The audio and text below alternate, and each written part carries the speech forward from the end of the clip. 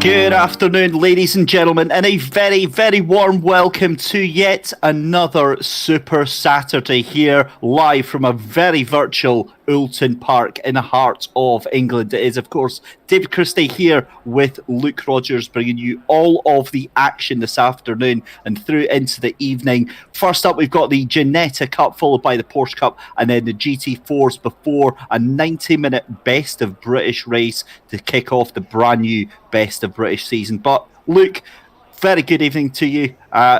Maybe jumping the gun a bit there. It's still afternoon here in the UK. I know the sun is still up. It's getting later. But Luke, how are you, buddy?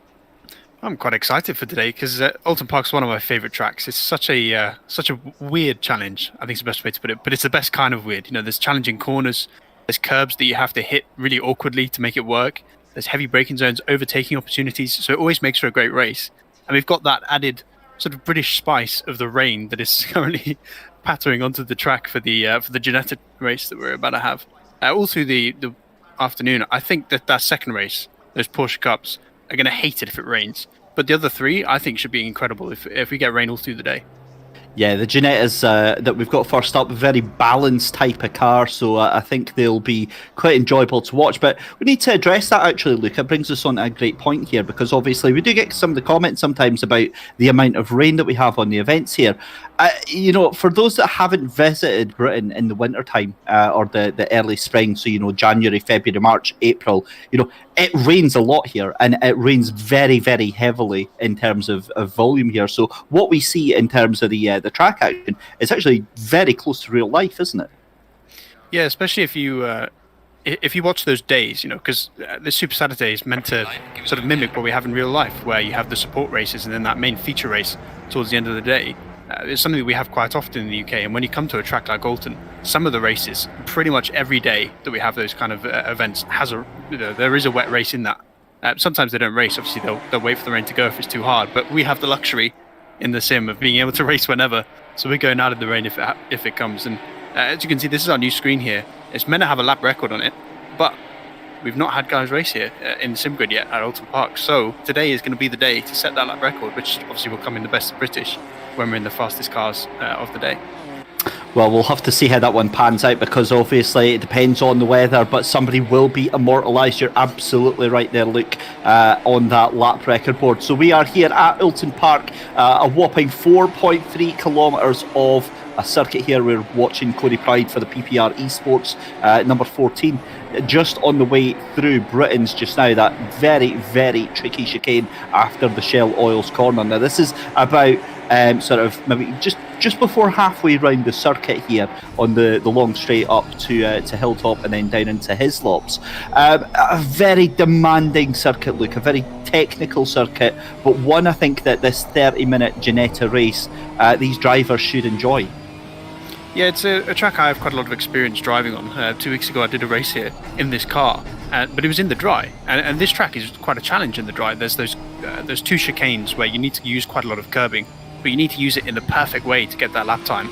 There's this right-hander here. It's such an awkward corner because you actually want to be slightly too fast in the first right-hander, but the second one in Druids, that there's quite a lot of exit curb you can get out onto, but there's also a sort of rise on the exit of the corner. So if you get out too much on the curb as you hit that rise, the car gets light from the top of the hill, and because you've got two tires that are sort of on the grass, it gets very unstable. You add in the wet conditions, and it makes it such a weird track, because there's all these angles and these curbs and these sort of lines that you can't take anymore, because you do that, your car will spin out. We see turn 1 here, you want to use a lot of that inside curb, but you can see by the steering wheel on the right of the screen how much you have to get that opposite lock on just to get the car turned around that corner. This thing's usually pretty stable, so you can imagine what it would be like in something like a Porsche around here, the GT4s later on.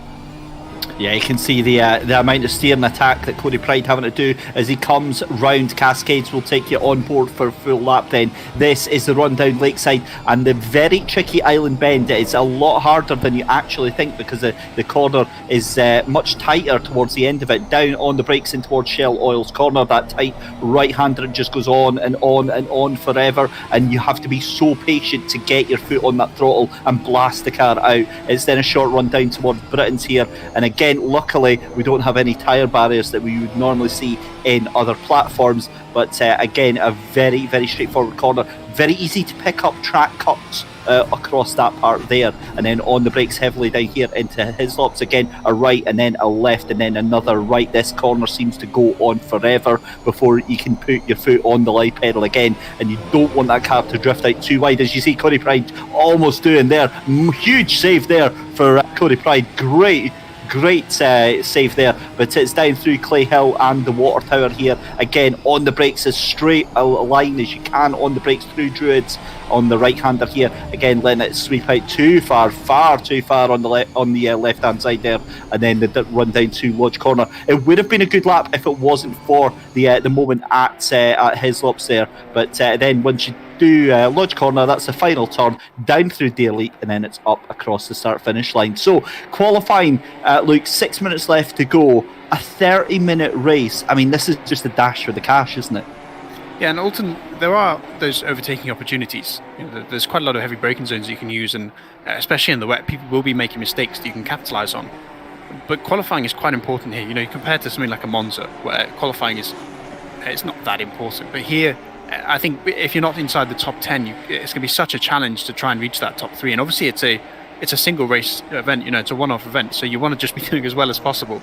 There's no setting up for the next race, or there's no reservation because you don't want to get involved in an incident. It's all-out attack for 30 minutes. So qualifying is going to be critical. And to put it into perspective, in sort of good conditions, optimal track, below 20 degrees, you can do 141s around here in the Ginetta. So we're about 6 seconds off towards the top, but we've got a lot of field spread, which is the fact that we only have 2 splits today. So there's quite a lot of field spread in the lap times, which may mean that towards the end of the race there's a bit of traffic. We'll have to see what happens with that. But fellow Scot Martin Buchan was up at the top of time screens there in the 35 Ginetta. He has been usurped by the man of Super Saturday himself, Marcel Fusi. But we'll get back to the grid in just a few minutes' time. A very good evening to everyone in the YouTube chat, to JR Sim Racing, to Stephen Chapman, to Ian at Coswin, and to Tabuada. Also, good evening to AKM Racing, who I'm very tempted to ban, because you just straight out flat teas in there with 4 monitors and a tub of rum and raisin ice cream. Look, that is just rudeness not offering to share that here in the commentary box. I'm sat here with a big orange juice, so I'm in a good place. I've got a gigantic jug. Well, I've actually got the entire carton on my desk, so I'll be working my way through that today. But look at the times. Look how close the was it 12, 13, 14 there. They've actually set the exact same lap time, so we see Benjamin Krause hit the wall there. Luckily it was only qualifying for him. But if we come back to the track, come back to what is supposed to be our job, and we talk about sort of the action corners, right? We've got the Shell Oil hairpin, which is a very, I like to say it's unique, because it is, especially where it is on the track. There's no real corner like it anywhere else, but it kind of reminds me of the Nordschleife and the carousels, because it's quite heavily banked hairpin, and it's one of those corners where you can get really late on the brakes and carry a lot more speed than you think. But with that island bend just before it, especially in the wet, it's such a hard corner to carry speed through, because your rear is going to be stepping out. You're not going to have that front grip as the car understeers, because it's a GT4 and pretty much every GT4 understeers. So being able to get that ideal line into Shell Oil's corner makes it one of those sort of action corners where I think a lot of the overtaking will happen. But from my own experience of races I've done here, it's also a corner where a lot of incidents happen. From your experience, you might agree with this as well. I find that Oulton, when you drive it in either the GT3s or the GT4, it's a very rewarding, very satisfying track to drive when you're on it. When you hook the car up and you get the corners right, and the car instantly tells you, because it's effortless. The car just glides from one corner to another, especially around Shell Oil's corner after Island Bend, for instance. It just feels right, and you can see Marcel Fusy at the top of the timing screens there. That's some of the guys that I think have got it hooked up in these GT4s. Yeah, and one big factor today is going to be those tyres. Especially in the GT4s, they're quite susceptible to pressure loss with curb usage. And as you can see when we were going on board with drivers, pretty much every corner here involves either an apex curb or an exit curb, even in the wet. So there's going to be that risk of pressure loss today. And those drivers that can sort of use it at an opportune moment, especially I think Britain's is a really good example, where you jump that inside curb there we see on the left, which is turn 7 on this track. You can jump that curb, but in doing so, it often knocks pressure out of either your front or rear left tyre. So you can only do it a certain amount of times per race before you lose so much pressure that the rest of your lap sort of, gets rid of all that lap time that you've gained by jumping it. But being able to use those curbs at the right moment in the race to set up passes, or to defend positions is going to be really crucial. And also properly setting up your car so that you can do that as often as possible, maybe overpressuring your tyres at the start of the race, is going to mean that this race we're going to have those drivers where they're on too much pressure at the start, but as they knock pressure out, their car sort of comes into the track, it comes into the race, and they get faster later on. And on the contrary, we're going to have those drivers that pressure themselves to the start of the race, set their car up for the first sort of 10 minutes, where as they start to hit those curbs aggressively, they knock pressure out, and then their car sort of comes out of the track and they lose that sort of flow that you're talking about. So it's a real interesting track in terms of racing, because that flow is so hard to get, because you cannot do it consistently because of the way the curbs interact with the tyres. But doing it at the right times is going to be critical to your race. It certainly is, and it was a big surprise, I think, for everyone when they got their hands on the British GT pack, the British GT tracks, to find out about those curbs, like to find how serrated and how detrimental to the tyre life that they were. I mean, punctures are going to be a huge factor potentially all across all of the races tonight, not just with the Ginettas, but with the Porsche Cup, with the GT4s, and with the best of British as well. Drivers that are maybe taking too many liberties with those curbs are going to be caught short. Yeah, it is a risk reward, right? There are certain corners where you can only do it maybe 3 or 4 times a race. That's where Britain's is probably the best example. But for something like Knickerbrook, the second chicane, that right-hander at the end of it that we saw, I think it was Pride, go really wide on the exit. In the wet conditions, you can actually use that curb more because your car is slightly raised up by the by the extended tread on the tyres. So you can actually get out on that curb because there's like a lip in the curb that normally the under tray bounces off. But with these wet tyres, with the fact that your setup's probably a little bit compromised and raised up, you can use that more. But again, we saw how unsettled he got. Just watching this as Cody Pride currently coming through the final couple of corners here. And again, it's so close to being invalidated on the exit of the chicane at Britain's there. But Cody Pride currently down in third place at the moment. Marcel Fusy crossed the line for his final lap. So does Chris Reardon in the number 4 car. So Cody Pride, one of the best positioned cars right now, I think, to take advantage of that, as we also see Handler is also trying to make his mark on this. But I mean, it's pretty much done and dusted now. You've got to say for Fusy, unless Pride can pull something out the bag here. Yeah, wet conditions, a 46.7 is a heck of a lap. You're only 5 seconds off the pace. I mean, the GT4s tend to be a little bit closer between dry and wet conditions because the nature of the car, and especially the Ginetta, tends to be, from my experience, pretty decent. But it looks like Cody's on a pretty good lap here. He's up on his time by a couple tenths. Does he go off the track there? It was so close to him validating, but I think he kept it on, and he comes to the line. Can he get pole from Fusy at the end? He doesn't get it. I think it was that final corner. I think he got a little bit too wide, couldn't get the throttle down, because you can use that exit curve, but if you do, you gain the time in the corner, not the straight. And in the wet conditions, I think probably the straight line's more important. So he got a little bit too wide on the exit there, lost that straight line speed, and he was up coming into that final turn, but he doesn't quite get pole, starts second. for our Oulton Park race, for the first race of Super Saturday. Well, there you go then. So Marcel Fouzy, the man himself, Mr. Super Saturday, takes pole position by 2/100ths of a second from Cody Pride, despite a last gasp effort from Cody Pride. And we are just a couple of minutes away from getting started on our event here. Right, a 30-minute race, the first of a few of them tonight, Luke, with the Ginettas. It's almost a very different challenge with the Ginettas as it is going to be with the Porsche Cup. So with the GT4s, you've got quite a couple of challenges. You've almost got your hands tied behind your back, I would say, purely because, as you said, the GT4s are a little bit lazier when it comes to steering.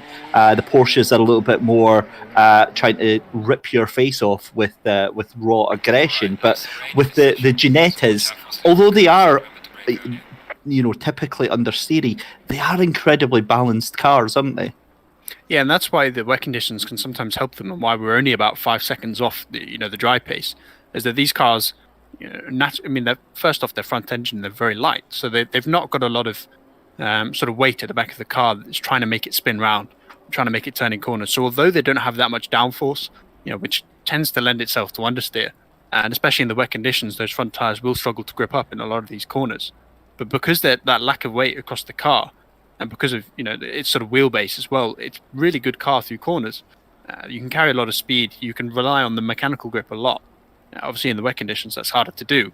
But it should be, I think, a race where a lot of these guys are able to push. A lot of these guys are able to really fight because, yes, we're in wet conditions, but compared to a Porsche Cup car, which is notoriously dangerous in wet conditions, and obviously a Porsche in general is a car that's very, tends to oversteer rather than understeer. These guys should be able to keep control of their cars and fight through the race. So I think we're going to have a really good 30 minutes here as we get ready for the Ginetta race. Well, let's very quickly take you through as much of the grid as we can. Row 1 is Marcelo Fouzy on pole position alongside Cody Pride, and then it is Chris Reardon alongside Sebastian Handler in 3rd and 4th place, row 2. Row 3 is going to be the 302 of Alex Leaf alongside Neil Peters in the 128. It's then Martin Buchan, fellow Scotsman, in 7th place alongside the 616 of Ryan Ware. Row 5 is going to be the 777 of Marek Vons alongside the 25 of Eduardo Bezier. It's then the 21 of Benjamin Krauter with the 99 alongside him in 12th place of Maximilian Walmuth. And then in 13th place and 14th place is the number 7 car of Stay Hughes. And then it is Butters alongside him in the 74, Sam Butters. 194 of Danzer and Pettigrew in 15th and 16th place there. King, McGee and Mendez in 17th and 18th place there. 19th and 20th is Dillon and Parsons. Smith and Niederhumer in 21st and 22nd. And at the back of the grid is the number 27 of Blake. Right, so our cameraman is sacked. He's obviously been drinking on the job today. But we are getting ready to go live. Things are going to be looking a little bit different today. It is our one-man band of Michael Hamlet behind the scenes doing everything today. Normally we have the double army of Mike Yao and Michael Hamlet. Michael's feeding us all the top secret information going on behind the scenes in the races and all the latest gossip from on the grid, and Mike Yao does the cameras, but Michael is doing everything today. So a huge thank you to Michael Hamlet for being the one-man army in terms of production. Does mean a little bit of compromises though. Don't get any replays today, so we will just get on. So there we go, green flag. That was a very, very short start to the race, and we are underway already, and everyone has already done longer than they did at Snetterton. So yeah, congratulations for that one, guys. But Marcel Fouzy out into the lead then, and they come round Cascades for the first time. Yeah, we saw a little bump, I think, between the, I think it was the 11 and the 302 in turn 1, but there was no harm done. Everyone sort of survived so far. There's a couple guys getting loose in the rear, but Shell Oil's corner is going to be the big, I think, concertina where all these cars are going to get so close under the braking zone. It's the first time a lot of these drivers in the wet conditions, the way we see that dive bomber from 4th place, gets to the inside, but doesn't quite get the move done. A lot of side-by-side action here. And this is on the exit here. The corner feels like it tightens up because of the angle, but luckily we've survived so far. But now you have to get single file through Britain's, jump that curb, but don't get too aggressive on it. because your tyres are under pressure so far. We've got some too wide. I don't know if that's going to end well.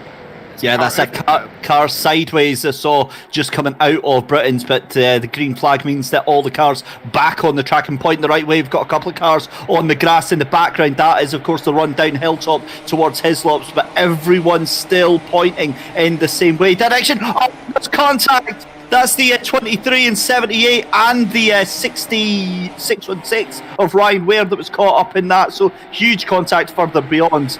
But yeah, that is, you hate to see it. And Luke, that is the commentator's car striking right away there. I'm glad I wasn't the one to do it. yeah, you're welcome, guys. You're welcome. But somehow we go side by side there through Druids. That's not something I see happen every day, but it somehow works out. As we have this run now down to Lodge Corner, it's a real opportunity here. If you can get on the inside here, you can force the other driver to get out to that curb, but he doesn't get far enough out to lose that traction. You know, when you get out on that curb, even in the dry, you lose the traction on the straight. But actually, they're going to make contact on the straight. And the 74 goes around and into the wall hard. And that is going to be a lot of damage for that car on the left-hand side. That's going to be some steering damage most likely, but a big touch. That's actually exactly what happened to me on the last lap in my race here. Except I got turned around and I didn't make the finish line. So at least for him, he's going to be able to carry on. Luke, let's be honest here. You were straight up murdered. We saw the footage on that one. That was an impressive MDK for our very own Luke Rogers. But back to the race here, and I've got to be honest, I've seen much more dramatic opening laps. That was a fantastic job from about 99% of the drivers to make it through. But Marcel Fusey getting a little bit of gap there, getting a little bit of breathing space over Cody Pride in that second place there. He is allowed to stretch his legs a little bit, and I've got to be honest, with the pace that he's got, that's the last thing you want to give to Marcel Fusey right now. Yeah, we saw Cody Pride was he was technically faster in qualifying, but he made a mistake on his last lap. So he was behind by virtue of the mistake rather than lack of pace, which should mean that those two at the front are going to stay pretty close together, I think, for the whole race. Handler's holding on pretty well as well to the back of Pride. He's dropped back to a second now, but at least for this first lap, they all looked really close in that top four. So I think we're going to have that battle. Maybe the top four might start to pull ahead, because there was a bit of a gap in qualifying. Especially with these conditions, you tend to get that field spread. But I still think we're going to have a battle at the front, at least between the top two. What a move there. That's the battle for 20th and 21st place. That was, I believe, that was Krauter who just took the position around the outside of Clay Hill there. What a move. That was really, really nice. There is Martin Buchan in his trademark pink machine. We see him no matter what platform he's on. He is always in that fuchsia bright pink outfit. And myself and him, friends on in real life, and I do love to give him a bit of abuse. Cody Pride going wide at the exit of Cascades there on the run down through Lakeside, and thankfully doesn't look like he's lost all that much out of it. But he has lost his lap time compared to our leader there. He's going to fall back and have to make that gap back up at some point during this race. But yeah, it could have gone a lot worse there through Cascades. We see too wide there through Highland Bend. That's not something you see happen every day as we head to the hairpin. But that inside line prevailing, you've got the dry line there, you've got the inside curb and slightly more banking. So that inside line is always so much more helpful. But now this run up to Britain's here, this is your opportunity to set up a sort of a re-overtake. If you take a bit more curb on the first corner there, you can get a better exit out of turn 9.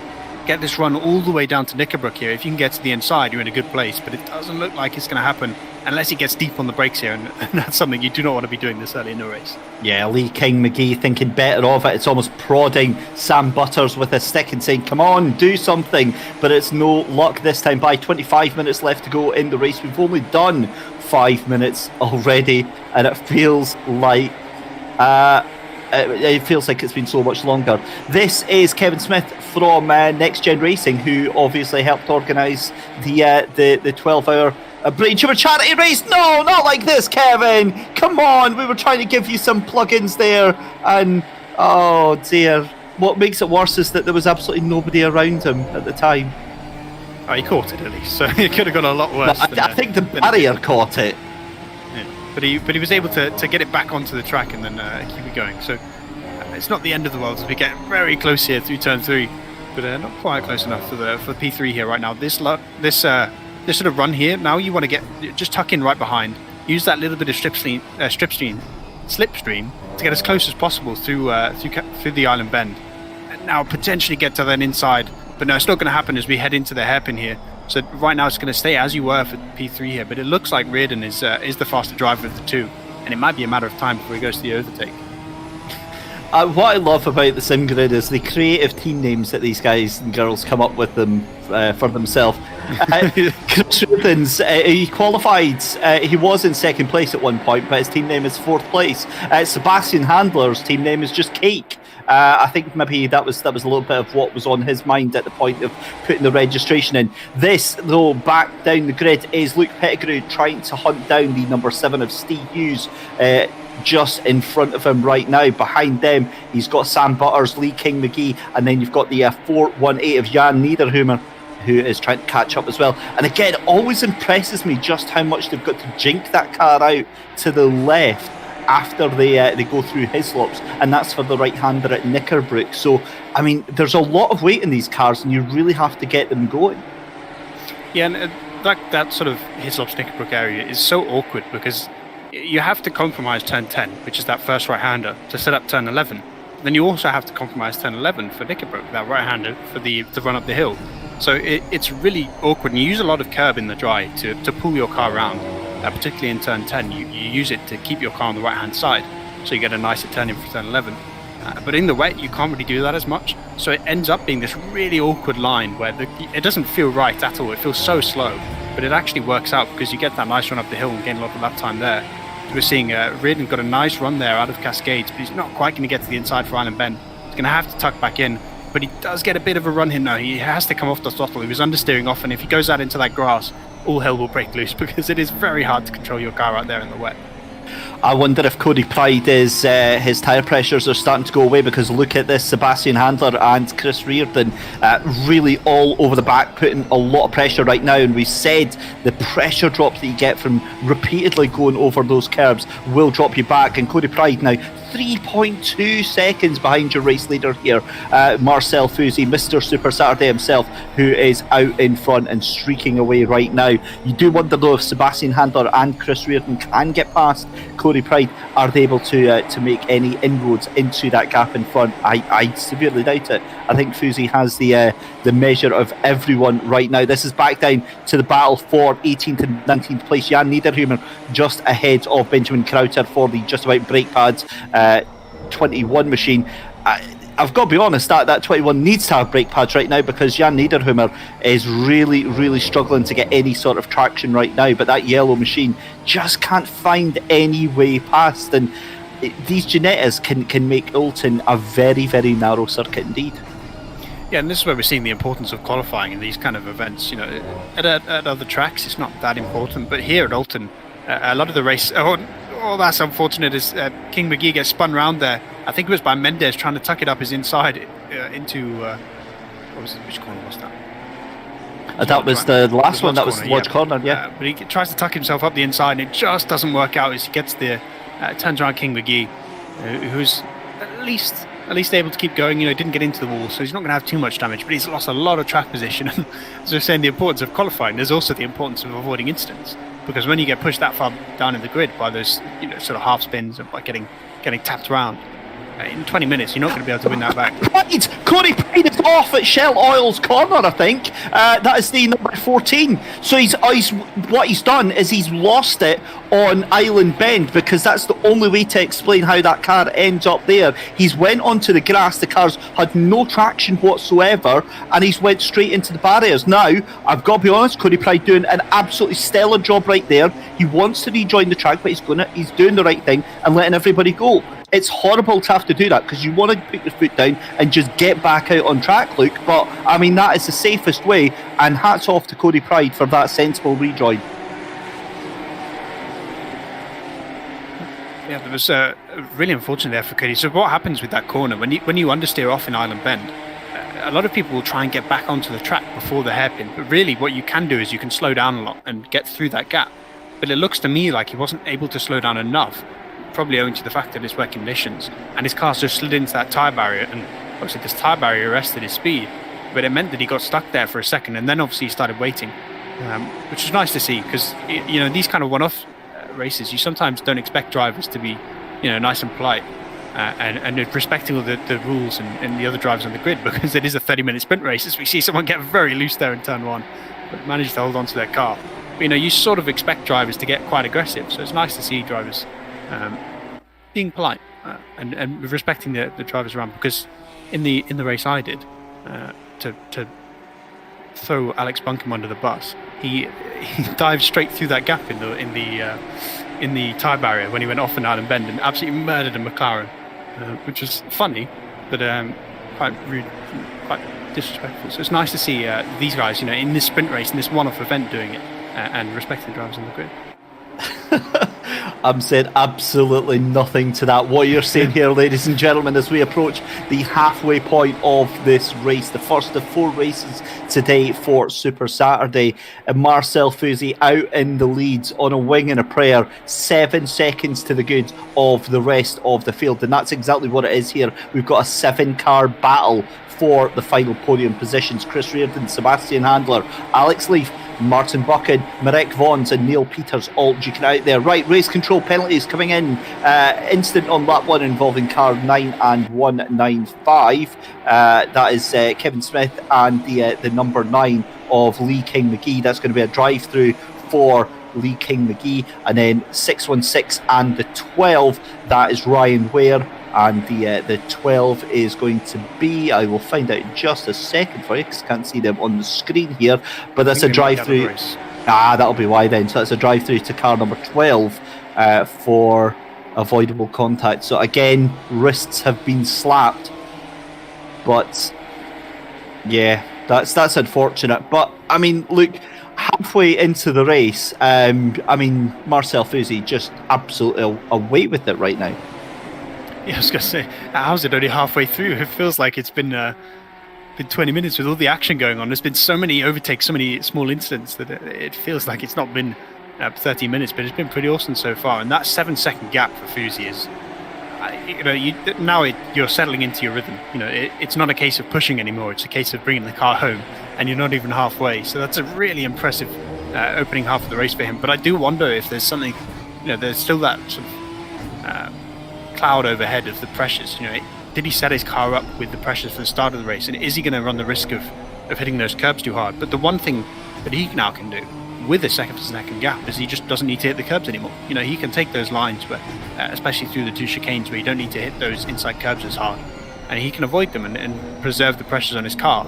So he's not going to lose as much time doing that. Well, he will lose time doing that, but he won't lose the time for the pressures most likely. And that does mean that I think now really it's going to be that battle for second place, especially with Cody Pride down in 20 after that big spin.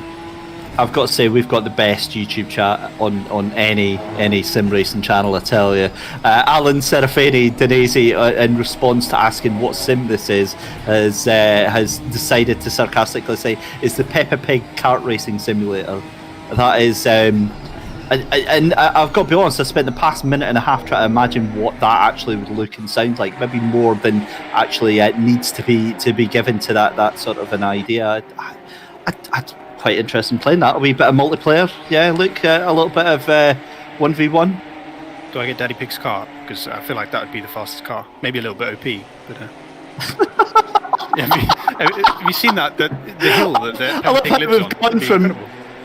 I love how we've gone from justifying that to actually thinking out the logistics on that. Martin Buchan, though, back to the race, is having a fight tooth and nail holds onto that place from Marek Vons and Neil Peters. This is now a 4-car battle for 5th place right now. Martin Buchan, Marek Vons, Neil Peters and Eduardo Bezier in that number 25 machine. He was doing okay, but I've got to be honest, another victim I think right now of falling tyre pressures, because you're seeing just how much he's struggling to get that car rotated round the corners, and every time it looks like he's starting to stretch away, Marek Vons, Neil Peters and Eduardo Bezier bring him right back in.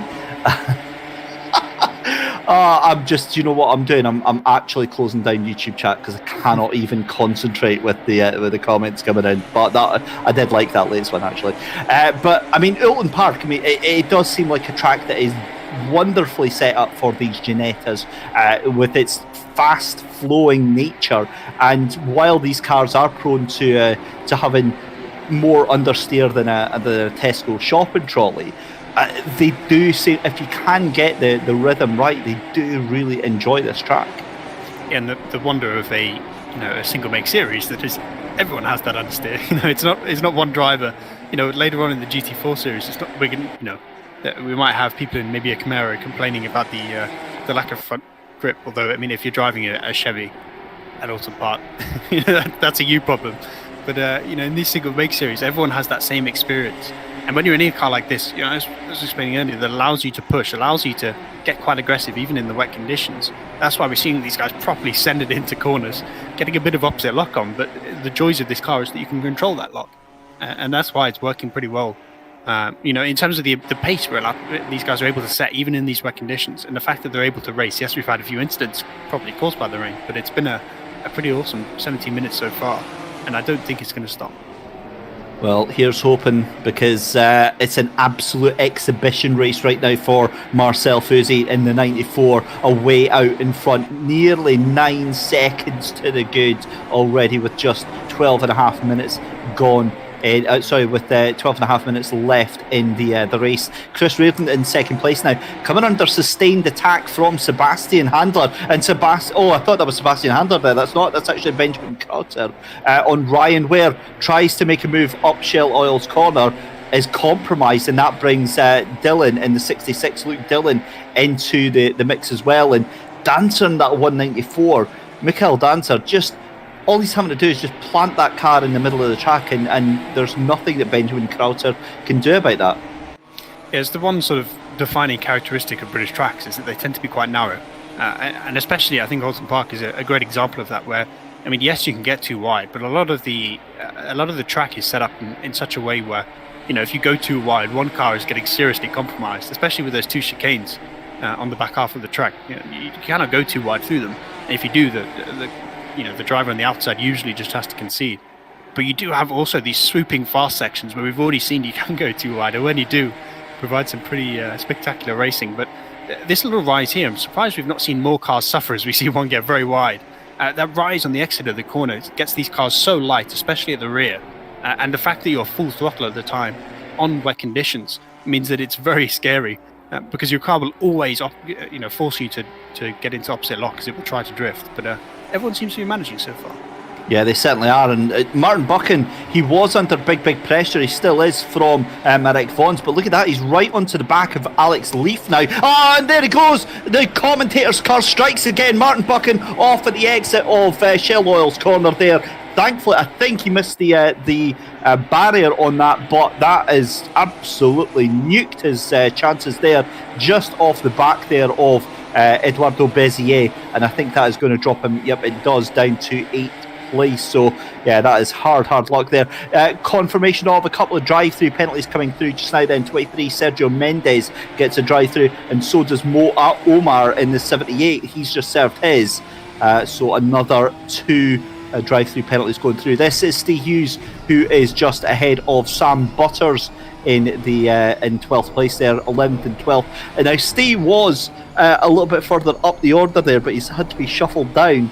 And just honestly, again, so many of these cars, Luke, just having to hold on for what they can. Yeah, that's sort of this track in a nutshell, is that you, for pretty much every corner in these conditions, you are holding on. Yes, you can push, as I was saying, because of the characteristic of the car, but there are still those corners, especially I think turn 1, turn 14, great examples of those corners where this car gets very light in these conditions, and you see the amount of curb use even through turn 1 in these conditions. On that exit, you just have to keep the throttle down and just catch whatever slide happens, because there is going to be a slide. You hold on to it, and that's how you get the pace. But right now we're seeing I think, Oulton in a nutshell, especially in these cars, where you can get so close to each other, but passing and finding that final move is so difficult. And the way you have to kind of do it is force the other driver off the racing line. You have to force them to defend, because then they compromise themselves. With that flowing nature of the track, if they have to defend in one corner, they then compromise for the next one. And if they then compromise for the next one, they get a bad run out of that corner, and that's your overtaking opportunity. And right now, although Bezier is getting close to the back of Alex Leaf, he's not putting enough pressure to force Leaf to make those defensive moves. A great example would be here is, as you run down to turn 10, if you're forcing him to defend on the right-hand side of the track, he compromises his line through the whole chicane, and then you'll run up the hill. It's going to be so much better than his, and you can use it to make that overtake happen. And that's not what we're seeing, and why it's so difficult to pass here. Because it's not just about getting in the slipstream and passing under the braking zone like you would have at like a Monza or a Spa. You have to set the move up. You have to take your time and plan and force the other driver to do something they don't want to do, and that's how you get the overtake done.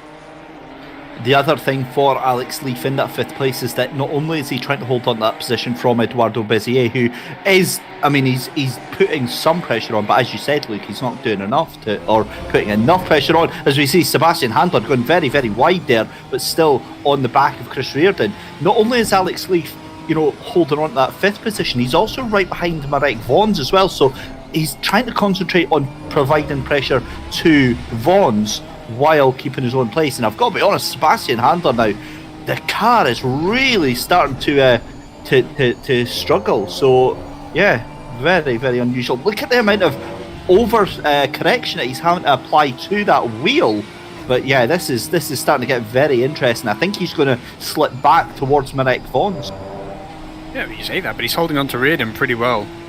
So it's very difficult, I think, maybe especially with 8 minutes left, for him to fall that far back. So he's still pushing, and that's really what we're seeing. Just where I think he's, because of that lack of pressure from behind, he's pushing, trying to find the exact limits of the car, and maybe getting a bit of understeer through corners because of it. But there's no harm done as long as you're not getting those track cut warnings. It's not the end of the world if you're getting off the track, but there is that risk, with the moisture on those curbs, especially in turn 1. If you start using those curbs too liberally, you're going to put yourself in a position where you're threatening a spin. And yes, it's a one-off series. It's kind of the checkers or wreckers, but you still have to, especially where you are here as Handler. You're in 3rd place. It's still a podium. Even pushing that hard and putting yourself at risk of spinning, you have to try and decide which you'd prefer. Well, I'm hearing a lot of grumbles in the background, and there we go. That's why I heard that the 777 was under investigation. Marek Vons gets a drive-through penalty from 4th place after that contact. So it was contact with him and Martin Buchan. That's why we saw the number 35 going off there, and it's a drive-through penalty to car 777 of Marek Vons from TPC Sim Racing. And that is an absolute disaster for his race. Yeah, and obviously with 6 minutes left, there's absolutely no way you can bring anything back from it. So I kind of like the fact that we're penalising pretty harshly for these races. It's kind of, you cause an incident, it's a drive-through, and it puts themselves into a position where all these drivers have to race clean. Because if you don't race clean, especially in a sprint race, that's your race done. And that's just what we're seeing. What happened with the pink car? Vons tried to go up the inside, coming into the hairpin, just got that little tap. And it was a minor tap, but it compromised the 35's race so much. Pushed him down from 4th to 8th. And in the sprint race, 4th to 8th, you don't bring that back. If it's a 6-hour race and you lose 10 seconds, it's not the end of the world. You're not, your race isn't ruined. But in a race like this, it kind of feels like it is. And that's why I think these harsh penalties should encourage great racing, and also I think make it fairer. I think that's a great point. And again, it comes down to the I think the reason that the rule set was stricter or made stricter was exactly that, to encourage the type of racing, encourage the type of the behaviour that we want to see here at the sim grid and we expect from the drivers. And if you don't, if they don't, then they can't complain when they get caught foul of that, because they've been given plenty of warning. Harsh but fair. Kevin Smith, oh, that is the slowest spin you've ever seen in your life. You could see that coming a mile off.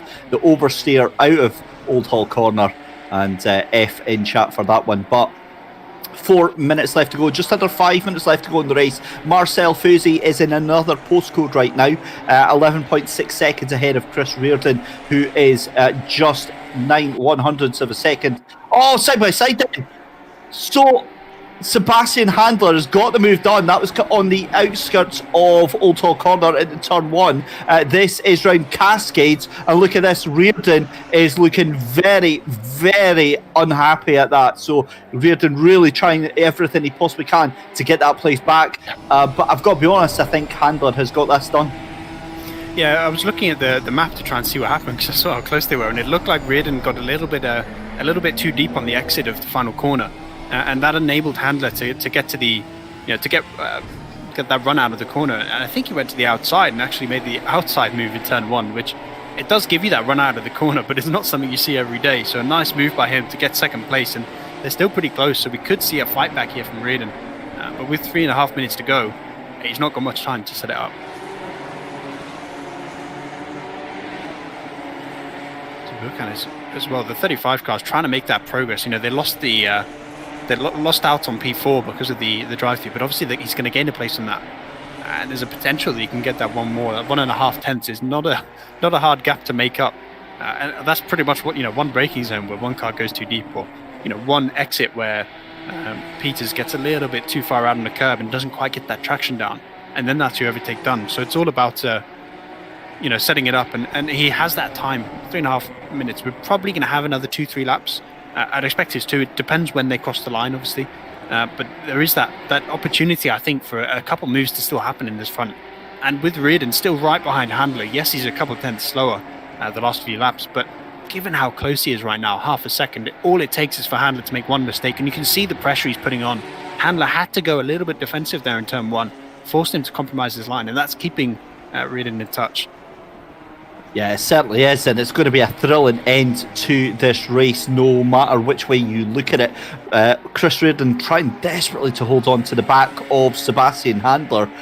Again, it's a case of keeping the pressure on, but if Sebastian Handler can keep an eye on this and can maintain that pressure, I don't think Reardon's got any chances there. Yeah, spoke too soon as Sebastian Handler goes very, very wide at the Shell Oils corner there. That allows Chris Reardon to close back up. This is back with Alex Leaf trying to catch on to the back of Edouard Bezier, who somehow has now leapfrogged almost everyone. And he's, 6.5 seconds behind Chris Reardon. But a cracking job for Eduardo Bezier to get himself up into 4th place, ahead of Alex Leaf, ahead of Neil Peters, and ahead of Martin Buchan.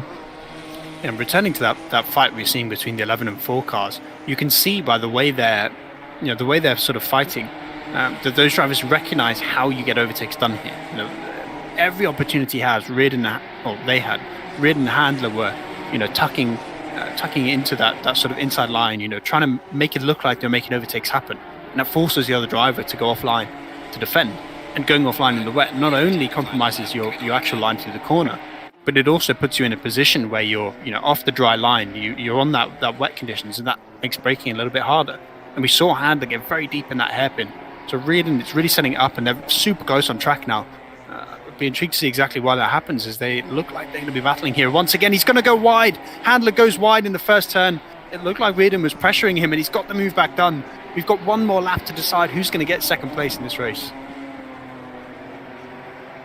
So this is the final lap then, so it's now or never for Sebastian Handler. I've got to be honest, the red mist looks like it's descending on Sebastian Handler. Chris Reardon, excellent control of the pressure there, and manages to hold on just, but it's going to be a case of holding on for the rest of the lap there, as Sebastian Handler goes a little bit too deep into Shell Oil's corner, and I think unless Reardon gets any more pressure right now, he is looking very, very good to hold on to that second place. Meanwhile, we'll keep an eye on your race leader, Marcel Fouzy, who is away through the complex at Hislops and Knickerbrick for the final time on his way up through Clay Hill. And it's been a dominant performance for Marcel Fouzy in the 94 Sidemax Motorworks machine. A brilliant start to the day here for him on Super Saturday, and he's just got one more corner to go. As we see a car going very, very wide, that is a lapped car that is getting out of the way, but here comes Marcel Fouzy then, out of Lodge Corner for the final time. It's been a brilliant start to what has been an awesome month for Mr. Super Saturday. It's a win for Marcel Fouzy. Congratulations then to Sidemax Motorworks. It looks like it's going to be second place for Chris Reardon, and then Sebastian Handler in third place. It was a close fight through to that final lap there, but Chris Reardon just closing out that position. Great result there for Edouard Bezier in the 25. Yes, tell me he didn't just disconnect. He didn't. He got there. I was panicking there. Can you imagine the frustration, Luke? he turned the wing upside down in his car and it started taking off. But luckily he was able to reconnect. So he comes in 4th place, Leaf in 5th, Buchan in 6th place as well. As we see him come back from that spin with Vons, who eventually comes 10th after that drive-through. So as we start to see people cross the line, I don't think there's been any last lap overtakes. So it's sort of as you were, but those battles towards the front, even at the end of the race, it was a masterclass in pressure from Chris Reardon onto the back of Sebastian Handler, and he couldn't handle it in turn 1 in the final lap. He gets that deep, gets too deep on the brakes, runs wide onto that curbing, and just that loss of traction meant that Chris Reardon could get the place. And to be honest, it looked like both of them were really struggling. They were both going deep in a lot of corners, so I think maybe both of them were having issues with tyre pressure. We saw in the hairpin, both of them went deep, and it just so happened that Sebastian just went a little bit deeper, so he lost a little bit more time than Reardon did. And in the end, I think both of them having those issues, and Reardon perhaps being the one to deal with it better, was why Reardon was able to make the overtake happen. But as you said, a dominant performance from Marcel Fusi. 13 seconds in a 30-minute race is no mean feat. So here is your top 10 then. It's Marcel Fusi from Chris Reardon, Sebastian Handler in 3rd place, Edouard Bezier in 4th, Alex Leaf in 5th, Martin Buchan in 6th, Neil Peters in 7th place with Marcus Wilmoth in 8th place. It's then Pettigrew in the 93 in 9th place, and then Marek Vons in 10th, 11th place, Sam Butters, Steve Hughes in 12th place. Then it's Dancer in 13th place, Ryan Ware in 14th. You've then got Krauter in 15th with Mendes in 16th. It's Dylan in 17th place with Jan Niederhumer in 18th place. Lee King McGee in 19th place with Blake in 20th position as well. And my goodness me, 21st is going to be Mo Omar after that drive-through penalty. Kevin Smith in 22nd, and then in 23rd place is the number 59 of Jack Parsons.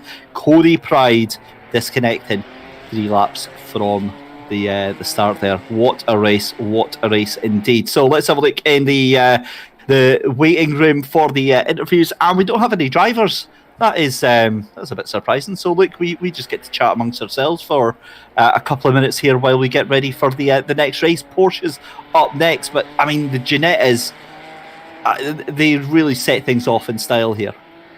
Yeah, I think it was AKM Racing who said in chat, the Ginettas around here, it's like a perfect combination. You've got this track which really suits the car in terms of encouraging them to race well.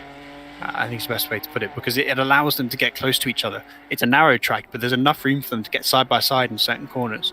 It's got a lot of braking zones which favour the car, not too long straights, because you don't want to be on a track in these cars with a massive straight where you're just on the limiter for 75% of it.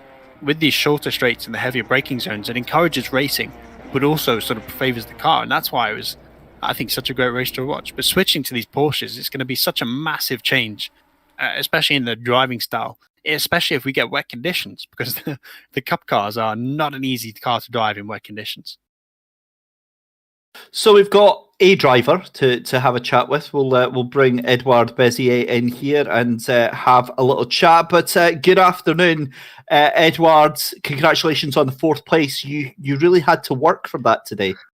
Yeah, I really had to work for it. I started from P10 after a bad qualifying, and I fought my way back up. I was really patient, and people started making mistakes. So it was a really good race for me. I'm really happy. And that was a really big train that was out there between Marek Vons, yourself, Alex Leaf, Martin Buchan, Neil Peters. How difficult was it trying to defend and attack at the same time? It's very difficult on this track. There are many bumps everywhere, and with the rain, and it's very one line. It's hard to pass. So we kept trying. All of us kept trying to pass other people, but it was so difficult, and we kept following each other and putting pressure on people and waiting for some mistakes. And obviously, you're taking part in the next race, Porsches. How different, and I know this is such a stupid question, but I'm going to ask it anyway. How different are the Ginettas to the Porsches?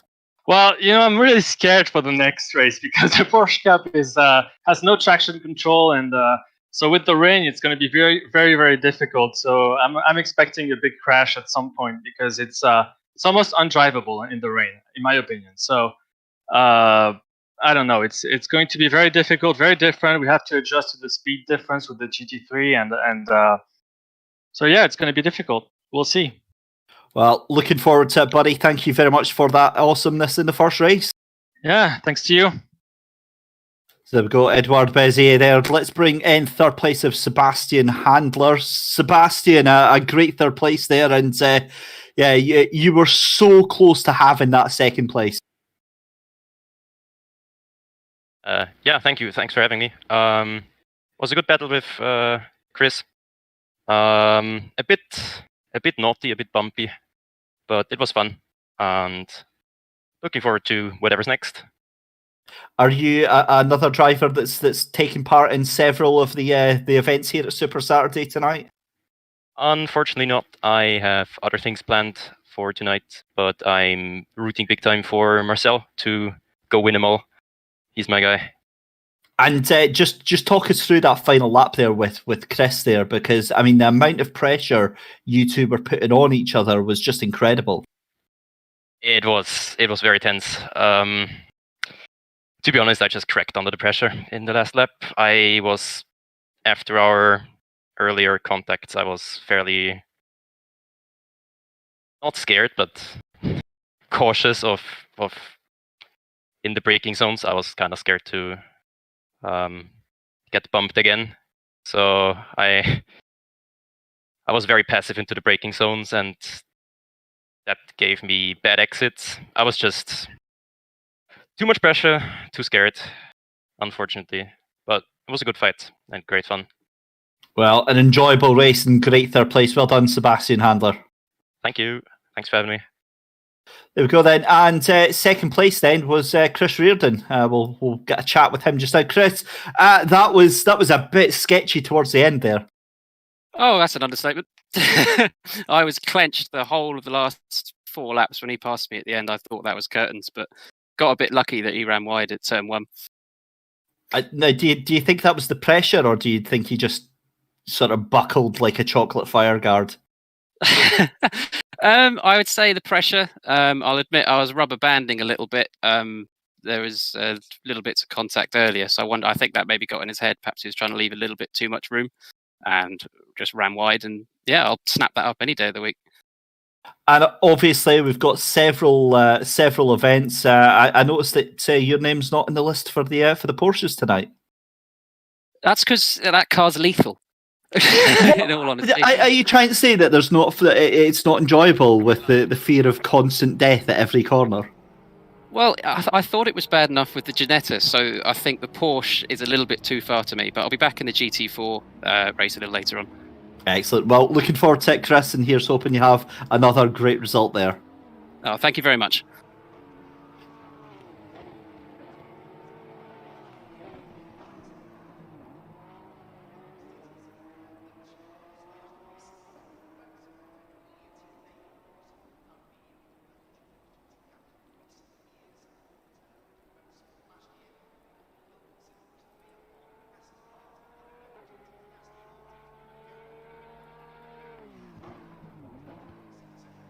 That's okay. Is the stream still going, yeah?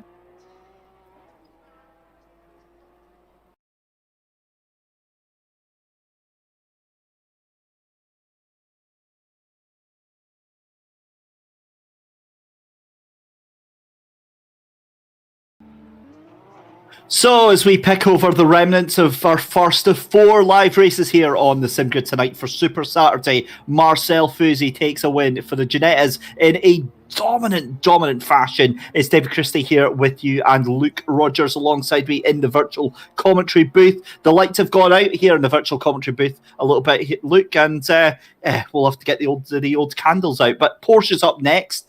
It's a way to be a bit scary, isn't it? Yeah, especially if the rain comes, because those cars are they're pointy at the best of times. I think that's the best way to describe them. Compared to the GT3 car, they have a little bit more understeer, owing to, they're missing out on certain dive planes, and the aero kit's not quite as aerodynamic as the pure GT3 car. But the Cup car is still it's still a very difficult car to drive, which makes it a lot of fun to watch. But when you add a track like Oulton Park, which has a lot of curb usage, which doesn't necessarily suit the car, you add wet conditions, which doesn't necessarily suit the car, and you add corners, which don't necessarily suit the car, then you have a combination that is bound to, I think, throw a few spanners in the works. So it should still be a pretty good race, but I think for the opposite reasons of Ginetta. You know, the Ginetta car it's not easy to drive, but in those kind of conditions of this kind of track, it feels natural to drive it. You know, it sort of locks into the track and you can control it and you can catch the slides, things like that. So you're able to push, and that's why the overtakes and the battles happen. In the Porsche Cup car, it's the opposite way around, where the car is very difficult to push because it's very unstable. It wants to slide, and it's very hard to carry speed when you're sliding the car. So a lot of mistakes will happen. You know, you have a lot of mistakes through the field, which should push the field pretty close together. And a lot of the overtakes should happen because those mistakes happen. But it'll also keep the field fairly close because people don't necessarily want to make those aggressive pushes, and that's where the overtakes and the battles happen. For sure. So a 30-minute sprint race up next for the Porsche Cup here on Super Saturday. 10-minute qualifying session await to kick off in just about 8 minutes' time. Lots to talk about and catch up on in the meantime, Luke. Obviously, we've got the sim grid with VCO, the World Cup qualifiers, getting underway. The entries are now open. They're coming in thick and fast, and I mean it's crazy. Some of the teams that we thought, oh my god, they're going to be surefire entrants, actually having to be referred to into the qualifiers. Yeah, there's a lot of good teams around right now. I think ACC recently has been blessed with sort of a high quality of drivers. And that means that when you have this series where, you know, you've got the one main split and the second split below, obviously we've got a prize pool between the two, but you have the broadcasted split that everyone wants to be in. And the qualification spots being limited means that there are going to be a lot of fast teams that miss out. But it also means that all those fast teams in there should create it into, I think, probably the best sim racing championship this game has seen so far. So I think there's so much potential, especially with the tracks we have. Oulton Park for me is a particular highlight because it's one of my favorite tracks. In fact, I'd probably say it is probably my favorite track to drive, and it is also a pretty great track for racing. So the actual, the calendar, the quality of the field, we've got balance of performance, we've got success ballast. So I think that's going to be such an incredible series to watch. It certainly is. So to whet your appetite, ladies and gentlemen, why don't we have a little look at this?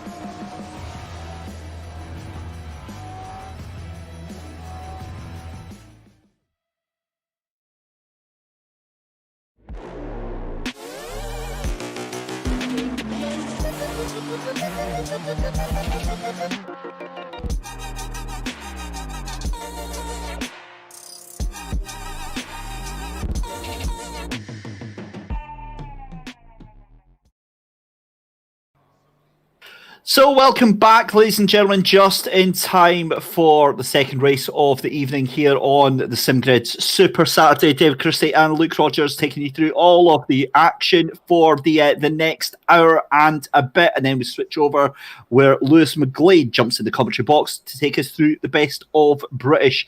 But as always, we have an absolute plethora of entertainment for you to take part in here at SimGrid. If you fancy getting involved, head over to thesimgrid.com and get yourself registered for our fantastic events. We've obviously got a whole series of Super Saturdays coming up in the next month. We also have Fantastic Four on Thursday night, and that is going to be an amazing, amazing event for you to get part in as well. That is going to be a 75-minute race held at Spa and feature all 4 available classes: 20 GT3s, 20 GT4s, 20 Lamborghini Super Trofeos, and 20 Porsche Cup cars.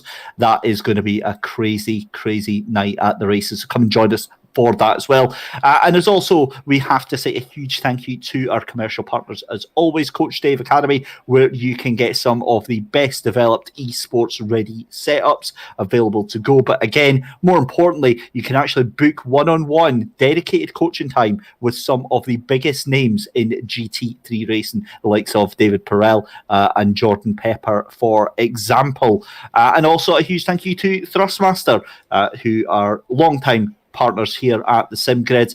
And again, I'm obviously a bought man. I've bought myself a T300 and a set of T LCM pedals. And I was saying to the guys off air, I got them about 2 weeks ago. I have not enjoyed sim racing this much, and it is almost certainly down to my brand new wheel and pedals. So huge thank you to Thrustmaster. Well, I say that I bought it with my own money from a well-known online retailer. But yeah, my little T150 that I was raving about, my little heart broke as I had to go and put that into the bin. It was unfortunately not fit for anybody else to get any use. But I just realised I had that little T150 for about 5 years. I went and bought that in 2016, Luke. That is some longevity right there. So when we're not on commentary for the Super Saturdays, we've got to get in some of the races, race each other. Let's see how it goes. Do you know what? And that's it. I mean, I've been doing a couple of the Super Saturdays and taking part in that, and I'm nowhere near on the pace, or at least I wasn't. But now I feel with this new setup that I can put the time in, and I can figure out where I'm going wrong. So I've started signing up to God knows how many leagues on both here and Assetto Corsa and on iRacing and R Factor 2 and all these different platforms. So yeah, it's and again, it sounds so shilly to say it, but it's 100% the new wheel and pedals that have given me the confidence and the enjoyment back in it as well. So yeah, absolutely loving it. And yes, I will take you on, Luke. I've said this before. We need to get a broadcast commentators race for the giggles and get Michael Hamlet on that as well. All I'm saying is I'm signed up to the Ginetta race next week, so. If you, on Saturday? Yeah, the next Super Saturday. Well, unfortunately, I'll be talking about you. Oh, there we go. What we can do is in 2 weeks' time, I'm only going to be doing the best of British. So if you're going to be in you see that old chestnut? Yeah. We will get that, and we will make it a battle of the commentators. I think that'll be a thoroughly enjoyable event. Maybe we could even have our own class. Oh, be a free win. The silence was deafening there, Luke. Be a free win. So we are just 10 seconds away from getting qualifying underway here in the Porsches here. Mr. Super Saturday, we're seeing there just now, Marcel Fusi. Can he make it 2 for 2? I've got to be honest, Luke, that looks even heavier than it was before. Yeah, it's looking hefty.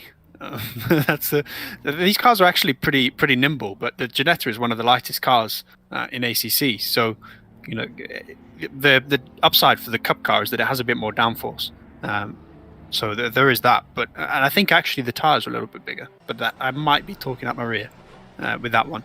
But there's definitely more downforce even in the Cup car. But you can see that it's more the weight balance of the car. The Ginetta is. I think 60-40 towards the front or something about that, whereas it's pretty much the other way around for a Porsche, especially the Cup car. I think it's 60-40 the other way around. So what that means is when you're going through a corner in the Ginetta, the front wants to slide. In a Porsche, the rear wants to slide. Add wet conditions where there's already not much grip, and a rear sliding car is very dangerous. Let's put it that way. When you're hitting curbs like this with a rear sliding car as well, they tend to get quite loose and quite leery. So. This race is much more about car control than about how hard you can push. We see, as Mike's pointing out in our ears, that Nicholas is having to shift super early coming out of corners because the tyres with it's traction control these cars don't have, isn't it? I always get this mixed up. Traction control they don't have, and that means that he has to short shift in the wet conditions because of that wheel spin. But if you can correctly short shift, if you can work out how to do it, or you're nice and feathery on that throttle, you can gain a lot of lap time. And that's the joy of this car. The Ginetta is just a car you can push and just drive. This car is the whole point of it is that it's difficult, that it requires a lot of talent and a lot of sort of adjustments to get the car working right in the conditions, especially with steering, you see with the slide, with throttle inputs. But when you do get it right, when you are fast in these cars, it is so rewarding.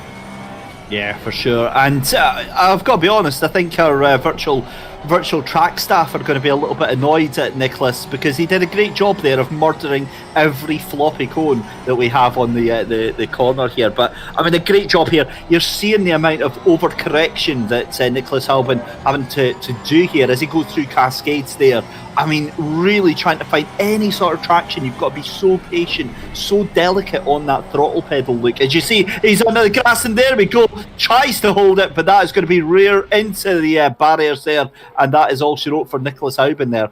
Well, that was entertaining. Look at how neatly he's parked that car. That is quite impressive there. Yeah, it's not actually to be too damaged, that car, because it didn't hit the wall pretty hard. And obviously it is a tyre barrier, but that's going to be enough, I think, that it's going to be hard on this car. But honestly, with only 10 minutes, a lot of this is going to be about actually just putting a lap together, not necessarily a fast one. You're going to be towards the front of this grid, with a small grid. You're going to be towards the front of it just by putting a half-decent lap together, because with these conditions, with this car, that's not easy to do. It's no mean feat to get up to pace, as I think we're looking for about 40s. I think was the target based on free practice. Whether we can get a bit faster than that, I'm not sure. But just setting a 41 would probably be enough for a top 5. Well, look, this is rapidly escalating, because in YouTube chat, this commentators little race is now becoming a full-on blown championship. Connell Courtney up for it. We've got Lewis McGlade is up for it as well. I need to know, obviously you guys at home can't hear Michael Hamlet when he's talking to us, but Michael, do you have a wheel in pedals? Can we count on you to join us? Oh, of course you've raced. We saw you in the race a couple of, I think it was the other month you were in it. In fact, I was on track with you 2 weeks ago. What am I talking about? Yeah. Yeah, that was completely unintentional, honest. But yeah, so Michael Hamlet, we'll get him into it as well. We'll try and get Mike Yao. Yeah, that's. I'm quite keen for that. We'll try and organise something for that. Anyway, back to the case in point here. 5 minutes left to go in qualifying. We've only got 3 times going on the board right now. How Marcel Fouzy set a 142 in these Porsches, that is quite impressive. I've got no doubt that they're supposed to be faster. Yeah, they are supposed to be faster than Ginetta's. But it's trying to get them turned. That's the problem they've got. Yeah, and then when they do start turning, they turn too much. So it's they're very difficult cars. We saw, I think, a 140 in the practice session. I don't know whether I think the actual wet conditions have got wetter, so maybe we won't see a 140 today. But as I said, just getting a lap time in. Getting a lap time in, even a 142 is not incredible. It's not it's not the end of the world. Even if you're a second off where where you're supposed to be, and you're a second and a half off what you can do, just because everyone else is struggling so much, getting a half decent lap in will put you towards the front and will give you that opportunity to fight for a podium in the race. Just have a look here. Paul Batty in the number 14 trying to get his way around as well. He's quite a bit off of the pace at the moment, currently down, what's that, 7th place right now, 9 seconds off of the pace. And yeah, that will come down. That's obviously just been a very slow first lap for him. 4.5 minutes left to go, so still plenty of time to get there. As you see, Nicholas Halban taking to pole position there, 140.9. So immediately decide to take up your challenge and jump into the 140s. And again, that means that he's 1.5 seconds ahead of Marcel Fouzy. Yeah, but someone had a bit of a spin there. I think it was the 63 car who hasn't set a lap yet. But as we're seeing, the difficulty of actually setting a lap as Batty goes from 10 seconds down to 6 tenths. So a much better lap here. I think that first one was probably heating the tyres, getting a bit of a feel for the conditions, and maybe getting out of the way of someone who was on a hot lap, because now he puts in his lap time and we're getting closer towards the front. But a heck of a lap from Halban so far. It's still about 6 tenths off what we did in practice. But getting within 6 tenths of practice, where you've got a bunch of time to set a lap, and within this, where you're pushing as hard as you can, it's not bad at all. More times coming in then. Christopher Antoine just 0.8 of a second off of pole position right now. That means that the number 26 of Kim Kachilo jumps up into P4 as well, knocking Marcel Fusi down even further. I've got to say though, this is looking like a very controlled, very stable, very fast lap from Marcel Fusi. It's that old racing adage of whatever looks slow on screen is very likely to be fast on timing. So we'll see that as he comes down in towards Lodge Corner and gets the lap in. But Marcel Fusi, I mean, this is such a difficult challenge for him. He's done it many times here on Super Saturday, where he does all of the races, and again, so many different skills required from Marcel Fusi to make that work. And Huben now puts a solid lap in there, 40.4. Getting towards those times that we know these guys can set, but as we were seeing with onboard with Fusi, one of the really interesting characteristics of this track is that even on the straights and on the corner exits, there's a lot of elevation change, and especially in these cars, when they get quite light, because of that lack of traction control, the rear tires tend to light up and tend to spin, and that will cause the car to slide on throttle. So that sort of corner exit is so challenging here with these conditions, with this car, with this, you know, just with everything. It's all sort of coming against what the Porsche is natural at, and you know, I think particularly the last two corners, probably the last three corners really, because of those little rises in the throttle coming out of the corner, it makes it a real challenge to get power down. And we saw Huben was actually drifting the car out of the corner, because it's probably faster to do that than it is to get off throttle, because you know the car's going to slide there. It's going to happen. It happens in GT3s in dry conditions, so you kind of have to accept that it's going to happen and find a way to make it fast. And that's just what we're seeing. Those guys at the front are able to not necessarily stop the car from sliding, not necessarily keep the car nice and stable, but at least use the slide to generate some pace. Yeah, and the pace and the momentum is going to be so key here as we see our yellow flag out. That's Mo Omar in the number 78 machine that brings out the yellow flag very briefly, and another one for the number 25. I think that is Eduardo Bezier, and 919, that is Salvas Fusi going for pole position, comes up the final corner through Deer Leap, goes to second position, just 9/100ths of a second behind Nicholas Huben. So the times now really start to come down. A huge tailspin coming out of turn one. That's going to lose him a little bit of time now, but I wonder if there's a little bit of a warmer line starting to appear on this track, and I'm not going to even hint at a dry line because it is just banging it down with the rain here at the virtual recreation of Oulton Park. But that's unfortunate for Matteo Andreolo.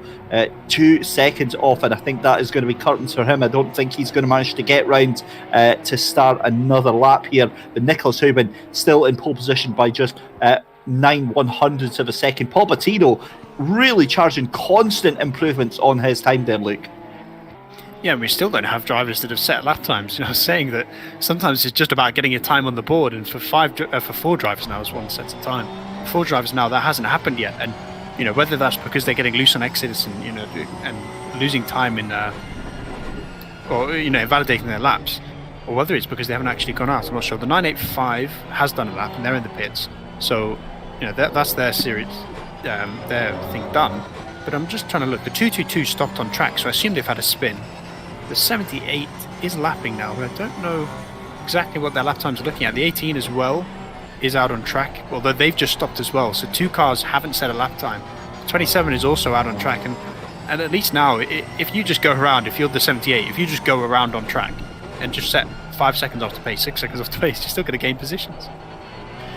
Florian Couturier in the 222 jumps into the pits. He's had enough, so will Mo Omar. He can't do a lap. Nicholas Huben comes across line. Line improves again, 140.353, brings it out of the bag in the last gasp, and that is a cracking lap there from Nicholas Huben to get that done. What a job there. Right, let's keep our eye on the rest of the drivers, and you can see Nicholas Huben just stopping the car there, of course, after the start-finish line, so that's absolutely fine. Edouard Bezier in the Z-Bob Racing Team 25 machine comes across line, looks quite good, improves 2.8 seconds off of pole position, but it's not enough to move him up the order. This is the number 26 Majesty Racing, Kim Cacello. just coming through the second to last corner just now. He's got the 17 of Andreoli just behind him, but it's on the run down after Druid's corner to Lodge corner. And again, one of the trickier corners here on the circuit, because the car drifts out to the left-hand side. And how brave, how much of that grass do you want to take? How much of that runoff do you take? Kim Kachilo goes cross-line and moves ahead of Christopher Antoine to take 4th place there. And a great run there for Andreoli to take 6th place there. So Nicholas Hubin takes pole position from Marcel Fusi in that 2nd place there. Paul Bouty in 3rd, Kim Kachilo in 4th place, Christopher Antoine in 5th place. It's then the number 17 of Matteo Andreoli in 6th place. It's then the number 985 of Przemysław Schipper in 7th place there. 8th place is going to be the number 20 of Holovic. And then it's Eduardo Bezier in 9th place. It's then the number 63 of Zamfir Radu. And then in 11th place, it's the 919 of Martin Salvas. Florian Couturier in 12th place there. Mo Omar in 13th. We've had somebody just drop out completely. But then it is Ivan Marate in 14th at the back of the grid with the number 27 of Tom Nicholas. So it's all about Nick Hubin up at the top with Marcel Fusi.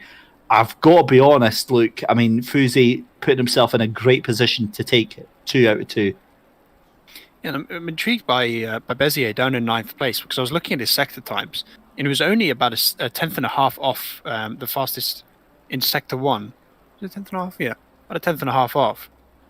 But he was nearly 2 seconds down in sector 2. So I wonder if I'm curious. I'm just thinking through, like, what corner is that happening? And I think he's losing all his time in those chicanes, because we saw in the Ginettas how much curb you can take. You know, you really jump turn 7 entering into Britain's chicane.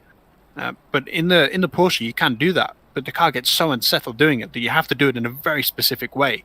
So I wonder if either he's not taking the curbs like other drivers, or if in taking them, you know, he's struggling to control the car, and that's pushed him down to where he is. So I think we might see a fight through the field as he gets more comfortable with the car and more comfortable with the slightly different driving style compared to the Ginetta, because he was fast in the Ginetta, but he didn't qualify very well in that either.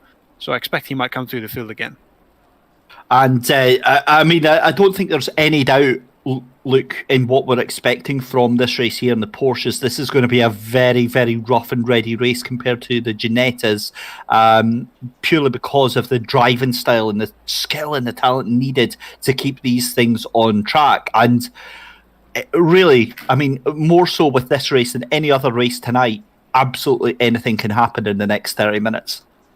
Yeah, the Ginettas was a pure race. You know, that's all it was. It was, 20-something odd drivers race each other. This is last man standing. You know, I think all of these drivers are going to have incidents during this race, and the less you have, or if you can avoid incidents entirely, you're going to move up the grid, and that's how you make positions. You know, we were talking, in those interviews, we heard how difficult it is to overtake here, and I discussed how you have to plan it and set it up. But in the Porsche cars, you make overtakes happen by not having incidents.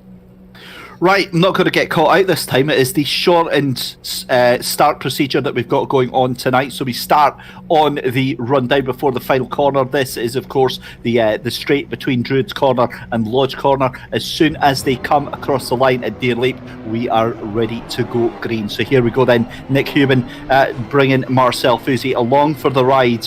And of course, Nick Hubin is going to have the inside line into Lodge corner and potentially into Old Hall corner. So, ladies and gentlemen, race 2 is about to get started. Place your bets. What do you think is going to happen here? And I think you're going to be wrong either way.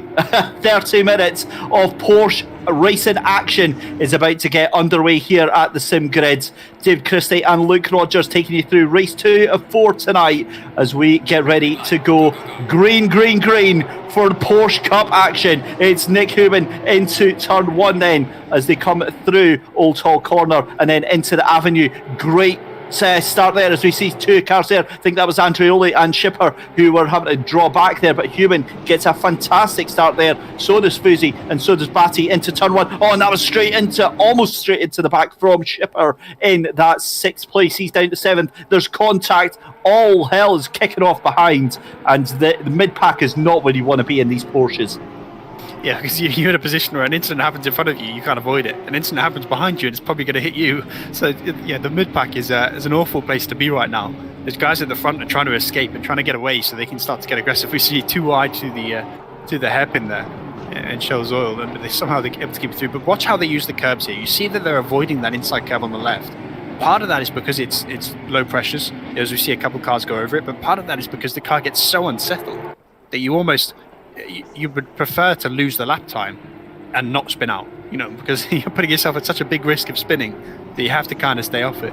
But we see some cars, they're adapting to that, and one car is actually off there, able to get it together and able to get back onto the track, but they're going to lose some track position there. I'm not sure who that was, but we'll tell as they drop through the field. I think that might have been the 63? 63, yes. So that was Radu that's dropped all the way down into 12th place. Also, Tom Nicholas having a big moment on the exit of the Shell Oils corner there. Florian Couturier just absolutely licked the stamp and sent it there, and he is a very, very lucky boy that he didn't get caught up in that. I think that was Bezier, that was Edouard Bezier in that light blue Porsche that's dropped down. It is actually, he's all the way down in 13th place. I'm quite impressed with that, Luke. Well, we were saying how we were looking at the sector times for Bezier, and that he was rapid in that first sector and was struggling, through the lap.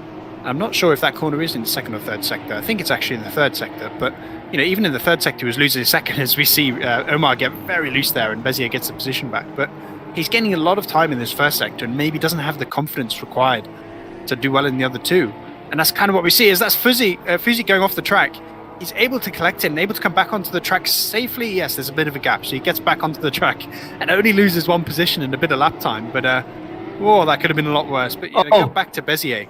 I think it's those specific corners where he's not got confidence in the car, because Coutier easily made the corner and he's actually off the track. I think he's in Island Bend. He's gone off. I'm not sure if this was too wide. We won't be able to see because we don't have replays today. But I wonder if there's been a too wide moment through there, and he's been tapped and sent around into the barrier. I assume we'll find out with the stewards as they look back into it whether that was self-inflicted or whether someone else helped him along.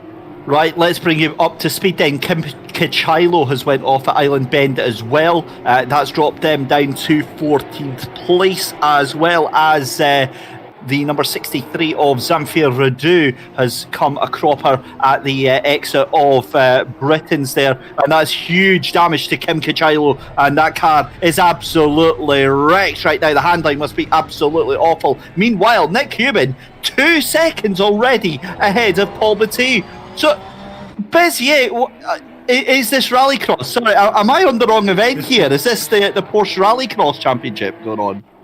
So I think it's the Porsche Rally GT car. Yeah. Now, going around the track. But I think it's kind of proving, as we were saying with Bezier, that it's a certain part of the track that he's struggling with. And I assume it's because he's used to driving the Ginetta more than the Porsche Cup. He's used to a car that's nice and stable that he can attack the corners with. And this is one where it's a corner where you go in, pray something doesn't happen. And if it does happen, you find a way to deal with it. We're sort of seeing right now, I think that's, Fuzzy, he has missed a Saturday. Frankly, he's the one of the drivers that's had an incident. Luckily, only a small one for him. But if he's struggling, then everyone else is struggling as well. As we see another car get wide in Island Bend. Again? No, it isn't. That was one of the cars towards the front. I think it was the 20. I think was it Oliwick. I can't tell from the number from the screen, but I think it was Antoine actually. I think it. I think it was Christopher Antoine in the 90 that's fallen back. But the thing with Island Bend, that corner in the dry, you sort of brake as you come into the corner. So you start turning in, and then you ride a little bit of brake, and that slows the car down enough that you can get to the apex and you can stay there. But in these cars, when you start touching the brake and you start turning, especially in wet conditions, the rear comes around because of that weight balance. So you have to brake in a straight line and then accelerate through the corner. And it kind of feels like to me that some of these drivers aren't necessarily aware of the driving style that you need for a Porsche. Just we see the 78 go round, it touches that curb just a little bit too much, maybe gets a bit too much throttle down, and gets a nice little pirouette. Luckily, it wasn't collected by the 63. As more cars are going off, it must have an oil slick down or something. 2 cars going off in Druid. Spin back onto the track. But this is sort of what happens in Porsches, because you enter slow and exit fast in these cars. That's how you drive them.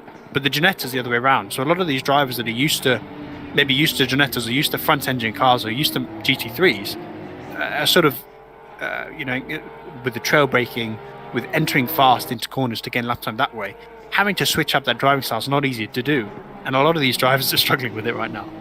Oh my goodness me, where's the striped flag? Where's the slippery surface flag? Because that's obviously what's needed. The 919 of Martin Salvas having a moment at Lodge Corner there as well. You saw the yellow flag coming out there, but back to your race leader as there is Martin Salvas actually just trying to recover, and he's got Eduardo Bezier side by side trying to fight. This is not going to end well, guys. One of you is going to end in the wall at the straight. Bezier makes a beautiful move, gets it done, and job done there. The 22 of Nick Hubin, though, is out in front and doing a cracking job. The 18 of Marato comes a cropper at Island Bend. He gets back on the track, but the battle now between Batty and Fuzi getting a little bit closer, but then it's a huge gaggle of cars, because then you've got 17 of Ivan Marato, who is, in fact, where has Marato gone? Fuzi's drifting this track. He's decided it's a drift day rather than a Porsche Cup race, and he's getting a lot of opposite luck right now. I wonder if maybe he's on a dry setup, because this car is even more unstable than you might expect. And just every corner you see, as soon as we go over those rises, the rear gets so light for him, and he has to sort of opposite luck it through the corner. But he's able to hold on. He's only had that one proper moment. You can actually drift this car successfully, which sounds weird talking about a racing car rather than a drift car, but sometimes you can actually be fast in here. I remember when we did the Porsche Cup series, where we had the Super Cup, as even Marato goes off, everyone's going off. But I remember the Silverstone race we had with the Super Cup, when the McGlade had run that event.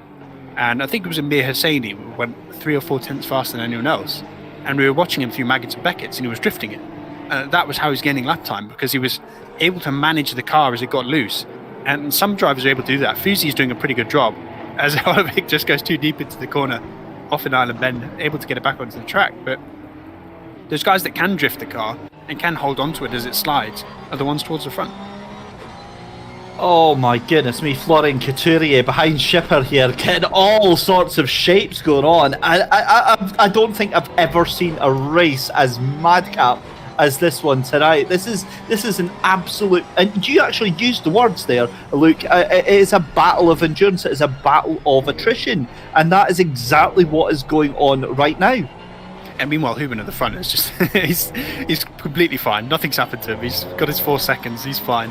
He's probably backing off a little bit in some of the corners, but I wonder if we're gonna curse him with that one. But he's able to right now. He's just keeping the car on track, keeping it where it's supposed to be, and is able to just pull ahead. And immediately look at his lap times. We spoke about how it was a 40.3, I think was pole, right? And he just set a 40.2 in the race.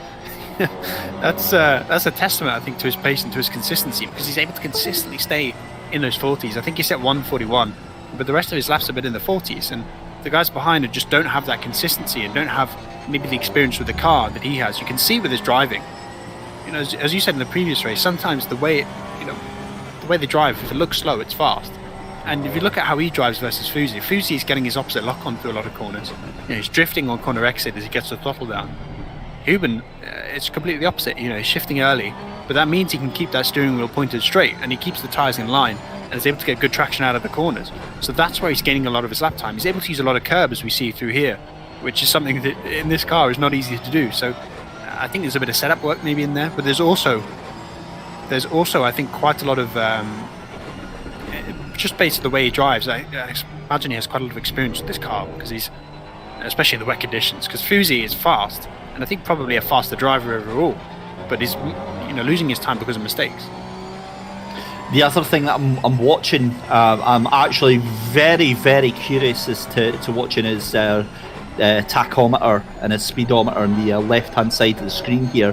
Having used the Porsche, you know how quickly that can go up through the gears, and the very gentle way that he's being with the throttle right now, I think is absolutely paramount to the speed that he's got here. But Marcel Fuzi has taken a second out of Paul Batty on that last lap there. That is now down to maybe 0.4 of a second between the two of them. So Paul Batty is under huge attack right now from Marcel Fuzi. Fuzi has found confidence, he's found grip, he's found something with that car, because he is now all over the back of Paul Batty. He wants to take that second place, and remember, he could have had it earlier on if it wasn't for that moment at Island Bend. And we were talking about in the Ginetta race that you have to set up moves, and that's kind of what Fuzi does there. He puts that bit of pressure in, and Batty, he crumbles a little bit. He crumbles under the pressure, gets deep into cascades, and that gives him the line. Yeah, Fuzi's not able to sneak through there, as Batty's able to hold on the outside there. But Fuzi is putting all this pressure on, forcing Batty to take those suboptimal lines through corners as he has to defend. And I think it's a matter of time here before Fuzi can make this overtake work. Yeah, it's crazy time here because Fuzi has got the pace, but he also seems to have, from noticing in his other races, like he seems to have the patience, seems to have the awareness, the spatial awareness, and the racecraft as well to know when the time is right to pounce. You won't try and make the move unless it's actually going to stick. You see a lot of the other drivers just, hopefully trying to stick the nose in and, just fingers crossed that it actually works. But Fuzi backs off when he needs to, and he puts the nose in when he thinks he's going to get it done. Yeah, and it's all about forcing Batty offline. As we see, Batty gets a little bit deep there through Druids. He's going to get the run here. Fuzi's going to be right on the back for Lodge and that run to the turn 1. But this is, again, you see Batty's offline. He's having to defend, and that's going to compromise his exit for the corner here. He's going to get a little bit deep, maybe a little bit on that curb on the exit a bit early, which is going to compromise his traction. But Fuzi didn't get great traction either. But again, Batty's defending. And again, Fuzi's going to have that optimal line coming into the braking zone. He needs to find a way to make this work and get right on that bumper and force Batty into those mistakes. The spray coming off the car in front is something else as well. The other thing that we haven't really spoken about is the slipstream effect from the likes of Batty and Fuzi. And Batty goes very, very wide, managed to get away with that. But, I mean, imagine you're in Fuzi's position and maybe a lap ago where you're right in the tail. Oh, look at that! Batty loses it at Island Bend and almost certainly goes straight into the wall there, just holds on to it, gets the car back, but that is it, done and dusted. It's now Marcel Fuzi in second place, and all that pressure has paid off.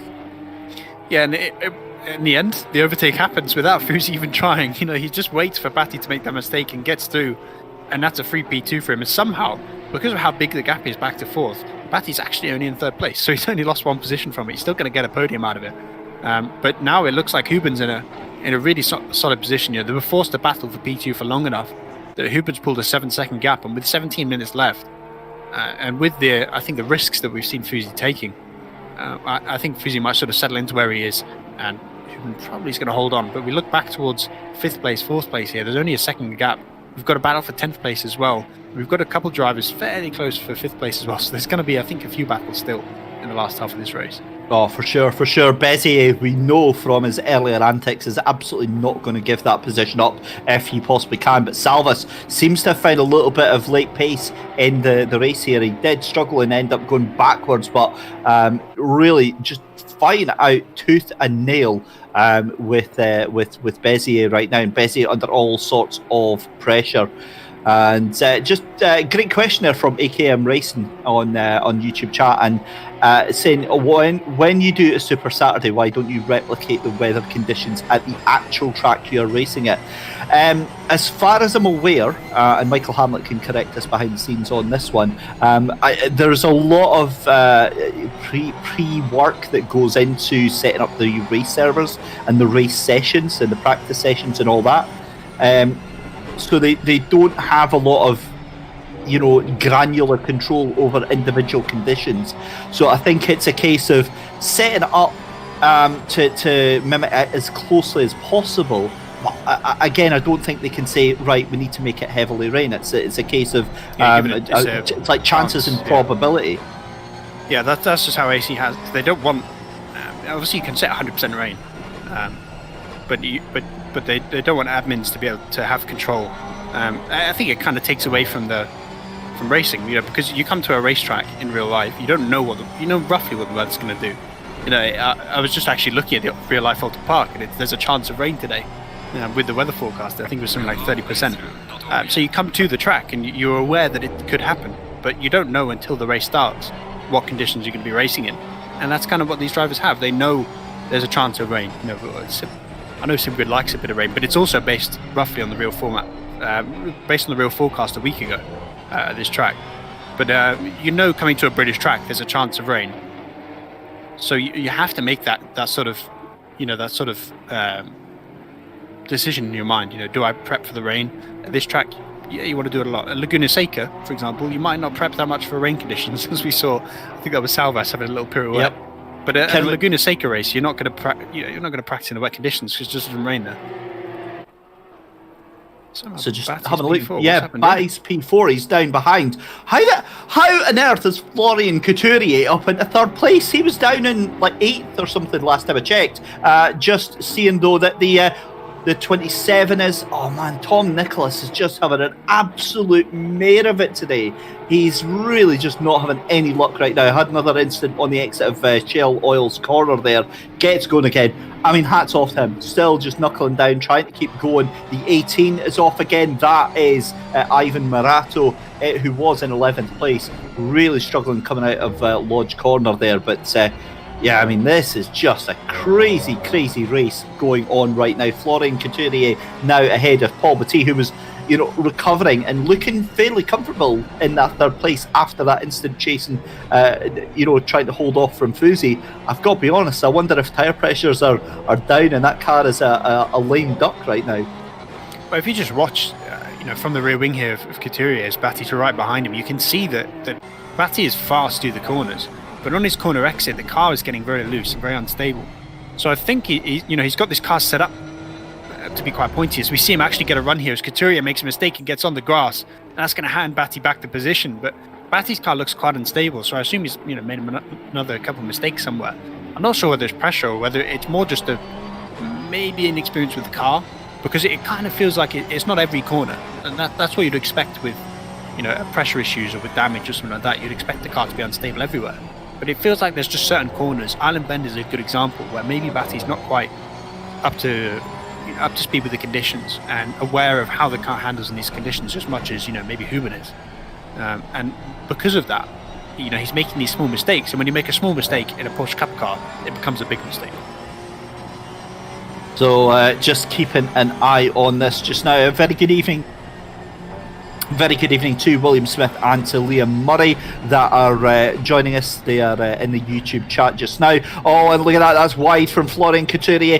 That is going to be dangerous stuff because they're almost going to be too wide into Britain's. Thankfully, Schipper thinks better of it, backs off and lets Couturier get the run. I think Couturier is going to be the victim of his own demise, and Schipper late on the brakes into Britain's has to take to the left-hand side there, and I think that is straight into the wall for Primož Schipper there, and that is going to be down through the order. Thankfully, I think he's going to get ahead of Andreoli in the 17. That is, of course, Matteo Andreoli, but that is going to be 6th place there for Schipper, and yeah, that is trouble right there. Yeah, that's this race in a nutshell. Trouble for a lot of these drivers. It's been brutal, and we're only 2/3 of the way through as we see. I think another car, the 14. I think that was round actually from third place. Is that Batty? Oh no, sorry, it was the 27. Oh, panic over. That was Tom Nicholas facing the wrong way on the apex of a corner. I looked down and I see the yellow right next to the 14 number, and I thought it was Batty around again, but no, it was Tom Nicholas who's having a bit of difficulty here. I can understand it. I really struggle with this car as well. I'm pretty decent around here in a Ginetta. That I can do that. But in this car, I'm struggling. And somehow Huben is faster than he was in qualifying. He's setting 39s now. I'd assume that's something to do with tyre pressures, and maybe to do with the fact that the dry line is probably more pronounced. Now we've got cars lapping, rather than qualifying session where it's just been raining and then they come out on track. But it's still pretty awesome to see him doing 39s. To see another car go off track. Yeah, that was Omar. That was 78. Down in 13th place. There was a couple drivers in this field that were really struggling qualifying. 78 and 27, and 63 were in that group. And it kind of feels like the same's happening again with it. I'm saying this car requires a very specific driving style that I really struggle with it. So I can understand why these guys are as well. But these guys at the front, they're able to hold on, especially Huben. It's a masterclass from him. Is that Matteo Andreoli that is having a bit of a moment there as we've got a car off on the exit? I think that's Tom again, Tom Nicholas it is. Oh man, that is... see from my own experience having a race like that, I mean, hats off to Tom for sticking in and really trying to keep in at this. I don't have the what's the word for it, for the discipline. I would have rage quit. I would have been absolutely furious and getting really upset. And Tom, fair play to him, really trying to stick in. And to be honest, with the way things are going, the way everything is going, he could possibly pick up a place or two. And again, while it's not a championship tonight, it's still valuable learning experience for Tom to be able to handle this car, as we see Christopher Antoine trying to get all over the back of Matteo Andreoli. And wow, that's out of Lodge Corner there, the closing speed that car he's got, and it's just wild. Yeah, it's wild, I think, is an understatement, really, but this car, this track. But yeah, they're able to hold on, as we see another little slide there through turn 1. But yeah, really, I mean, I still can't decide whether that smooth stopping the car from sliding is faster or not, because we actually see, I think, if you look at Hubin, his fastest lap times, he's getting a little bit loose, getting a little bit leery.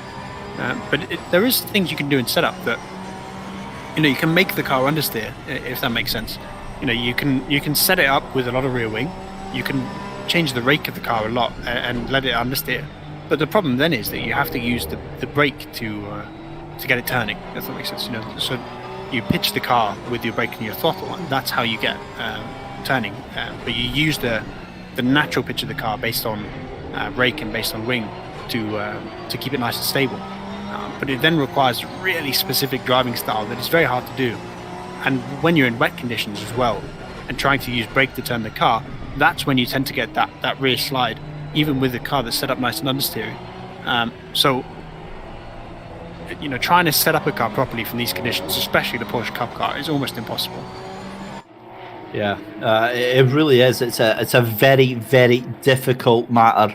But one thing that you could do if you want to make it a little bit easier for yourself, if you're struggling with setups, if you're not sure about your camber from your caster, from your toe in to your toe out, is head over to Coach Dave Academy and get one of their professionally developed esports ready sim setups that have been developed by some of the fastest esports racers in the game. Take all that guesswork out for you and just plug in one of their ready-made setup bundles that they have got on offer over there.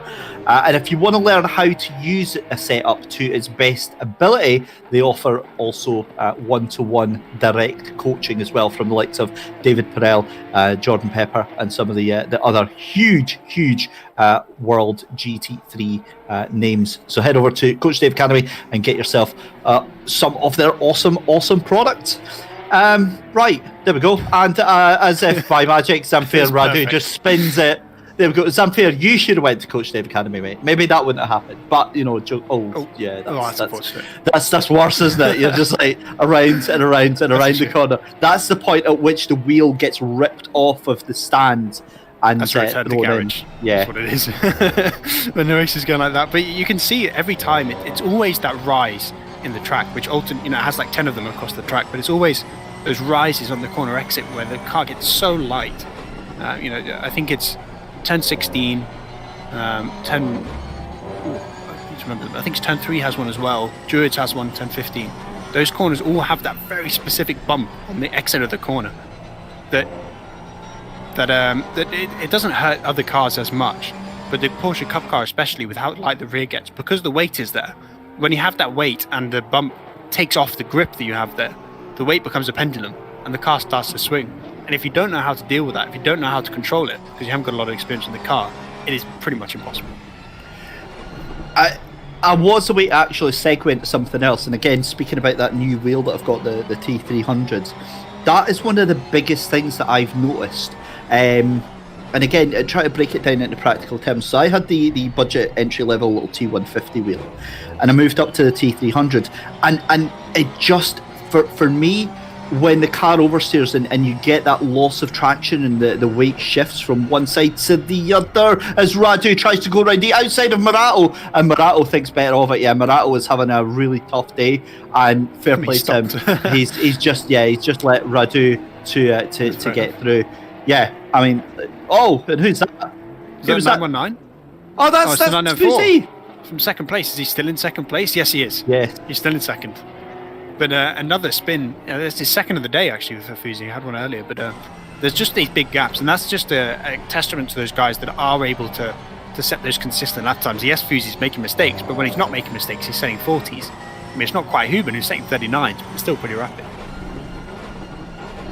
4.5 minutes left to go, and as if, by magic, this race is already very, very quick. Who's that? That is Murato again in the 18 that has a spin on the exit of Lodge Corner there, gets things recovered and gets going again. But again, Fuzi just having to do everything right now. Batty now just 4 seconds behind. That's a lot of pressure on Fuzi right now. You see that bump in turn 2 there coming into the into Cascades.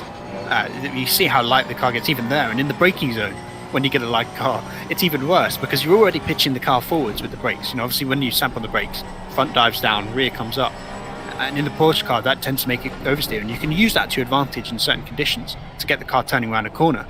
But when you're coming downhill, the car pitches forward like that, and you're in the wet, and you're in a Porsche Cup car at Oulton Park, and you hit a bump like that, you take all the grip off the rear, and all the grip suddenly towards the front. So as soon as you start to make those tiny wheel inputs, the car tries to turn. So it's so important to keep your wheels straight, and to keep the car nice and straight, so that when that weight does get lifted up and the car gets really light, the weight is getting pushed forward, not sideways. Because yes, that makes your car worse in the braking zone, but it stops it from spinning. And that's what we're seeing Fuzi able to do there. A lot of people are really struggling in that corner because they have to brake before it to stop their car from getting unstable.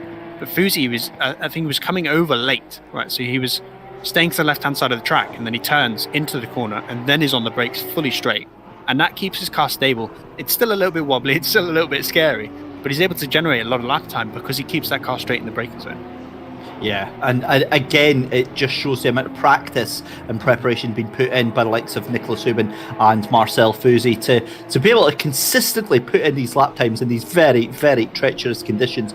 But this is going to be a real test right now, because up in front he has got the 919 of Salas. Salas just moves out the way. Ignore that. He's also got Tom Nicholas in the 27 up in front of him. So 2.5 minutes left to go. It's looking like this is in the book for Nick Hauben, but it is all about these final couple of laps here. Marcel Fuzi, to his credit, he's done a great job there in holding on to that second place, but that time is coming down by about another half a second as Hauben gets a bit of a tank slapper on the exit of that corner there out of his lap. That was a little bit shaky. AKM Racing says that Road Rage is ripping the steering wheel off the desk and throwing it at the monitor. Yeah, it absolutely is, because I did that. I was taking part in the iRacing Daytona 24 about 2 years ago, and the wheel decided to disconnect in the middle of the corner from the pedals, and I went straight into the wall. 26 minutes of repairs, and I have never in my life ripped an actual steering wheel from its sim rig mount, and yeah, that was a pretty embarrassing. Your bad side. Yeah, it was a pretty embarrassing day. It was just like proper rage. But here we go, Nick Hauben then, final lap of the race for Rutronic EE Racing in the 22 machine, 17 laps in, and Marcel Fuzi is a light year behind, but looking fairly comfortable in that second place right now, with Paul Batty in third place. It's then Florian Couturier in fourth place right now. On the run down towards Island Bend comes Nick Hauben for the final time. A little cheeky bit of the curb on the inside there. The car looking very planted, very firm and very stable. Takes the right hander at Shell Oil's corner. Nice little bit of speed through that corner. He really has got the measure of this car on this track, Luke. Yeah, and you can just see from his corner exits and his use of the curbing that he understands when he can and when he can't. I think there are a lot of drivers in this field that are sort of trying to drive it like it's a normal car, if that makes sense. And you just can't do that with this car, with the lack of traction control especially. It means you have to be really specific with your inputs, really careful with your throttle. You see that even Hubin's getting the car sliding. But if you can understand that, you can generate a lot of lap time just by understanding when you can put the throttle on and how hard you can do it, and understanding which curbs you can use and when. And that's just why we see certain drivers like Hubin get such a gap on the rest of the field, and he's just completely in control. And you watch how he drives, and you compare this lap to 2 laps ago, and I can guarantee you that it will look like they're identical laps.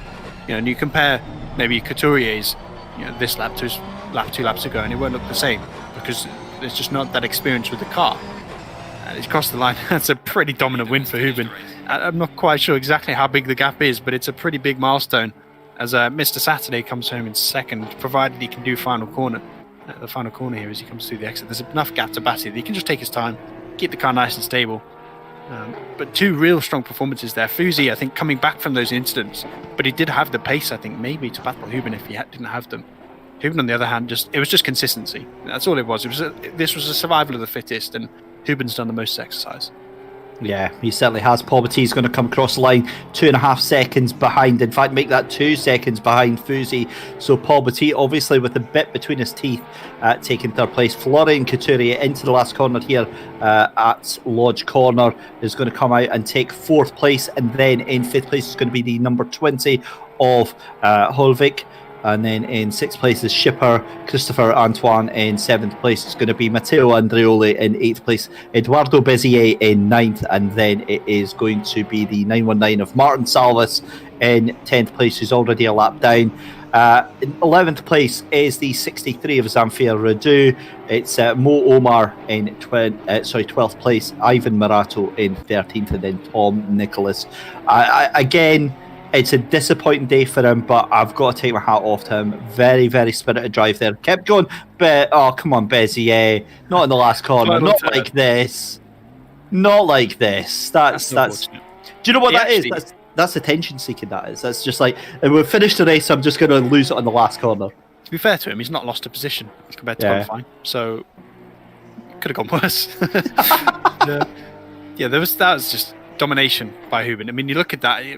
The amount of people he lapped in a 30-minute race, the fact that he was basically but actually more than a second a lap on Fuzi, who we've just seen dominate a race, is a pretty awesome achievement. And a testament to how much experience I assume he has to this car, and actually, how much he understands it, because it is a car that you need to understand. It's a car that you need to, race it specifically. It's unique, and he obviously understands how to do it. So, a real awesome performance. And as I was kind of alluding to at the start of the race, on the one hand we had the Ginettas, the nice and stable car, the cars you can attack this track with, and the cars that can battle super close to each other because they're a little bit slower. They've not got the downforce and dirty air sort of thing. They've not got the engine in the rear, so that pendulum effect isn't a thing. So even in the wet conditions, you can properly attack this track as a group and race it out side by side. In Porsche Cup, you have those cars that they're much faster. We were faster than dry condition GT4s by about 3 seconds there in the end of the race. But they're so unstable, so scary, so unpredictable over those corner exits that you're forced to be so careful as you drive them. And now we come to the GT4 race, which is our 3rd race of the night. It's a mixture. You have the GT4 Ginettas, you have the same cars we saw in that previous race, but you also have the Alpine, the Porsche Cayman. To another example, you have the Audi R8. All those cars are closer to the Porsche Cup in the way they drive. So we're going to have now a field of these cars. If we have a Camaro, that thing is so understeery that it's basically the most stable thing on the planet. So this track, it should suit it well because it can hit those curbs nice and hard. It's got decent straight line speed for those in the shorter gears. So on these shorter straights, it should be okay. But we're going to have a field of cars that can attack, a field of cars that are fast but are unstable. Some cars that are nice in between, some cars that are only good on the straights and can't do anything else.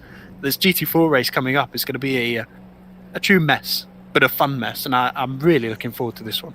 Yeah, it's going to be an awesome one for sure. Just having a look at the entry list for the next race, the GT4s. We'll deal with the Porsche Cup in just a second, and if there's any drivers pop in for an interview, we'll bring them in. It's looking a bit quiet though, so gives us plenty of time to talk about the GT4s. Lee King McGee making his return back to the GT4s after that initial Ginetta race. We've got Antoine McGlade. I'm just trying to see the drivers that we've already seen tonight. Of course, Marcel Fuzi making a return in race 3 out of 4. Samir Foch is back in there. Nicholas Hubin is in this as well.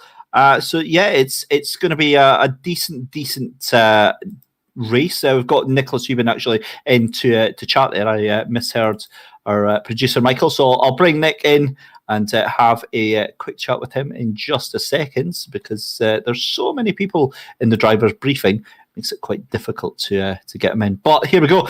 Nicholas Hubin, after a fantastic race. I mean, you made that look so easy. Well done on winning the Porsches there. Yeah, thank you. So, what were the conditions like out there? And did you at any point feel any pressure from Marcel Fusi? The conditions are pretty hard. The car is pretty hard to drive as well, and together it's oof. And there was a lot of Fs in chat, so I think agreeing with you on that. Yeah, that's how it feels like on track. And yeah, any pressure? Not really, to be honest. It was just cruising until the end. But even then, from my experience with that, cruising can be quite difficult as well. Was it difficult keeping the concentration there? Yep, absolutely. I had about 2 or 3 moments where I thought, "Ooh, that's close," and let's get some concentration and just go through the end safely. And it did feel like there was just cars off left, right, and centre. Was that at all distracting for you?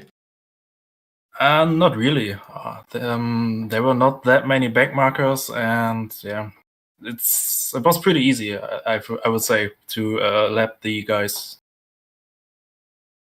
Excellent. Well, a brilliant, dominant performance, Nicholas, and thank you very much for joining us on Super Saturday. Yeah, thank you. There we go. Right, let's bring in. We've got Eduardo Bezier now. I'd be very interested to hear what Eduard has to say because it was a difficult race for him there. Eduard, that was a difficult race, buddy. Very, very difficult. I hope you had a good laugh watching all of the crashes, but I mean, it was all about staying alive, and I died basically. Would you believe it? We barely saw you. We saw a couple of your incidents, but there was a couple of guys behind you that were having an absolutely horrible night. I had at least 3 crashes, and I still end up P9. So you can imagine how bad it was back there. But it was crazy. I don't want to touch this car in the rain again. You know, it's too difficult. Is that it? Are you just done with the Porsche? I'm done with the Porsche Cup in the rain. I mean, in the dry it's fun, but here it's just a night. I mean, it was a nightmare race for me. I said before that it was going to be difficult, but it was beyond my expectations. You know, yeah, so bad. Amazing stuff. Well, thank you very much for joining us, Edward. We'll look forward to seeing you very, very soon. Yeah. Thanks to the SimGrade for hosting such awesome events. It's really nice. Awesome stuff. Thank you very much, Edward Bezier there. And there we go, guys. Right, we are going to take a little bit of a break just now. And then when we come back, we're going to have the GT4's build-up, qualifying, and the final sprint race before we hit the best of British.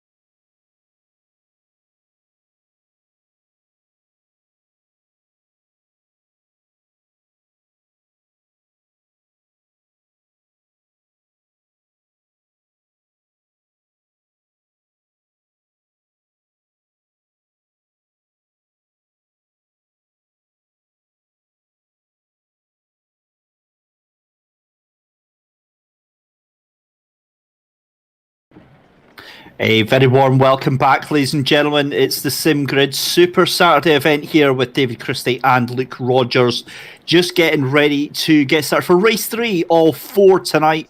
The GT4's about to take to the grid. They're currently finishing up practice just now, doing their driver's briefing and heading into qualifying. I just wanted to take a quick minute out to acknowledge the terrible news that's obviously filtering around just now, where we have to really pay our respects to the late great Murray Walker, who has unfortunately passed away today. And from a personal note, Luke, I mean, I listened to him when I was growing up. He really kind of shaped the whole point of me getting into commentary, the level of drama, enthusiasm, and excitement he could inject into a race. I don't think we'll ever see that again. Yeah, I was too young to be able to listen to him live, which is something. It's one of the things I always feel like I've missed out on. You know, when I speak to especially my dad, who got me into F1 and lived through the Murray Walker era. But going back to those classic races, you know, there's no one like him. I don't think I can think of anyone that has the enthusiasm that he had.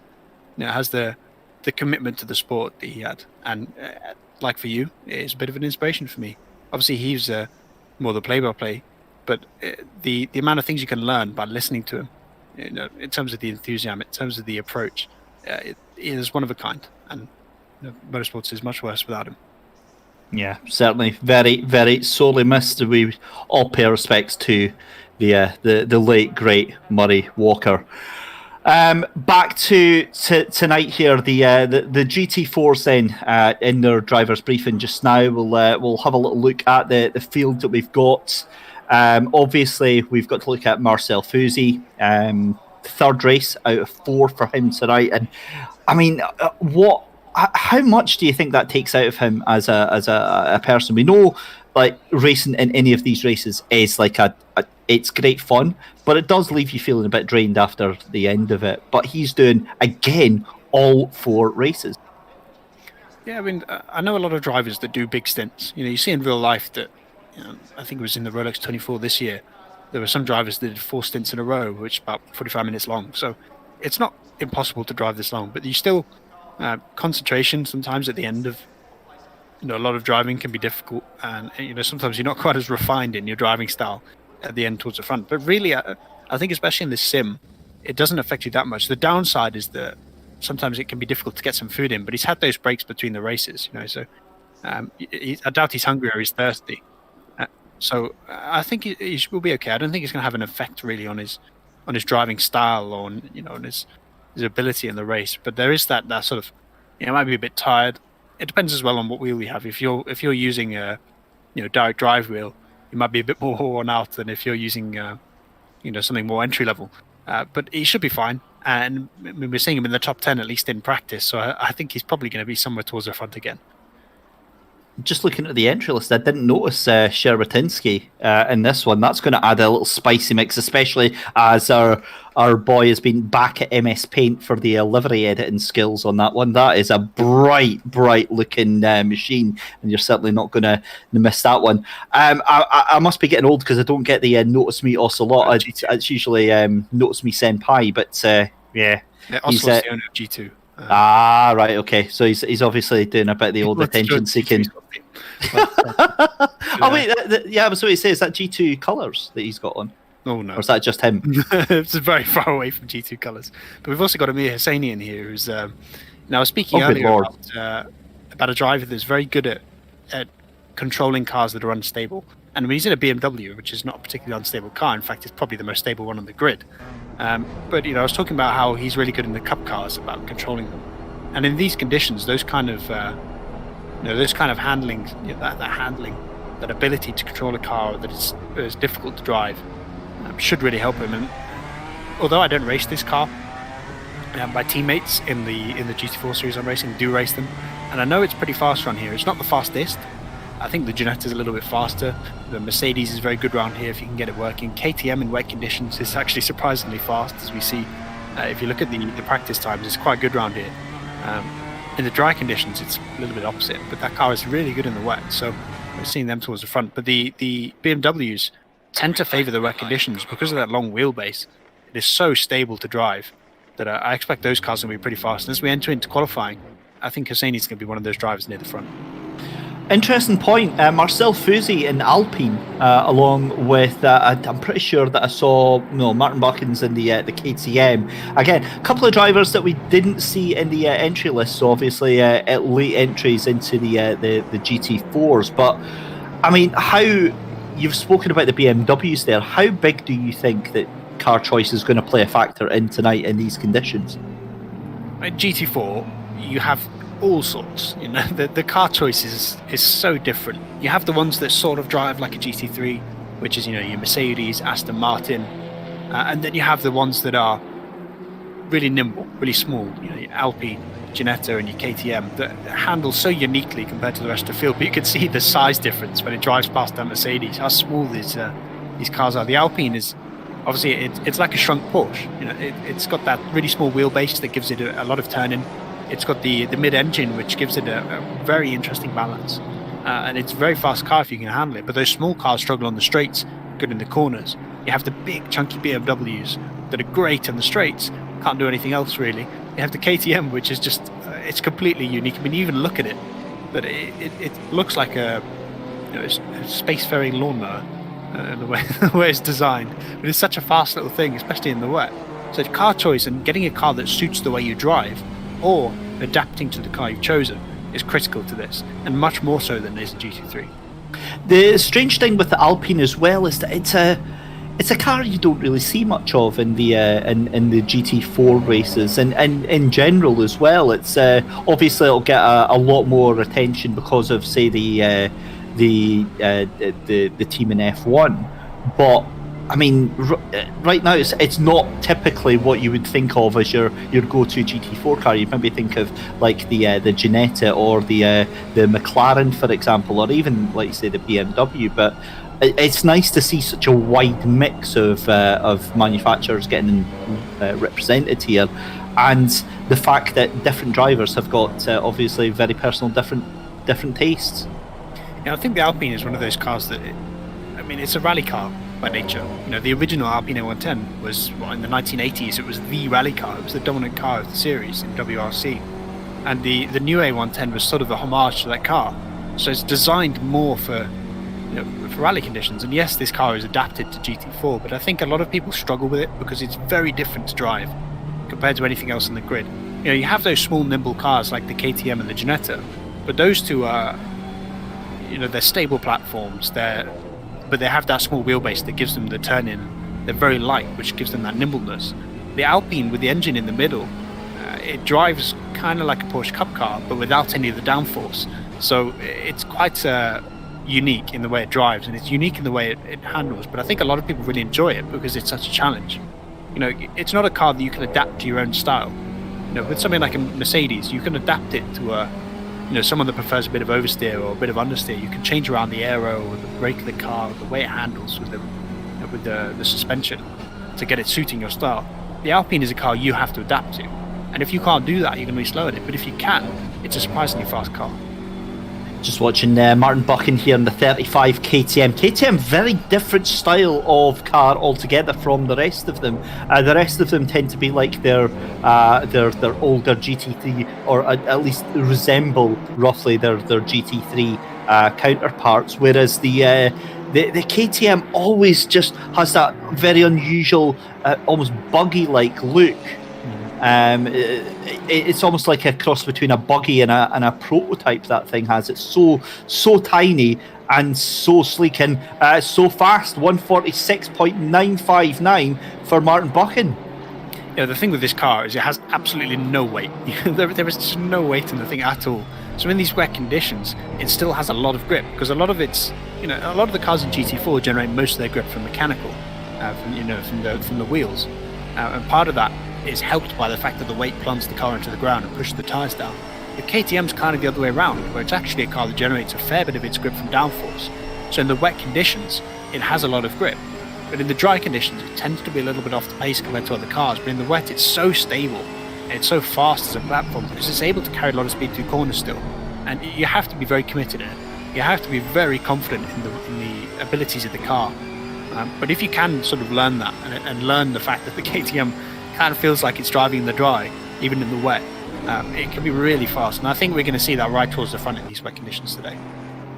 Well, 4 minutes and 3/4 left to go in qualifying. The number 88 of Black Goldsaw trying to catch up there in the Alpine. They're 100th of a second just behind Martin Buchan on that pole position there. In third place, Kevin Loyne in the Mercedes AMG. But look at that, Ivan Shermantinsky jumps up to the top there with a Merc at 146.653. We see the 99 of Maximilian Wolmuth in the Chevrolet jumping up into third place, and that dumps Kevin Loyne down to sixth place. But what can he do? Is comes across the line just now.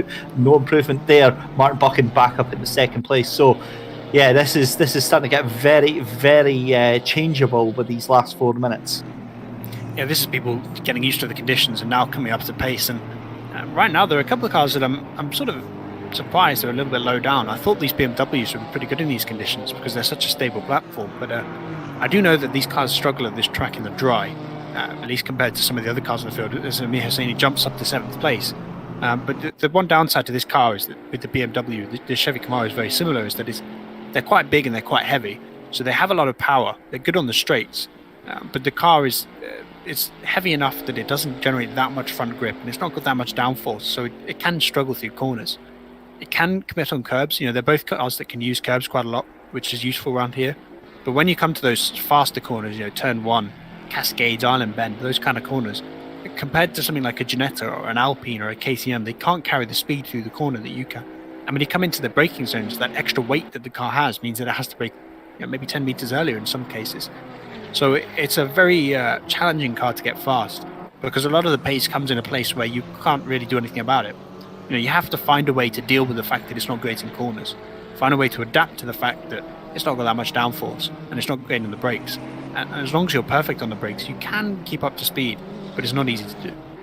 Yeah, the good thing about this though is that looking at the weather, it does look like the rain is going to calm down as we see Black Goldsaw jumping up into pole position there in the number 88 car there from Las Maras Racing Team, and that is a big jump there because that is 9/100ths of a second up on everyone else right now as we see two cars coming across the line. Gaetano Elpo in the Hawk BT car, the 89, jumps up into 16th position. He's got a nice little bit of toe round there, and he'll have possibly one more bite at the apple.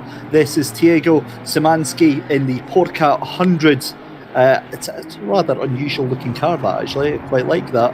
But Szymanski comes across the Porsche, jumps up into 16th place, and all the times now rapidly changing here in the final 2 minutes of qualifying.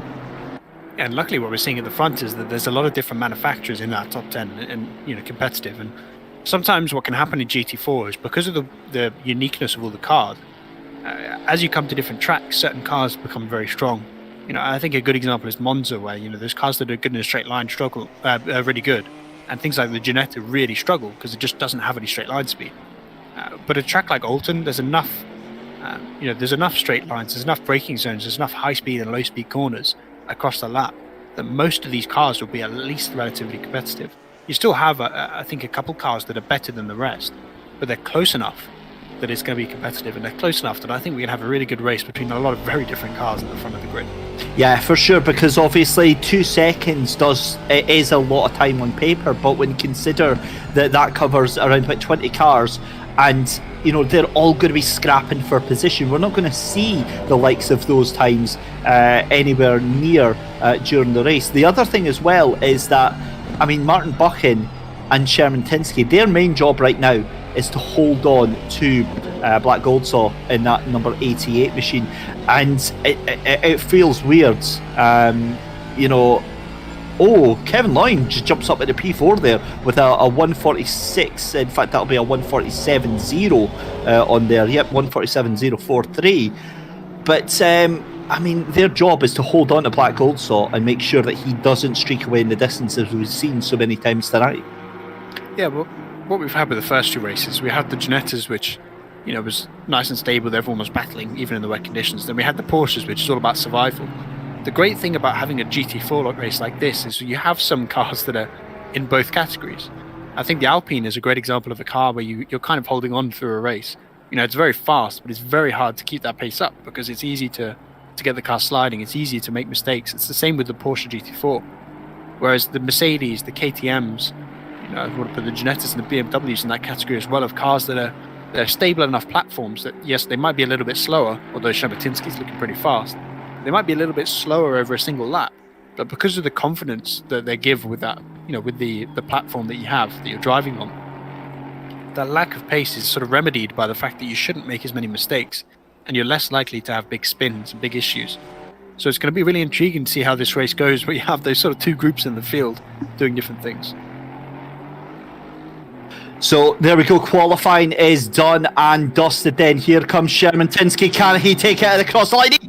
1:46.542 from Ivan Shermantinsky. Here comes Maximilian Walworth from XL Racing by Renvelten in the 99. Jumps up at the P3, great lap for him. Martin Buchan goes down into P4, then 0.4 of a second off of pole position, but he's looking very strong in that KTM. Out of Lodge Corner then for the final time, comes cross line. What can Martin Buchan do? He can't improve. It was a 1:46.968, just 1/1000 of a second behind his previous time there. So great lap there, and what a qualifying performance. Ivan Shermantinsky right at the last gasp there. Yeah, it was a heck of a lap by Shermantinsky, and if he wants to be noticed by GT2, that's a pretty great way to do it, to put his car on pole. But yeah, solid lap there. It's super close between first and second place, but he just about gets it, and there's quite a lot of spread in that top 10, so it might be that we sort of have a class of its own towards the front of the grid today with with Shermantinsky and with Goldsaw. Volmuth and Buchan in those KTMs, I think, will be a factor as well, because that car tends to be really good over a race, better in a race than it is in qualifying. You tend to have certain cars that, when they have fuel in, they're a little bit slower. Well, obviously they're going to be slower because they have more weight, but they lose a bit more time because of that extra weight. The KTM, from my experience, is a car that is almost as good with 45 litres in as it is with 10. So it's going to be intriguing to see how good those guys are in the race, or whether they can fight with the much bigger cars in front of them. We're not going to have to wait long to find out, Luke. We'll find out in the next 5 minutes or so, because the race is about to get underway very, very shortly. About 3 minutes' time for the GT4s as part of Super Saturday. A very good evening, ladies and gentlemen. David Christie and Luke Rogers here, bringing you all of the live coverage for the next 45 minutes. And then we say goodbye to Luke, because, Luke, you've done all three of the races so far. And then we hand over things to Lewis McGlade, who jumps in the commentary box. But let's send things off with a bang right now, because these GT4s, I've got to be honest, the Ginetta race was awesome. The Porsche race was mental. This, I think, is going to be an absolute classic. Yeah, and with those, especially in the midfield, I think at the front we might see three manufacturers sort of take it away with the Mercedes Alpines and the KTMs. But in the midfield, I mean, you look at 10th to 5th to 14th, they're all different manufacturers. So that BMW is not going to be great in the corners, but it's going to be good on the straights. Ginetta's the other way around. Porsche is going to be fast but very unstable. Mercedes could be sort of the other way around to that. And then the McLaren is a car that is really fast at the start of stints, but it has a lot of tyre wear. It uses up its tyres quite a lot because of its weight. So it's going to be fast in the first 10 minutes of this race, and then maybe struggle later on as it loses a bit of pressure by hitting those curbs and gets a bit of tyre wear through the 30 minutes. So that midfield battle is going to be exceptional. And towards the front, with how close those guys were in qualifying, I think that's going to be just as good. For sure. A minute to go then until we get things started. A huge grid here for the GT4s. The final support race before we do the best of British, a 90-minute race coming up. Don't go anywhere. As always, hit the like and subscribe, team. Hit the like and subscribe on the YouTube. Got mixed up with one of our Assetto Corsa teams there. That was quite nice, actually. I love how that just accidentally slipped off the tongue. Amir Hosseini, I've got to be honest, Luke, I'm a little bit surprised to see him down in 9th place. And I think that might partly be the fact that the BMW is not necessarily the fastest car around here, because he was only about 6/10 off, which is it's not the end of the world, in qualifying. But the problem for the BMW here is that it tends to be good in sort of the later gears, in sort of 5th, 6th gear. and they're not gears you get in very often. You stay in second to fourth for most of the lap, and with occasional dipping down into first. Although I don't think you really do in the BMW because of how short it is. But it generates a lot of its pace towards the end of the straights. But here, the end of the straights are big braking zones, especially after Britain's. That run is where the BMW would usually expect to make pace, but it just doesn't because of the nature of the track. So it tends to struggle here for lap times. I mean, to put it into perspective, my teammates in the GT4 series, on average across the track, are about half a second to a second faster than me. At Oulton Park, I was faster than them. So that's sort of you sort of expect the BMW, I think, to be this far off. And here we go. We're going to come to the start, and we're going to see exactly how it plays out. Here we go then. Shermatinsky rolls them across the line alongside Black Gold Saw, side by side, 88 and 81 car alongside each other here at Oulton Park for the third of 4 races here at Super Saturday. Green flag waves and away we go racing, and it is darting from left to right around the outside.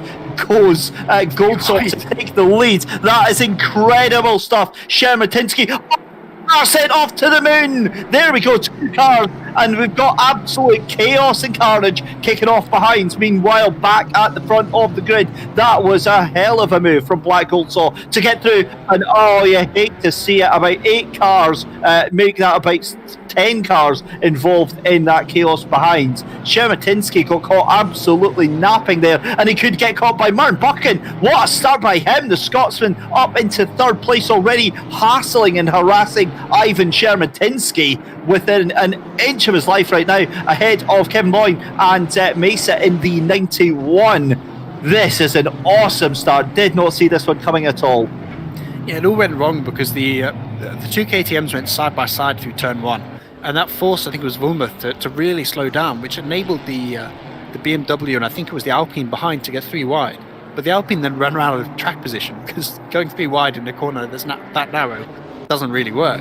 So the Alpine then went off track, tries to come back on, and that just projects the KTM, which gets clipped by the Mercedes into the wall, bounces back into the middle of the pack, and then we get a big pile up, and that's a lot of cars with a lot of damage early on. Yeah, and at that point there's absolutely nothing they can do. That car that's just been bounded off the wall, it's just night, game over. Shermatinsky then under all sorts of pressure from Martin Buchan, having a look down in towards Lodge Corner for the first time. It's not going to happen, but there goes DeLucia, and that's Amir Hosseini and the BMW up the inside. Beautiful move from Amir Hosseini, like taking candy from a baby. He's going to get that move done, and well, look at that though. DeLucia tries to think about it around the outside. Never going to happen. Into Old Hall Corner, and that is going to be a position taken for the BMW there. Still, Black Gold Saw ahead of Ivan Shermatinsky. Martin Buchan in 3rd place. Kevin Loyne in 4th. The little look up the inside there from Alexander Raab on DeLucia, and that was not going to happen. But look at Martin Buchan now under the pressure. That is going to be Kevin Loyne taking the place at Island Bend. That was so easy done. But Loyne onto the grass at Island Bend, and that is going to be so close to avoid the barrier. Managed to get away with it, and he was very lucky there. Yeah, but he loses a lot of track position. It's going to be very hard to make that back up through the race. He drops a couple of places back, but at least it didn't end up in the wall. So he's still able to drive, still able to race and come home. But Buchan moving up in that KTM now, and I think that car's going to start getting stronger and stronger over this race. It's already looking pretty fast, although that battle was, Loyne was trying to make the move happen. But I think Buchan's going to come good through this race and start to really fight towards the front. But this battle here is going to be great as the tyres get smacked by Buchan here. It actually kind of looks like maybe Buchan's made a bit of an error with tyre pressures, because he's very slow at the minute. I'm not sure what's happening here, but it sort of created this little train behind him where he's falling off the front 2. It's not that big a gap, it's only about 2 seconds, but he's falling off the front 2, and he's created this little traffic jam behind him. So I wonder if maybe he's either over or under pressured his tyres slightly. Either got them wrong or we set it up for later in the race, because that car's just not looking as good as we were perhaps expecting right now. Yeah, I'll be honest, I think it's probably lack of talent, to be honest with you. I only get to say that. I get to say that because I'm actually good friends with him, so it's all good. It's all good. I'll get him in my. I'll get him in my. Well, no, he said that he was joking about. Can't wait to hear you calling me out for making mistakes, and I'm like, you better believe it. So no, I mean, look, to be fair, it's absolute jealousy. I wish I had the driving talent that Martin Buchan does have. Incredibly quick racer. I see him across many different championships, and yeah, it's a little bit annoying. But he's still holding on to that third place there, as we see the Aston Martin of the number 84 try to hold on, and that is just an absolute gaggle of cars making their way through to Island Bends and into the Shell Oils corner. And right now, it kind of feels like Goldstall's got a bit of a vice grip on this race. Shermatinsky obviously was faster in qualifying, but he's dropped back in position, and he doesn't seem to be able to get back to the rear bumper of Goldstall. And we've seen for the first two races that you have to put that pressure on to get a move done. You have to sit on someone's rear bumper for a while. As we see them go side by side, and it actually worked out. The BMW went a little bit deep, but Vidamari was able to get the move done, I think, on Bosco, which has pushed Bosco back into the grip of Snelltrain, who might go down the inside here if they can get in the braking zone. But towards the front, Goldstall is certainly looking better at the start of this race. Shermatinsky is not quite able to get up to his pace. He's not dropping back per se, but he's sort of got that 1.5 second gap that he's able to hold on to. Almost F1 style, where they manage the gap. And that's what we're seeing right now towards the front of the grid. But back towards the midfield, I mean, you can throw a blanket over half the grid. I'm just watching the battle going on between Martin Buck and that is Michel Chegler trying to get the corner. Another car in front of him going off, and we saw several cars spinning off at that corner in the last race at Druids. Certainly with the Porsches there, but manages to hold on. But Buchan under real intense pressure here from the 91 of Mesa, who is throwing everything at him as well. And just behind him, Kevin Loyne recovers into that 5th place after going wide at Island Bends as they come through Cascades, and Martin's really got it all to do just now. Yeah, it's a lot not easy to do looking forward when you've got a bunch of cars right on your rear bumper here, and it looks like Misa in that Porsche is found some pace that he didn't necessarily have in qualifying. So Buchanan's forced to look in his mirror more than he is forwards, and as Misa's able to put that pressure on, I think it's a matter of time before we get at least a bit of side-by-side action, because you're starting to see that Buchanan is having to make certain defensive moves, parking in on the apex a little bit, getting that offline slightly just to prevent that Porsche from getting up to his inside. And the one thing we do have here is that the two relatively light cars, if it was a KTM versus a BMW, you can be fairly confident in a braking zone that you can outbrake it, because the BMW is so heavy in it. It doesn't have that straight line speed, as we see a bit of bump drafting going on in the mid-pack. But when you have those two cars that are relatively equal in the braking zone, it's a lot scarier, because they can go to your inside and get deep on the brakes and make the overtake work. Oh, there's something quite hilarious about seeing a Ginetta bullying an Aston Martin. It's just it's one of those rare sights in motorsport.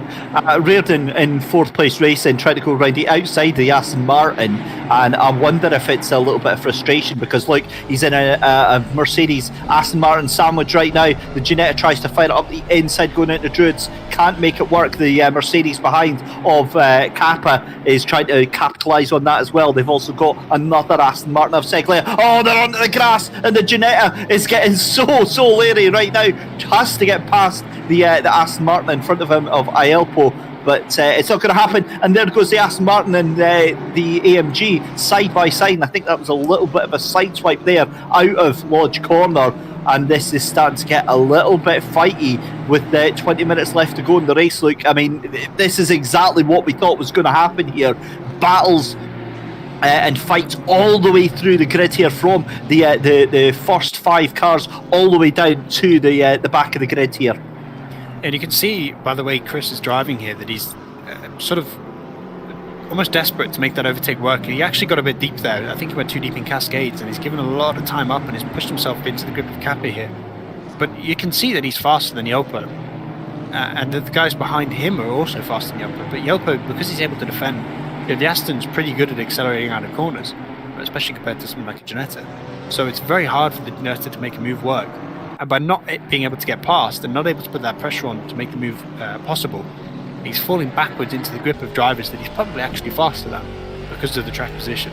We come back towards the front of the grid here, and although those gaps are starting to sort of stabilise towards the front of the grid, we do have this battle for 4th place between a Mercedes and a Porsche, and it kind of feels like this is going to be one that's going to go on for a while.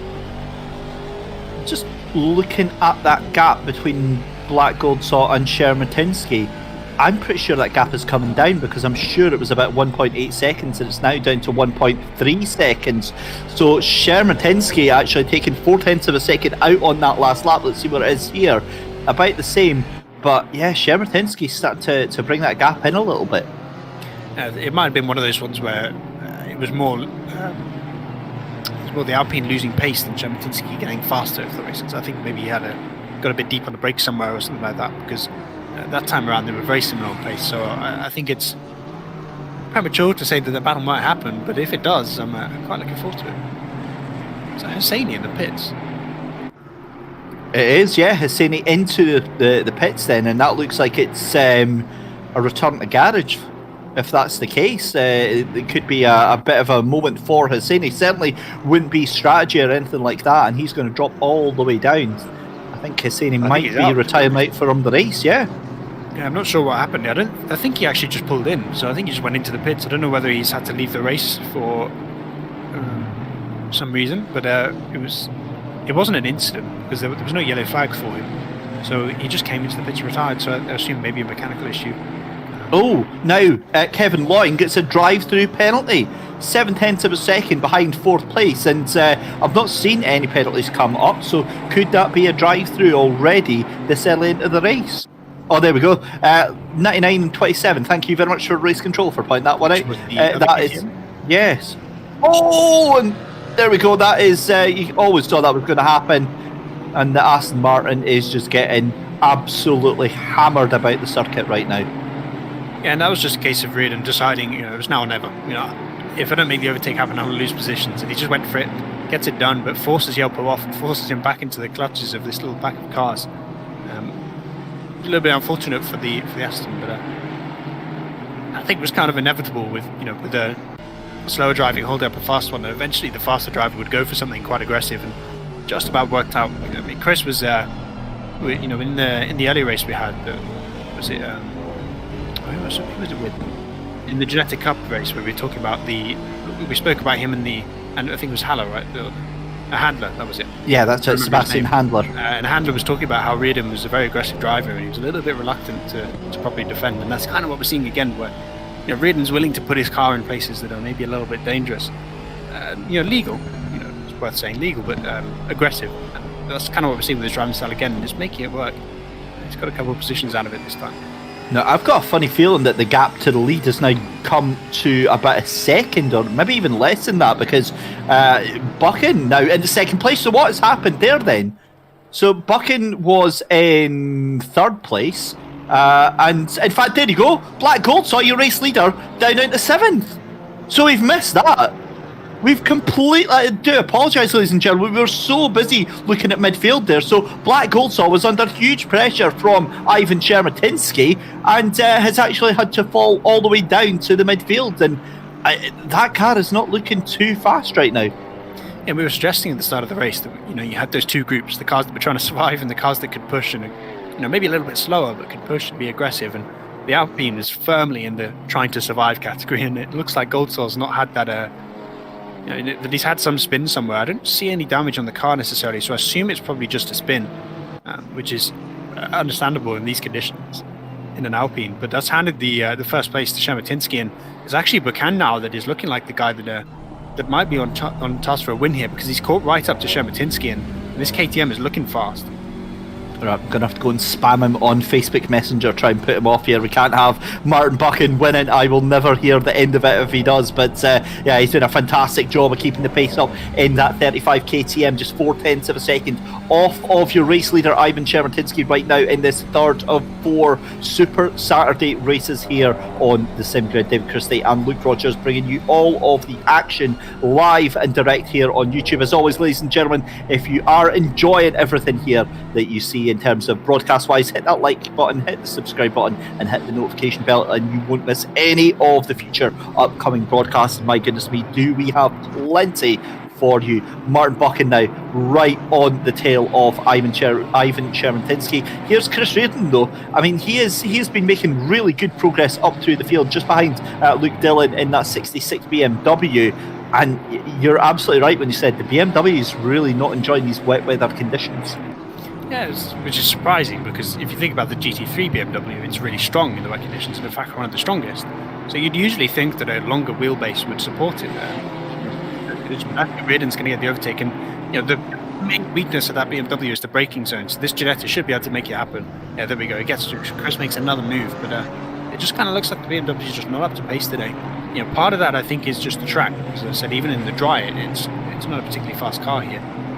But you know, the wet conditions do help a BMW. It looks like it's actually the other way today.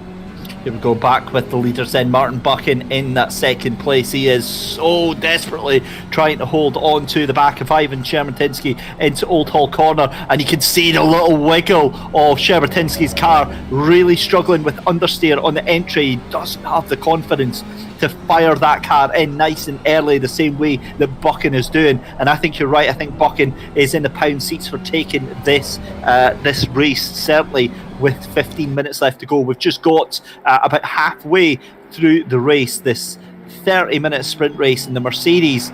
I mean, that is a garish, bright livery on that thing. It's hurt my eye. It's giving me a migraine looking at that thing. Wait, what did you But, yeah, he's getting noticed anyway, but is it going to be for the wrong reasons? Because you've got to be honest, Martin Buchan, with the pace that he's got, looks like he could be about to make a move on Shermatinsky.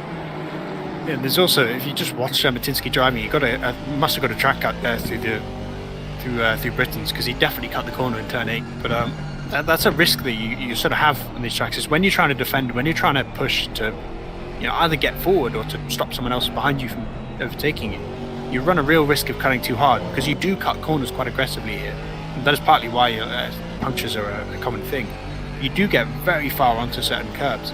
If you get just a little bit too far on entry or exit, you can get track cut warnings very easily. Actually, when I had my 45-minute race, in the first 10 minutes I got 3 track cut warnings that didn't get one for the rest of the race. It's very weird. But I wouldn't be surprised if there are other people in this grid that are also struggling with that. And it is of that sort of ever-present threat of, you know, if I push and get track cuts, I'm going to lose the position. But Buchan here, he's got the run, but he does get a little bit wide on the exit, so maybe losing a bit of traction. But he's right on the back of that Mercedes. I don't think he'll get to the rear. You know, he's going to tuck back in for turn 1 here, but he's so close now. And at some point, Shermatinsky's going to be forced to defend, and that's when Buchan can set the move up and start to look forward.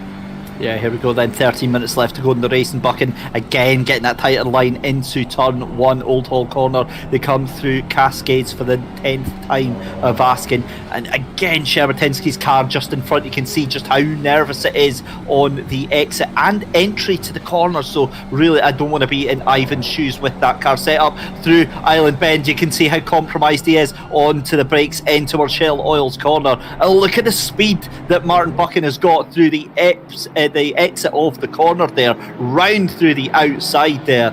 And yeah, this is looking a very, very strong performance. These two are actually breaking away from Marcel Fusi and from Mesa in 3rd and 4th place. I mean, again, Fusi 4th place, that is just ridiculously consistent. I mean, staying in the top 5 for all 3 races is just something else tonight. Yeah, he's fully earning the title of Mr. Saturday as he starts to prove himself in the Super Saturday events. Obviously, he's usually I think he usually manages the Sidemax team, right? So he's not racing that often anymore. But for once, he's sort of stepping into the driver's seat, and he's proving why he's managing a sim racing team, I think. Whereas I'm just incredibly slow, and that's why I talk about sim racing instead of actually being in any championships. We'll see if we can change that pretty soon. But on the rear bumper then of the Mercedes AMG of Ivan Shermatinsky for Notice Me Auto Slot in the 81 car, Martin Buchan, the fellow Scot in the 35 in that KTM, just right on his back right now and looking very, very nervous through turn 1. Gets a great run out. This is the run down towards Cascades again, but Martin Buchan just can't seem to make any attempt on this whatsoever. Shermatinsky although he's obviously a little bit slower than Buchan, just able to do exactly what's needed right now. And this is partly because of the different characteristics of the cars. You know, part of the way GT4 operates is with that power to weight. And the fact that the Mercedes weighs a lot more than the KTM means it has a bigger engine, means it's better on a straight line. So the KTM is really nimble in these corners. It's good on the brakes. And you can see how much, especially in Sector 1, Buchan is able to make up. But as soon as you get into this longer Sector 2 with the bigger straights, with less high-speed corners that you need to deal with, suddenly that Mercedes sort of comes alive a little bit, and Buchan's just not able to get close enough to make an overtake happen. I do still think over these 10 minutes we're going to see a couple of attempts at least from Buchan as he sets it up, but it's going to be a real challenge in that car. Samir Foch in the number 8 S4 LT Chevrolet goes up the inside of Michel Seglia. This is on the run down to Britain's. Neither car decide to give up, and Seglia on the outside. Surely one of them's going to have to give up. There's contact, but not in the way I thought. Seglia comes out worse of it, decides to get rid of the corner there. Luke Dillon trying to make the most of that as well, and the BMW actually having a really good run on the outside of Samir Foch.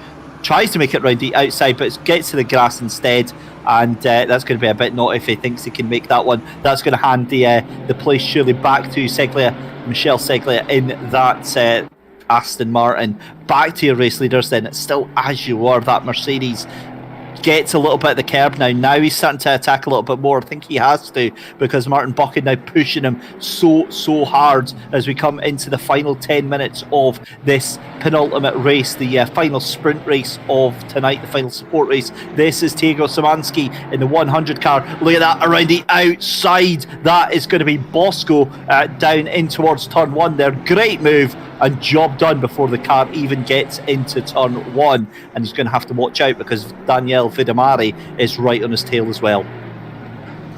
Yeah, there's a testament to this grid that we just have battles everywhere. You know, we sort of saw in that cup race that the field spread out, and because it was very difficult to really battle with the way the cars were handling, they couldn't really do that. But you know, now with this grid, everyone is so close still with 10 minutes to go that I don't really think I can make any predictions about the top 10. You know, I mean, I can say Shevmatinski is probably going to finish in the top 10, but I can't say where. You know, is he going to be first? Is he going to be second? I don't know. Wild stuff. 9 minutes left to go, and I can't believe we've already done about an hour and a half of racing here at the virtual recreation of Oulton Park. Black Goldsaw takes P5 then from that is the 33 of Pasquale De Lucia in the Aston Martin GT4 there, and again that's a heck of a gap as they see a little bit wide from Shevmatinski. Dives one way and then the other. This is the run down to Lodge Corner. Buchan now closer than he's ever been before, and this is hugely defensive. Buchan trying to go around the outside. Lodge Corner is going to be on the run out of there. That is an incredible move. If he's able to make that stick, it's going to be on the way to Old Hall Corner, turn 1, as they hit lap number 13. This is inspired driving from the Scot. Has he made it done? Oh my goodness me! They touch the pair of them off into the grass, and Buchan spins off again. Tries to keep it hold. He spins on the track. Oh my goodness me! Buchan's down in 4. Misa's in the lead. He got them both. Fuzi's not quite able to sneak through, but that contact hands the lead to Misa. The gap's not massive, but Shevmatinski's going to have damage, and he's got Fuzi on his rear bumper. A bit of contact there as Buchan tries to go around the outside. It just got a little bit too deep and got out on the curbs. Yeah, I don't think there was any intention from either driver there. I think obviously Martin Buchan got onto the curbs there, and the rear wheels just spun up and put the car a little bit closer into the track than he'd like. Certainly from my experience, and again this is where you have to trust me, ladies and gentlemen, from watching Martin Buchan, he is one of the least aggressive racing drivers. You saw that from the fact that the past 5 laps there, he was just waiting, decided to make his move around the outside, gave plenty of room. So I don't think that there was any malicious intent on that. However, there was still an accident. Szymanski around the outside of Shell Oil's corner, and that, ladies and gentlemen, is a textbook example of how not to do a corner here at Oulton Park. Yeah, that was. We go back to that incident at the front. I mean, we've been saying all night that you have to set up moves here. It's not just a case of, you know, you get a nice run out of a corner and you overtake on a straight. You pass someone for 3 corners. You know, you're behind them. You force them to defend, and then you get to their outside, and then for the next 2 corners you're battling through them. As we see, Fuzi here is going to look for a pass on Shevmatinski, who I think has got a fair bit of damage in that car because he did hit the wall. Fuzi's going to go back through the inside. It's pretty much the same thing again as Shevmatinski tries to hold it around the outside, and it just doesn't work. So Fuzi slips through to second place, and Shevmatinski's falling back into the clutches of Buchan again. But yeah, Buchan he sets that move up perfectly coming out of Druids as Shevmatinski made the mistake. He gets to the outside, forces Shevmatinski to compromise and lodge, and then with that run to turn 1, because the fact that the Mercedes has a better straight line speed, side by side, Buchan maybe carries a little bit too much speed, gets out onto that exit curve, and just loses it because it's wet conditions. And from there, the two cars make side-by-side contact. It's a racing incident for me. But it's a really unfortunate one, and I think it kind of shows the difficulty of this track.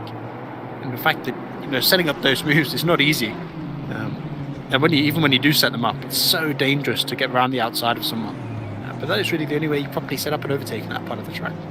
I can't believe Fuzi is back into second place. That is just a crazy, crazy result right now. Yeah, two and a half seconds off the leader with just 5.5 minutes left to go. I think it is looking very, very good for your race leader right now.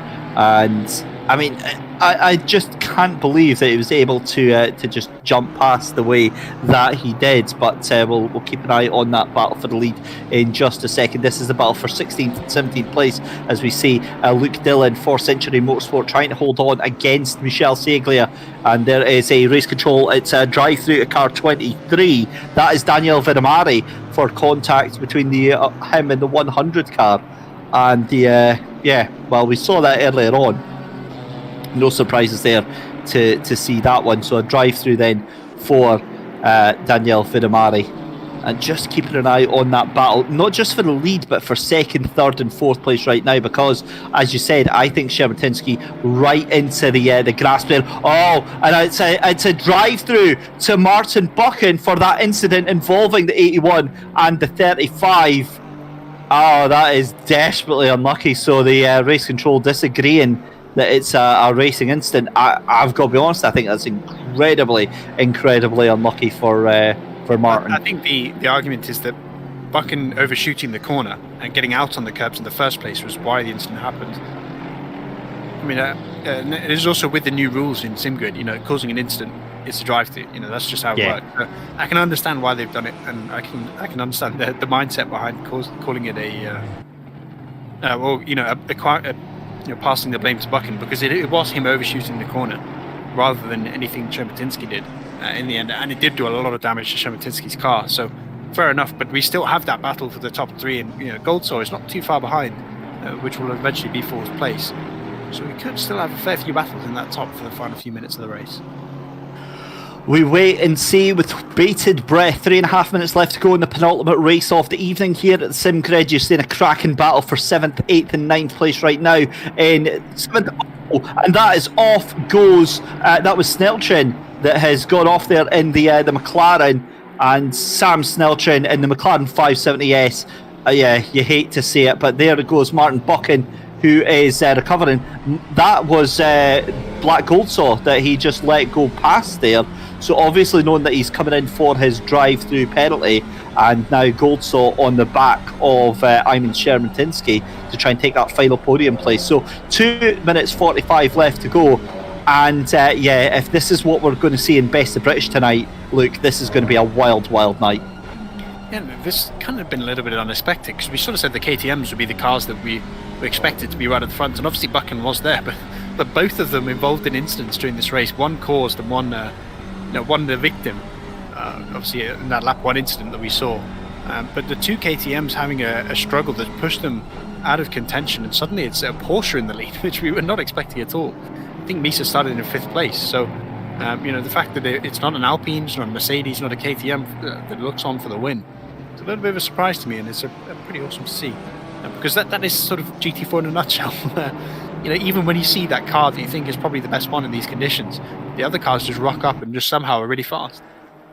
Yeah, it's been an awesome performance so far from Mesa in the Porsche. Slightly fortunate to take that position from the likes of Shermatinsky and from Black Goldsaw, but Black Goldsaw might be able to make up for that and take that 3rd place from Ivan Shermatinsky to make it an Alpine 2-3 on the podium. That would be some result if that was the case. But you're right, the KTMs were looking very, very strong in qualifying. They looked very good 4 positions in the race, and they've just disappeared off the face of the earth right now. Buchan has come in to do his drive-through penalty, still out in 6th place, but he's just ahead of Kevin Loyne in that Mercedes. The Mercedes again, they seem to be struggling down in the midfield, with the exception of Ivan Chermatinsky, who looks like he's going to have a move done. Maybe not this one. We're on to the, I think this is going to be the final lap then, as we see the cars coming halfway round. In fact, we might just get one more lap in. It depends on how the time goes. But Mesa still in the lead then, 2.5 seconds, make that 2.7 seconds ahead of Marcel Fusi here. Andre Mesa for Virtual Life Experience, the 91 Porsche. But Black Gold saw, wow, this is just awesome stuff. And Sono and Jankovic in YouTube chat, I absolutely agree with you guys. A barnstorming race from Marcel Fusi, not just tonight, but not just in this race, but all 3 races tonight. He's been absolutely amazing. And to get a 2nd place out of this one, when it was looking pretty certain that he was going to get 4th place, is just an awesome job. But look at this Black Gold saw for the Alpine Racing 88 team, trying everything he can to get past Ivan Chermatinsky. I wonder, Luke, if he's going to have to wear some sunglasses with the state of Chermatinsky's livery tonight. Yeah, he'll be resting his eyes after this race, I think. But we've got a couple corners for him to go. There's run down to Druids, and then obviously Lodge Corner to end the race. And this is an opportunity here, I think, for him to go, because Chermatinsky does have that front end damage, which means the Mercedes is going to really struggle through these last few corners. If Goldsaw can get close enough to force Chermatinsky to defend, I think he's got a real opportunity. He's right on the rear bumper right now. We've got one more corner to go. Can he get a good enough exit to get to the inside? I'm not sure it's quite good enough, as Chermatinsky carried a lot of pace through that corner, and I think he's going to hold on to the position. But Misa comes to the line for 1st place. Right behind him as well, Marcel Fusi for a 2nd podium of the night. But 2 really great performances. They capitalised on that incident between the 35 and 81 cars, able to keep it clean through the race. As you've been saying, it's been the critical part of succeeding at a wet Oulton Park, is just keeping it clean. Both of them did that. Both of them come through in the top 2 in the end. Oh, amazing stuff. Great win there for Andre Mesa to take the win from Marcel Fusi. Chermatinsky just holds on by the skin of his teeth to that 3rd place. It's then Black Gold saw in 4th place, DeLucia in 5th place, Martin Buchan in 6th, Kim Loyne in 7th, and Bosco in 8th.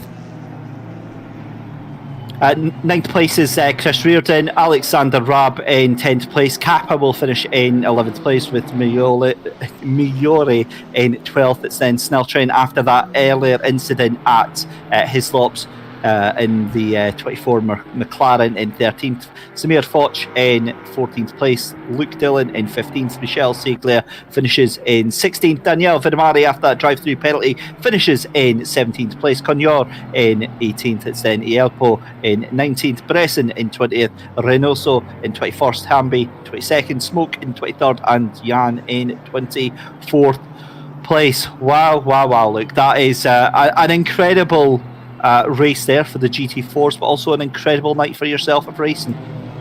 Yeah, it's been three really good races. It's one of my favourite tracks, as I said at the start of the night.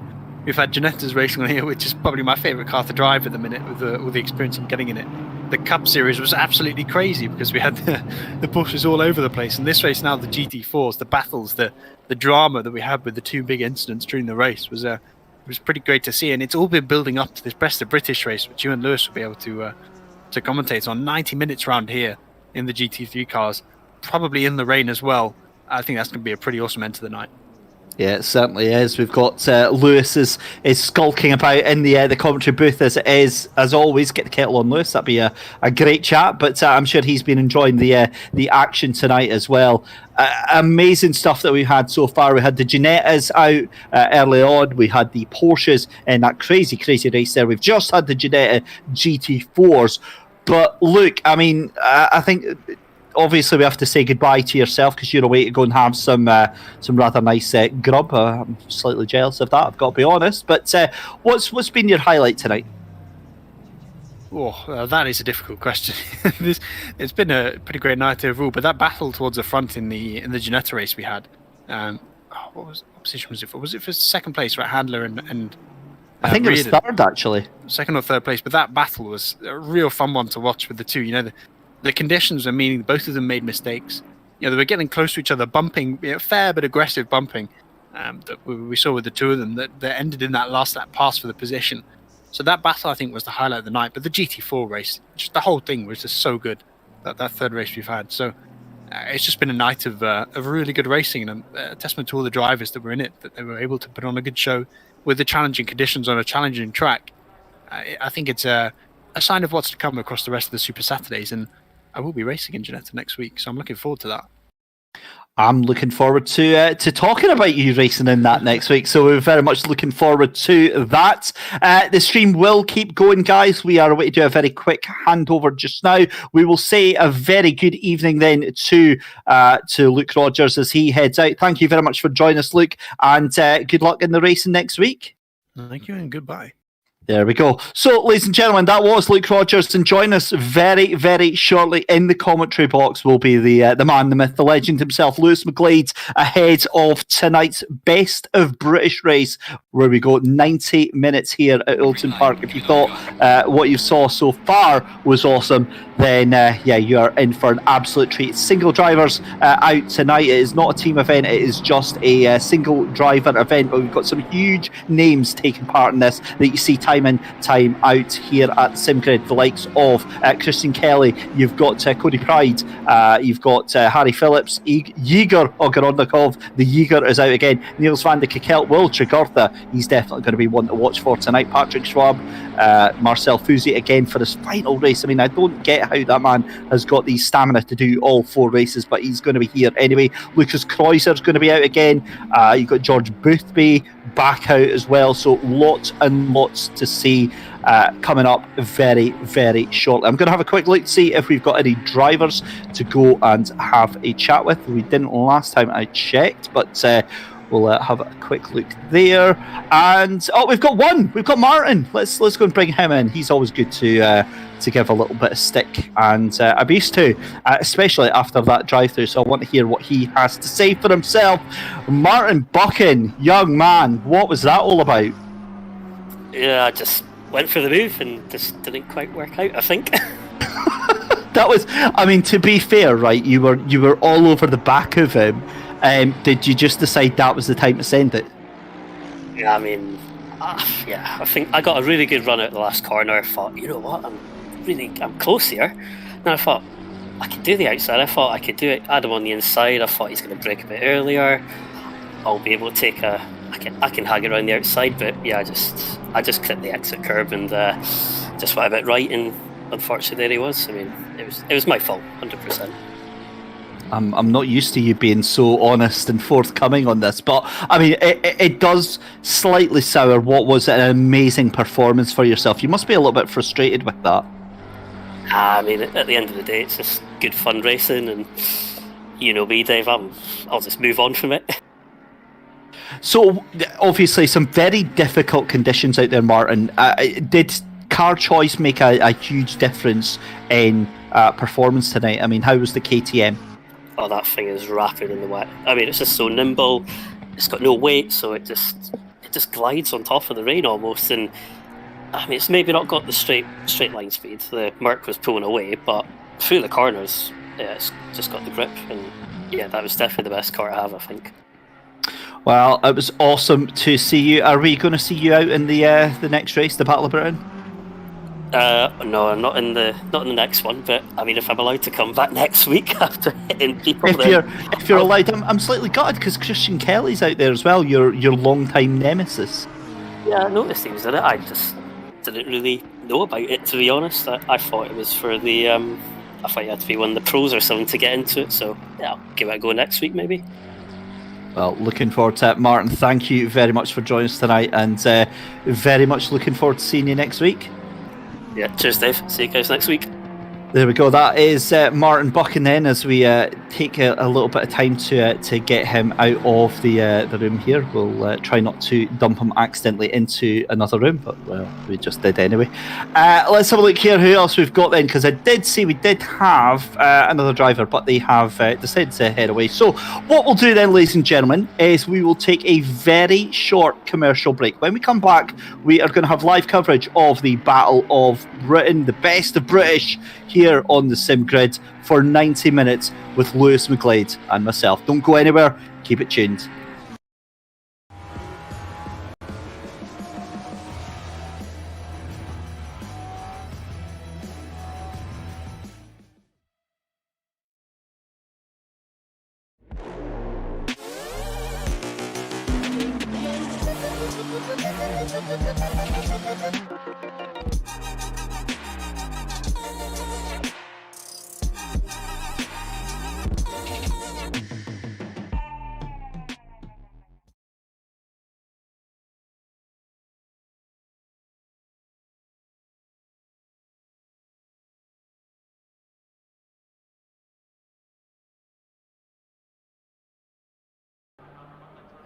Another Super Saturday rushing to a close here at the Sim Grid after a soaking wet day at Oulton Park with some classic action. It all builds up to this event. A new series for the Sim Grid, a 5-round season that takes us around the United Kingdom to our best racetracks, from the rolling hills of Donington Park and Brands Hatch to the classic venues of Silverstone and Snetterton. We are in for a treat this season. As always here at the Sim Grid, it's going to be ultra competitive.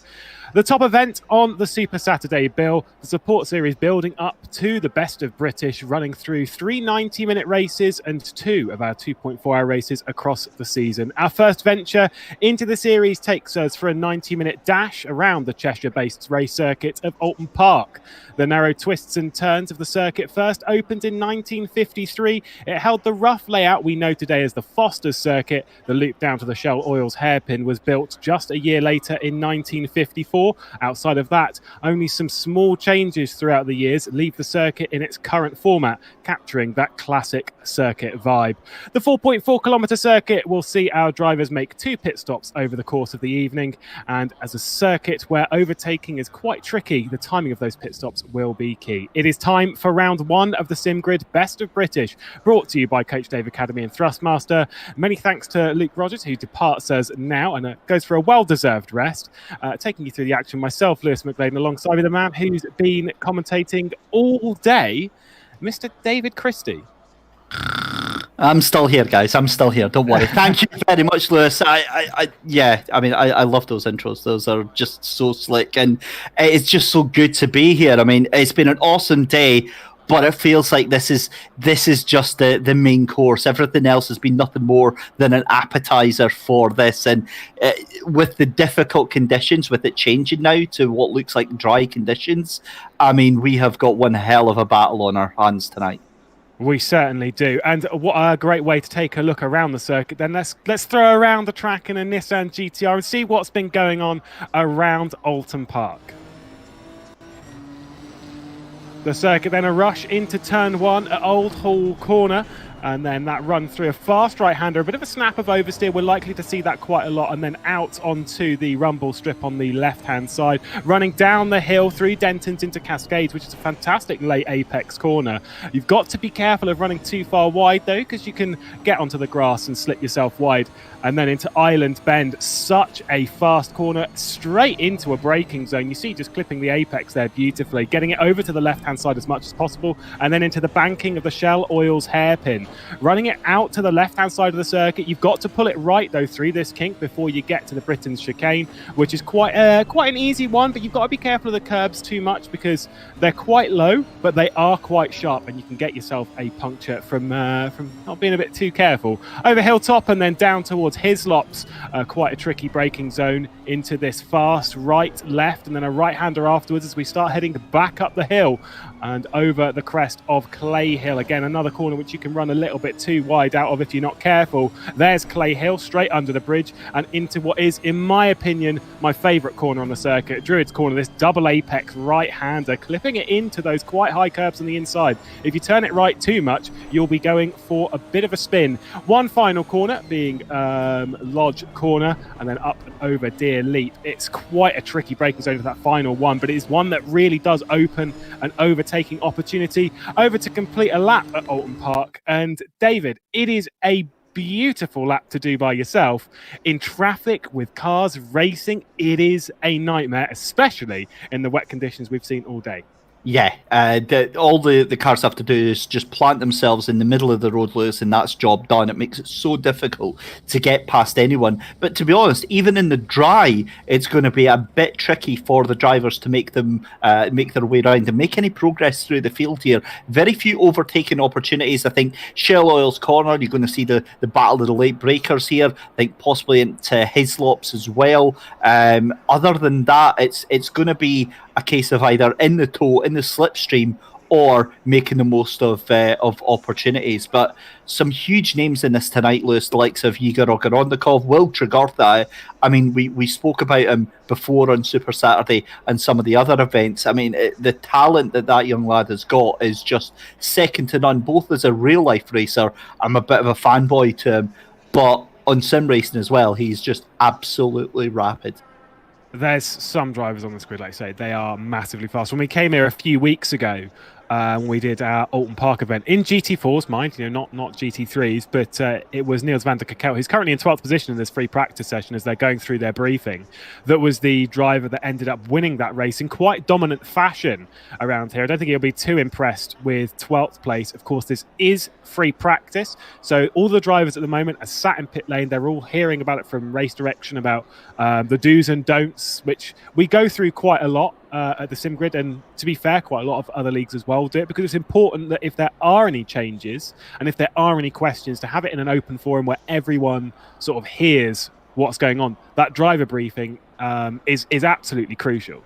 Yeah, and the big thing to bring both yourself and our viewers up to speed on is the change to the rule set, a brand new rule set adopted by the sim grid this week, a much stricter rule set that means that any sort of incident, any sort of punting, any sort of contact or collision between drivers, I mean, it's now just absolutely stomped down on. We've seen several drive-throughs being handed out at the drop of a hat from race control, and I've got to say, I absolutely like this. I like this strict new no tolerance race control, because it discourages any of that naughty little, I'm just going to sort of muscle my way through here and get you out the way. Any contact, any sort of collision, and there are going to be answers to have for them. Yeah, busy day then for race control, especially in the opening stages here at Oulton Park. It does get a bit messy. We saw it in the previous GT4's race coming out of Old Hall Corner on lap 1. There was quite a crash there. It's something, a circuit which can get a little bit messy where it's so narrow. You can just trip up over a couple of people, and that's what race control, race direction want to avoid here, is by effectively discouraging any sort of that. Everyone, put your thinking caps on and let's work our way through it nicely, methodically, and just cleanly. I think that's what we all want to see. At the moment, you can see there at the top of our free practice, it's Christian Zemes who's topping the session, that number 6 Porsche, looking pretty strong at the moment. We don't normally see drivers pulling away by quite a distance over qualifying, so I would suspect our qualifying session is going to be much closer than this, maybe running it on quali fuel, whilst other drivers maybe not pushing it so hard on the current setup. But it is interesting to know that nearly half a second clear heading into that qualifying session. That's quite a confidence boost. It certainly is, and it's mind games as well, especially when you see that he's on the lower end of the amount of laps that he's put in. 5 laps that has been put in by Chris Janimus in the Porsche 911 GT3R. So again, just straight up there. They've obviously done a lot of practice here through the week and on the build up to this. And again, what I love, Lewis, is just how seriously these drivers are taking these championships. The amount of effort that goes into the preparation for the race setups, for the championships, and there's a lot of people actually behind these individual drivers. Yeah, a lot of teams will have some sort of setup work by other people behind the scenes just to sort of assist, your race engineers and stuff. Here though, only one thing makes a difference, and that is what you're doing on circuit. Will Tregortha currently on screen. Obviously, he's done a fair amount of driving in real life, and now on the circuit here in ACC. He's done a lot of ACC driving recently, as well. Good lad. I think 10th place will be okay for now, but again, once we get into qualifying, everything's going to be quite different. This is the time, though, with only 2 minutes left in free practice. You're speaking of mind games. Now, when I used to race, there was always a little bit of mind games going on, and it's the sense of, if you fire in a monster lap just prior to qualifying, that gives you a confidence boost, which is great, but it also shocks a couple of other people who maybe think that, if say for example, if you think that a 32.6 is the very limit of what's achievable, and then suddenly someone does a 32.3, that's 0.3 faster than what you thought was absolutely achievable, and someone's just done that at the end of free practice. That's the kind of mind games that some people really will try, is using free practice to get in some of the other drivers' heads. And again, it just shows how seriously they take these championships. The whole idea of it being fun and games, and it's just another jolly day out of the races isn't the case. These guys and girls put in so much work and so much practice behind the scenes to get the absolute bleeding edge of performance out of these cars and themselves. You've got to say. It's just incredible. It's absolutely mind-bending to see what these people can do with these virtual machines. Well, here's a driver who's had his fair share of racing today, and this is where like the question marks come in of maybe doing all of the races on Super Saturday, maybe not the best idea. For Marcel Fouzy, though, we know the previous Super Saturday, I think he finished 1st, 3rd, 7th and 7th across the 4 races from memory. Today, though, it's podiums all day. Winning the first race in the Ginettas and then second in the previous 2 races in the Porsches and GT4s. A driver which hasn't missed a single race across any of these Super Saturday events, which is absolutely insane. I think might be a little bit grateful that it's only a 90-minute race ahead of us today rather than a 2.4-hour race. It just allows that focus to sort of come in a little bit more. But do you not think that sometimes he comes into these races a little bit on the back foot?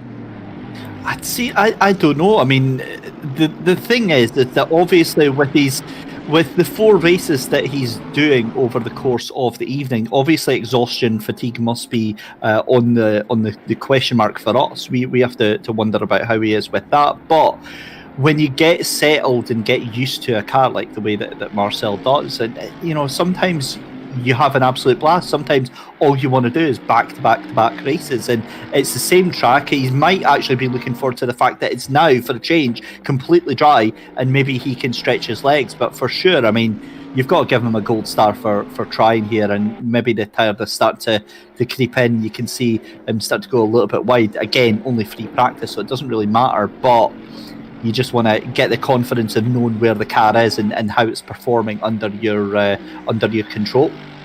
It was a bit of a hot take I was having a couple of weeks ago, well, about a week and a bit ago. I was commentating on a championship, which in the same sense, there was a support series race beforehand, which was in... that is quite a crash there from Marcel Fouzy. Thankfully, we're not in real life, so he's all right. He can just get out, just dust himself off and get ready for qualifying. But in that sense, there was what was effectively like a slower GT4. It was a BMW M2 CS Racing Cup car. So it's quite a slow car, and then straight into GT3s. But they were both at the same circuit. Now, what happened there was some drivers did both races, but where obviously you drive a very, very different car, you're then expected to jump basically straight into a qualifying session against people who have been doing laps in this car all day. You're instantly on the back foot. Some things, though, that might help is differences in track conditions, because in this sense, like, it's a full reset bar. You're not in the wet. So if you'd learned some stuff which works in a GT4 car in the wet that doesn't really work in a GT3, like how they slide through corners and stuff, you actually don't want that in your mind when you're getting into a GT3. We saw his interesting line going into the Britain's chicane of Marcel Fouzy, which is obviously a bit more of a GT4 line, which he tried a GT3. Not ideal, didn't work. It's just those kind of things you want a bit of a reset button. I'm not 100% sure, but if there's a driver that's going to do it, it's Marcel Fouzy, isn't it? See, why not? Yeah, the thing is, though, is that the other thing that I've noticed is the fact that he seems to get the high positions, the constant high positions that he does. I don't know what it is, but he seems to avoid other people's accidents. So you get drivers that will be like, find themselves just magnetically attracted to, if there's a car going off, then you can almost guarantee it's going to be them that it comes back on and hits. But for some reason, Fouzy seems to be able to get out of any drama and just avoid it all and just focus on getting consistent performances. So I wonder if that is going to bode well for him tonight in this main race. I mean, we said it last time out, that he had such a string of top 10 finishes. That's all he needs to do, really, for this championship. It's going to be a tough championship. Only 5 rounds and only single drivers. So the only thing that's going to make you a champion in this kind of series is what you do on circuit. And across a season like this, you can't afford to have a race or two basically left in the bin. It needs to be section perfection all day, every day. We're watching Cody Pride run around the circuit, taking an awful lot of curb there through the middle part of Britain's, which we kind of see a lot. There's a bit of a sausage curb there, which we see drivers tend to put two wheels over to the left-hand side. It's a little bit risky, more so in the race, less so in qualifying. Qualifying, you need to take those risks. But when it comes to that race, you might see some slightly different lines through parts of the circuit to avoid some of the curbs, to avoid things like the slow punctures. Looking like a pretty decent lap, though, from Cody Pride. The number 15 will be the first driver to complete a lap. Niels van der Kerkhout, the next one directly behind him. We know he does quite well around this circuit. What kind of lap times are we going to be looking at? Of course, the beauty of GT3 racing is that it's not just one car, it's not one make. We've got makes all the way up and down the order: Porsches, Audis, Astons, McLarens, everything that you could possibly think of. Chucking a couple of Bentleys in there. Cody Pride crosses the line on a 32.757 based on practice, and considering that's some cold tyres, that is not a bad way to start the session. Certainly seen worse laps, I'll be honest with you. I'd be at least 3 seconds off of that by this point. But A couple of weeks ago. Yeah, Cody Pride's doing a decent job in taking pole position. The other point to remember with this championship, of course, Lewis, is the fact that, you know, not only the points that are on offer through the rounds, but the success ballast system that they've implemented for the season. So, for example, the winner of race 1, or this first round here, 35 kilos of ballast that they take into the next rounds, all the way down to P15, who gets 10 kilos. So it's the exact same ballast that they use in the Sprint Cup, but again, another interesting dynamic to the championship. It does add that sort of difficulty, the success bars, which we see work well in things like British touring cars in real life, etc., and various touring cars and some other GT categories as well. And of course, in the Sprint Cup, it's one of those ones that just sort of adds that closeness and making sure that the top drivers are staying on top form, maybe throwing in a cool result later on in the season. I'm like all for those kind of things. You know, why not just spice it up a little bit, have a bit of fun with it, as we're seeing Igor Ogoroknikov having a little bit of traffic directly ahead of him. Not quite sure who it is, but just blocking the line a little bit. I think it is Niels van der Kerkhout who's directly ahead of him in that orange McLaren. So I would say he's hard pressed to be slowed down by a driver of that speed. But Ogoroknikov bails from the lap and comes straight into the pit lane. Here's the driver that topped the practice session prior to this, Janza Menes. It's coming out of the final corner, looking for a provisional pole position. There's that 32.3 that I was talking about. That is a big lap time, puts him 0.2 of a second ahead of Novikov. That's a pretty decent lap time at the moment. Still 15 minutes to go, so plenty of time for other drivers to come and combat that kind of time. But looking very, very strong, at least in qualifying, is that number 6. Yeah, that's a great lap that's just been popped in right early as well, so that's a good banker lap to have at such an early stage, Lewis. The other thing as well, just going back to Ogoroknikov, and again, it seems like every week we're always talking about him in some way or another. I'll be completely honest with you, if I was a driver in that position where I'm getting in trouble for you know, finding myself in contact with other people and stuff like that, I'd be maybe want to have a couple of races where I was just off the radar of race control, just keeping myself to myself. And I said this on the Sprint Cup on Thursday as well. You know, we make comment at Ogoroknikov whenever he gets involved with another driver. I've got no doubt that he would be one of the fastest drivers on this grid, no question, hands down, if it wasn't for him being overly aggressive with other drivers. If he can make the moves stick without coming into contact, my goodness me, these guys and girls had better watch their backs. There's plenty of drivers that we've got like that in sim racing who have incredible speed, and you know they can achieve a lot, and it's just those little bits of contact that just push it that little bit too far. Harry Phillips across the line and up into 4th position. Janza Menes across the line does improve a little bit. There's a 32.2 on the board, so decent one. That's nearly 4/10 clear of Novikov behind, and up into 2nd place. Herbenau goes about 3/10 behind Janza Menes, so that's pretty handy as well. But I'm all for it. Just rein in that control. I'm absolutely with you on that, David, that he needs to just rein it in for a round or two. You know, just basically do a couple of races where you're towards the top end, but not getting in race control's bad books. Moretti to the line, up into 8th place. Nice lap time.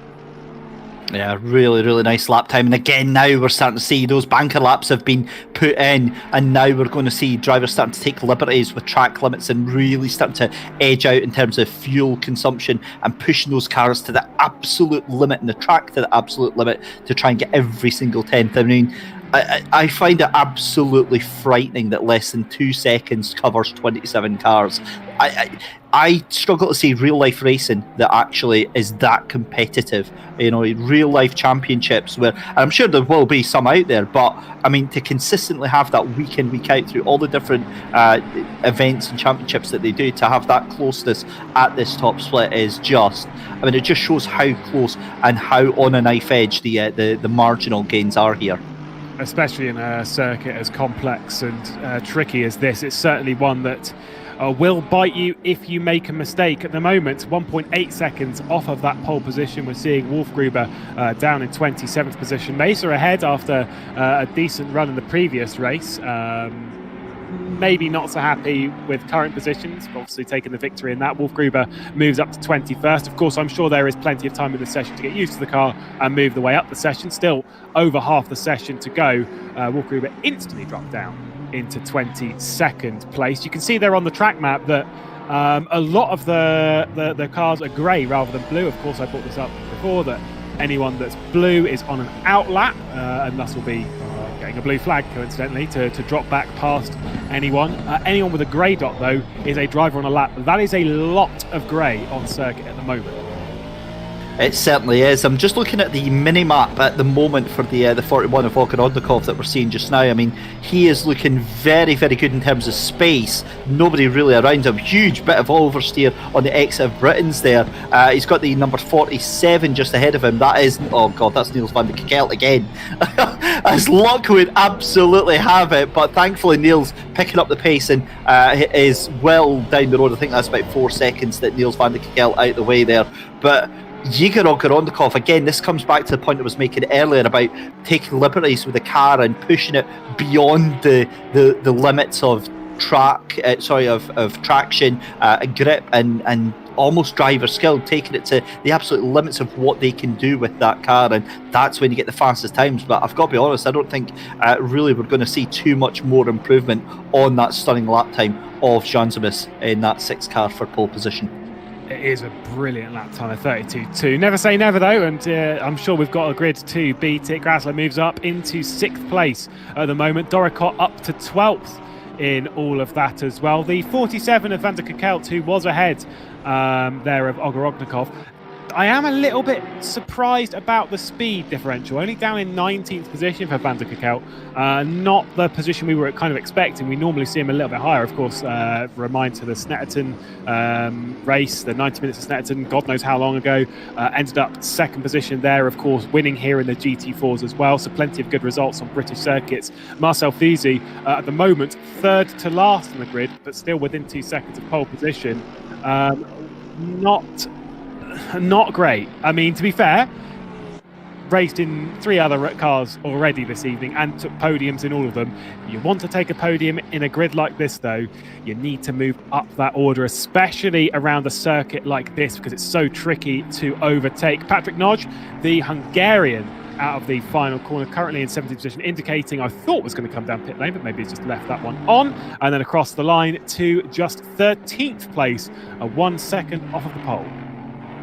Just having a look there, there's a yellow flag on Island Bend. That's the 218. I think that is Samuel Harrison. Sorry, the 217 Samuel Harrison that is caught out just on the entrance to Shell Oil's corner. In fact, no, that is just before Island Bend there that he's off at the moment. But this is Alexander Novikov for Like My Lap in the 369. Bentley, the Bentley again so underrepresented normally in the championships. We've got 3 of them here tonight for the GT3s and doing a rather good job. And I mean, it's going to have to take advantage here because they're not really going to have the upper hand at Donington. They're really going to have everything against them, I think, on that track. So I think they've got to try and make as much as they can tonight. It's part of the whole choice of car, and where you come to the British circuits. It's kind of what makes things that run on British tracks across the season so difficult is that all of them are so very, very different. You consider places like Oulton Park, you consider that and compare that to somewhere like Donington Park, somewhere like Silverstone, somewhere like Snetterton, and of course Brands. They're all wildly different circuits, and you need to find a car that works well on as many tracks as possible if you're going to go for that championship. If not, you're hedging all of your bets to do well on one specific circuit where the Bentley is doing well. This is one of those. Sheldon Muscat moves up to 19th position in that Bentley. For me, like, you've got to pick a bit more of an all-rounder. You've got to go for something, closer to like the McLaren or something in that vein that just works a little bit more neutrally. But I think it's all well and good. Here's Curtin across the line then. Where's he going to go? 18th position. So everyone chopping and changing, getting inside that top 20, which just means it's closing up tighter and tighter. Look at that between 12th place and 20th. A single 0.3 of a second rather between that lot. It is incredibly tight. Will Tregurtha, I said, wouldn't have been too happy with 10th place in practice. Well, 23rd is not doing much better. Needs a bit of a step up there from the real world racer. It's a strange one, isn't it? Because it sounds like, oh my god, 23rd, that's so slow. But then you look at it and you're like, a second and a half. I'd struggled to get like 4 seconds off of the pole sitter lap. So, and he's in good company. I mean, look at the names around him: Paul Batty, Christian Kelly, Lucas Kreuzer, Marcel Fuzzi. Guys that we know have got the pace there. So. This is such a difficult one for the likes of Will Tregurtha. And look at Niels van de Kekkel down in 22nd as well. 32 cars, in fact, make that 33 cars split by 2 seconds. And what's more difficult is that knowing, Lewis, the pace that these guys have got, they're all going to be with each other on the grid. They're all going to be tripping over each other in the race and making it very, very difficult. Yeah, it's going to be a sketchy first lap as Curtin loses it a little bit there at Druids and slips over the grass on the exit. That is not a great line. Here's Christian Kelly, 20th position at the moment, which, between that sort of 10th to about 25th, you're really in the danger zone. You're in that part of the track where if there's a crash, there's almost nothing you can do about it. You're just going to be a part of it. When you're further back, I'd almost rather start, even 30th. I'd rather start 30th than around about 20th. And the reason for that is that you're almost sort of assuming there will be a crash of some description, and just sort of staying out of it is the ideal scenario. Bussing doesn't mind any of that though, as he jumps straight up into the top 20. And look at that. Yiga Rogorognikov goes up into the top 5, half a second off of Janza Menis, whose lap time, as you said earlier, is going to be a very hard one to beat. While with only 5 minutes left in the session, still 3/10 clear at the top of the session. Patrick Grasler across the line stays 7th, doesn't challenge Ogrognikov's top 5 time that he's just got. The likes of Harry Phillips and Kafer and Herbenau are all in the pit lane waiting for that final run. They'll all be departing the pit lane very, very shortly. I think they're going to have a lot of traffic as well, a lot of drivers with exactly the same idea. Will Tregurtha, though, great job from him, moving up a second behind the leader. So that is half a second that he's taken off his previous time there, but still only enough for 15th place there. But still, it gets him out of that danger zone. It gets him out of the position where all hell is going to be breaking loose, you think. Back to your comment about starting at the back of the grid. Logic says yes. From my experience in other sims and other platforms, that is, if you can't be near the front, just keep clear of everyone else. That's a good strategy. However, what tends to happen in all reality is that midfield have an accident, somebody goes off, several people go off, and they always rejoin in an unsafe manner, right, and somehow you get caught up in it. That might just be my bitter, twisted memories of racing, but that's unfortunately what tends to happen in these things. Saw a yellow flag out. That was for Herbenau, who's departed the circuit to return to pit lane. No, I'm with you. Every time I find this where you'll think logically. I'll start at the back of the grid because there's definitely going to be a crash. Absolutely, 110% there is going to be a crash. And then for the first time in history, because you've started last, there is no crash. We're on board with Marcel Fuzzi, who is our 34th and final qualifier, thus showing how close the best of British is here at the sim grid, because that 34th position, only 1.7 seconds off of pole. It is incredibly tight. If he improves by 0.7 of a second, he'll be nearly fighting for the top 10. Out of the final corner, we know he's got pace to get inside the top 20. We saw it on a previous lap that he was doing. He does actually have that kind of speed across the line this time, and there is that top 10. Marcel Fusi all the way up to the top end. That is fantastic for him. Lucas cruising across the line to 25th. Marcel Fusi, he's gelling with that car again. Podiums all day, a first, a second, and a second in the support category. Comes here and he is inside the top 10. I'm laughing because it was almost on cue as you called that. It says, well, if he can improve by 0.7 of a second, he'll be into the top 10, and then he goes straight into the top 10. I mean, that was quality bit of comms there. But yeah, look, he's got the pace, and again, it kind of answers their questions about his tiredness start to set in, his fatigue start to set in. Well, it doesn't look that way, because I mean, he's away to embark on 90 minutes of racing, and he's just put himself well in contention here. With just 2 minutes left to go in qualifying. I mean, that is now 12 drivers within 1 second, and any one of the drivers underneath that, if they improve by just 2-3 of a second, that is at least 5 to 8 places they make up.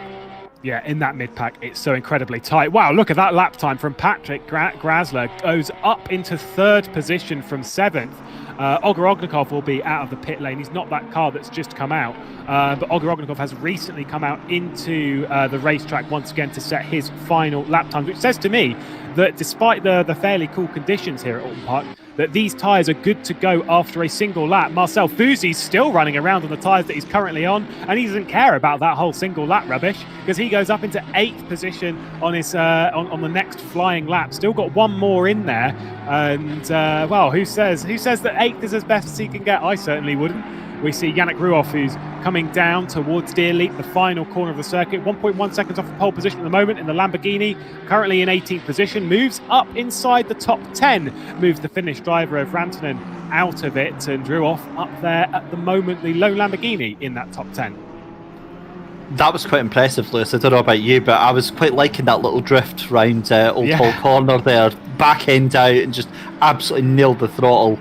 It's slow, but I mean thoroughly entertaining. And looking at the times now, I do honestly think that is all she wrote for pole position. However, we have been proved wrong in the past, but yeah, I mean it's certainly looking like it's pretty safe now for Jean Zemis. He's not improved on his own lap time at the moment, but someone who did improve, oh, hello, Novikov, 3rd position, but look at the gap between him and Herbenau. Absolutely nothing, 0.297 off of the pole position, a pair of them. We're on board with Marcel Fusi, who's come through Druids and running down to the final couple of corners. He's got the slipstream of the number 23 directly ahead of him as well, just for good reference. I won't really block him over this lap. That's Jordan Soanes, who comes into the pit lane. What does the 94 do? Currently in 8th position, ends the session in that position, but still, what a couple of laps. I think just maybe staying out on circuit, trying to get as many laps in to see what is possible in this car. We look at Patrick Nodge for BL Racing, who's down in 14th position, inside the top 15 though, which is pretty decent for the Hungarian in that number 42. Herbenau, only a couple of corners to go to try and challenge Jan Zemenis for that pole position. I'm not 100% sure I'm seeing it. The 1-2-3 out of the final corner, up over Deerleap. It is a big gap to close down to Jan Zemenis on that 32-2-2-3. Oh my goodness. How close do you want to call it? 0.003 of a second. Oh my goodness me. I mean, they use that term about throwing a sheet over the top 3, but that is absurd. I mean, to come within that close of a time to get in pole position, that, for me, that shows that Herbenau is really in contention with this. And Jean Zemenis, while he was looking comfortable through the majority of that qualifying, now he's got a race on his hands. Fantastic stuff. Absolutely fantastic from Herbenau. Right at the end of the session, right at the death of it, moving up onto the front row of the grid. Well, he was already on the front row of the grid because he already qualified in 2nd place. but to have got that close to the pole position, it was a purple final sector through the final couple of corners, which just allowed him to close in that gap. You can see the grid there on your screen. Jan Semenis on pole position ahead of Herbenau, and then Novikov, Grasler, Cody Pride. That's a good lap time. Top 5. Yiga Rogorognikov just misses out on that top 5 position at the moment with 6th place. Harry Phillips, Marcel Fusi, the big story of the day, will start from 8th place, and then Keifer, Ruoff, you can see the rest of them in there. Patrick Noj had a bit of an improvement there late in the session, jumped up into 11th position with Rantanen in behind. Moretti, Schwab and Doricott, your top 15. The order, though, will chop and change over this race. So if you're outside of it, if you're likes of Curtin, Tregurtha, Sones, Keifer, Borchard as well, down towards the top 20, there's still time for you to move in to that top 15, into the top 10. I mean, hey, with 2 pit stops ahead, maybe even contend for a race victory. Still plenty of time on the grid for everyone to get set for the race ahead. Of course, it is a 90-minute race with 2 pit stops, and a day which has seen so much rain here at Oulton Park really is kind of opening the door for maybe even a little bit of sunshine to poke through there. We've got some thick cloud over the circuit, and it's expected to stay, but you never know. We'll keep our fingers crossed. For those of you that have lived in the United Kingdom, at least over the day, you'll know that it's been pretty miserable in most places when it comes to its weather. I don't know about you, David, but I woke up this morning to the hail. It was, we had a little bit of hail yet today, but it was really bad last night. It was absolutely banging it down with hail. But yeah, it's the changeable conditions are very, very typical of the British winter / early spring. Yeah, absolutely, and especially with where this is obviously being Cheshire. I've been to Cheshire a couple of times, never to Oulton Park specifically, but every time I have been there, it's been wet. So, you know, it's a very fitting tradition, I guess. You should come to Knock Hill, mate. I had a friend, Dan Kell, who raced at Knock Hill in the Northern Saloon Car Championship in a Ford Sierra, and they ended up having to use, and I am not joking here, they ended up having to use plastic bags like Morrison's bags, Tesco bags, whatever, to cover up the like some of the electronics in the car to stop it from going wet. It was that heavy. Yeah, that sounds right. I think I know, actually. I think I saw Dan Kell in the in the car as well. The Northern Sports and Saloons up there quite a lot, and some wild machinery that they bring out to play. But back to tonight, 2.5 minutes left to go, Lewis. I mean, hand on heart, I've got no idea what we're going to see in the next 90 minutes. Well, if the form book continues the way it has been today, Fusi's on for a podium. I think he'll be hard-pressed to get one in this race, but from 8th place, he's done all the work to move himself up. I mean, 10 minutes prior, we would not have been saying that, because in that session, obviously, for the first part of it, was basically 34th and last of all of the 34 cars on the grid, which isn't great. However, those improvements late in the session, getting inside the top 10 and then improving again to get into 8th position, that is still potential. Obviously, we've spoken before about Ogorognikov, who effectively in this race needs to keep his nose clean because race control will come down hard. Those new rules and stuff, or harsher rules coming out from race control on this event, basically just saying that drivers, it wasn't tolerated anyway, but that race control will take a bit of a firmer look car-to-car contact, which is ideal for us because we don't want to see any of it. We want to see a nice clean race, and hopefully around the 90 minutes here we're going to see a nice clean battle. At the moment though, it looks like Porsches are the car to be in qualifying, but we all know that that's not necessarily how it plays out in the race. It's a difficult one because obviously our job is to make predictions and to give our opinions on what's going to happen. But the problem is we've been bitten by this so many times in so many different championships, Lewis, that we also know when to kind of temper our expectations. I mean, for all we know, Fusi could take the win. It could all go horribly wrong on lap 1. But a 90-minute race strategy is going to be a huge part of the race tonight, as well as the weather. It's dry just now, but given the amount of rainfall we've had virtually the previous 24 hours, anything's possible. There is no pit stop window. You're allowed to take those 2 pit stops whenever you please. You just need to come in and you need to take some fuel for it to count towards the pit stop.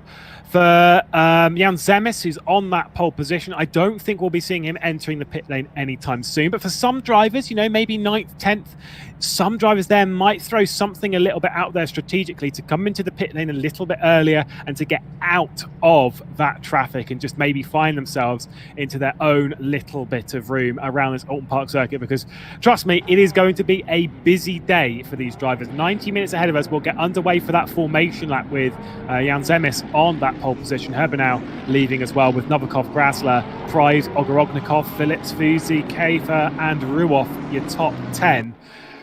It's not a circuit that we would typically see a victor coming from outside of that top 10.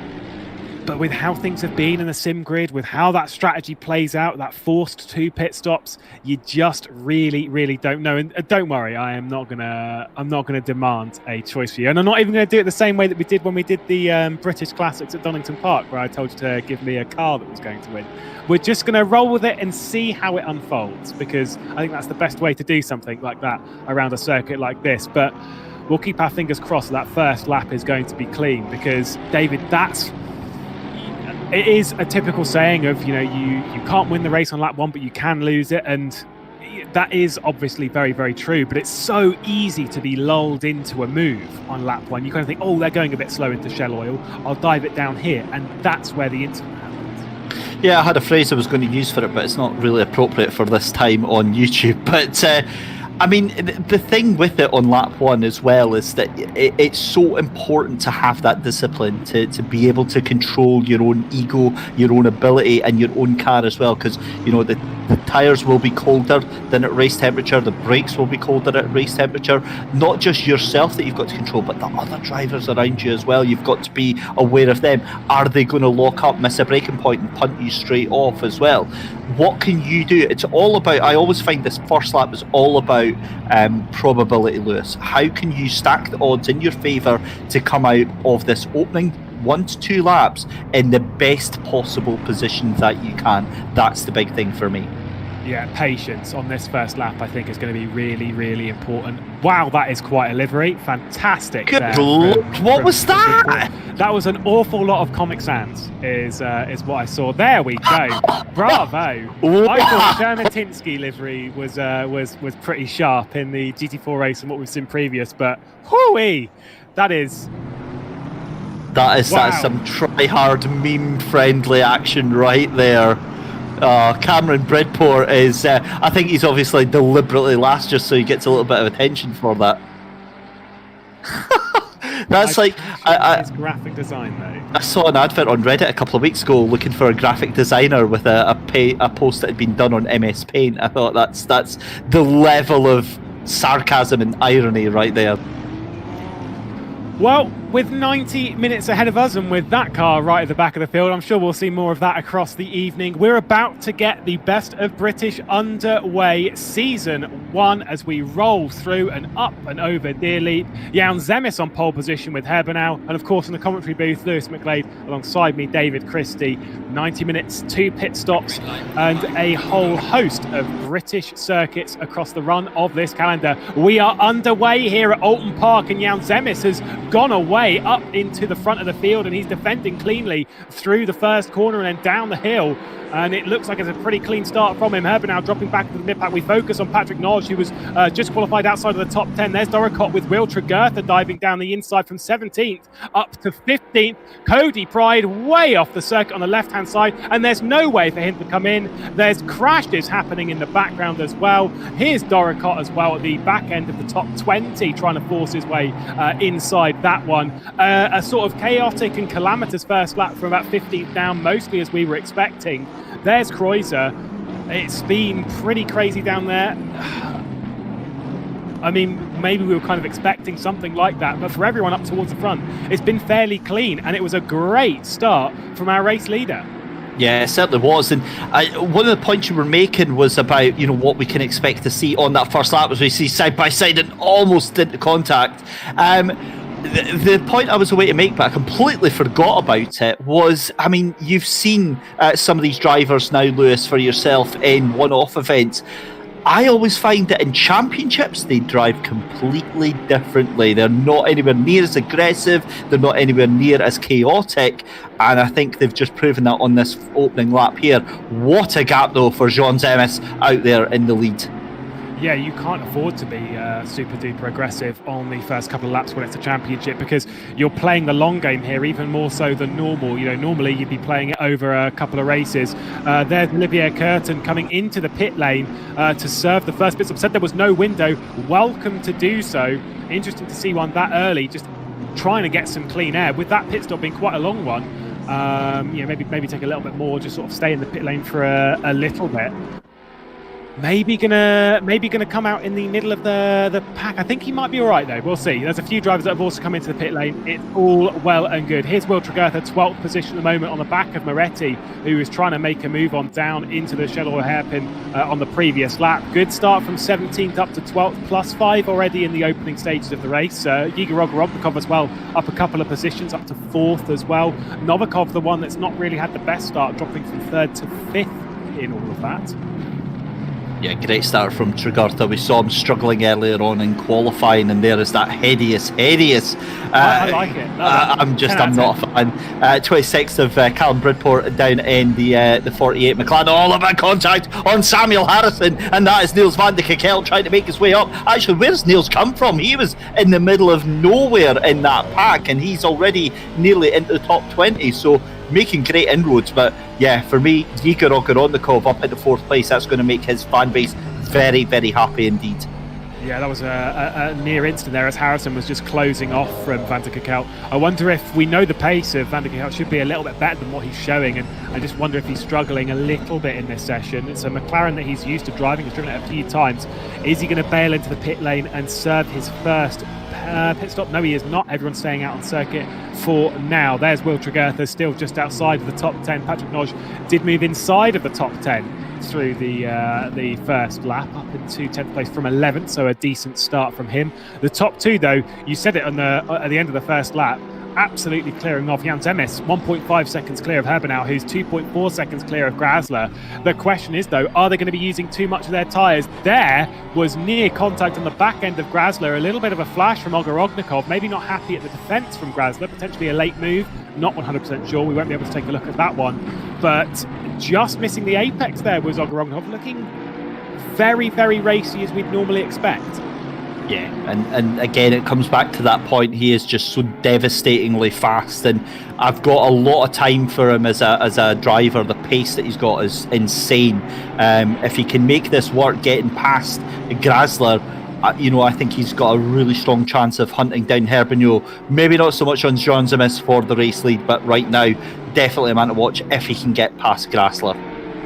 Well, we've seen it before, where drivers clearing off into the distance too early really are calling it too early, and then they try and run away. They use too much of their tyres. What's happened back here is Marcel Fuseli, I think, might have been off the road a little bit there, because he's lost a position to Keitho, who's got up into 6th position. Fuseli, after a decent start from 8th to 6th, there was certain dust on the exit there of Druid's Corner, and I wonder if it was Marcel Fuseli, the one that was kicking that up, dropped the position, but not too much more. At least he is still going in this race, but look at the pressure behind. Harry Phillips, Ruoff, Patrick Noj as well, and then Moretti, Tregurtha, and then 1.1 seconds back from that, you still got Rantanen and the rest of the chasing pack. It is a pressure cooker in that mid-pack, and it's looking a little bit dangerous. They're looking a little bit scary for some of these drivers as they're having all of that weight put on their shoulders, and for those that need to move up positions now, it's easier to do it in the early stages whilst the pack's close. Yeah, the pressure is immense right now because drivers having to do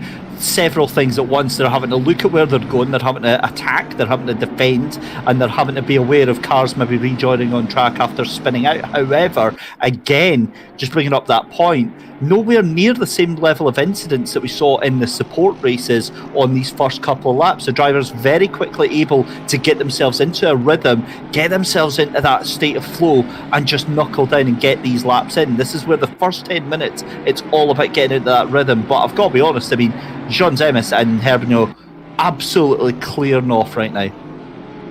they certainly are. We're focusing on the mid-pack as Harry Phillips still on the back of Fusi. That mistake of the previous lap doesn't come again from Marcel Fusi. On board with Alexander Novikov on the back of Yiga Rogorognikov. That fan base probably going wild in chat with the moving up of a couple of positions and now fighting for the podium on the back of Grasler. But where's the opportunity going to come? Because this is where it becomes such a difficult circuit to overtake at, because we know with Oulton Park you don't have many opportunities. You've got that move that you were talking about at the early stages of at least this portion of the broadcast into the Shell Oils corner. You've got a couple down into the final complex where you can make something into Lodge corner, etc. But he's got to be careful with this move, because if he doesn't do it so well, if he opens the door a little bit, there's contact again with Grasler as well. If he's not too careful, that Bentley of Novikov will be firing his way through. More flashing of the lights though from Ogorokov here. Yeah, he's obviously feeling like he's being obstructed, but it's difficult to be obstructed by a car that's in third place.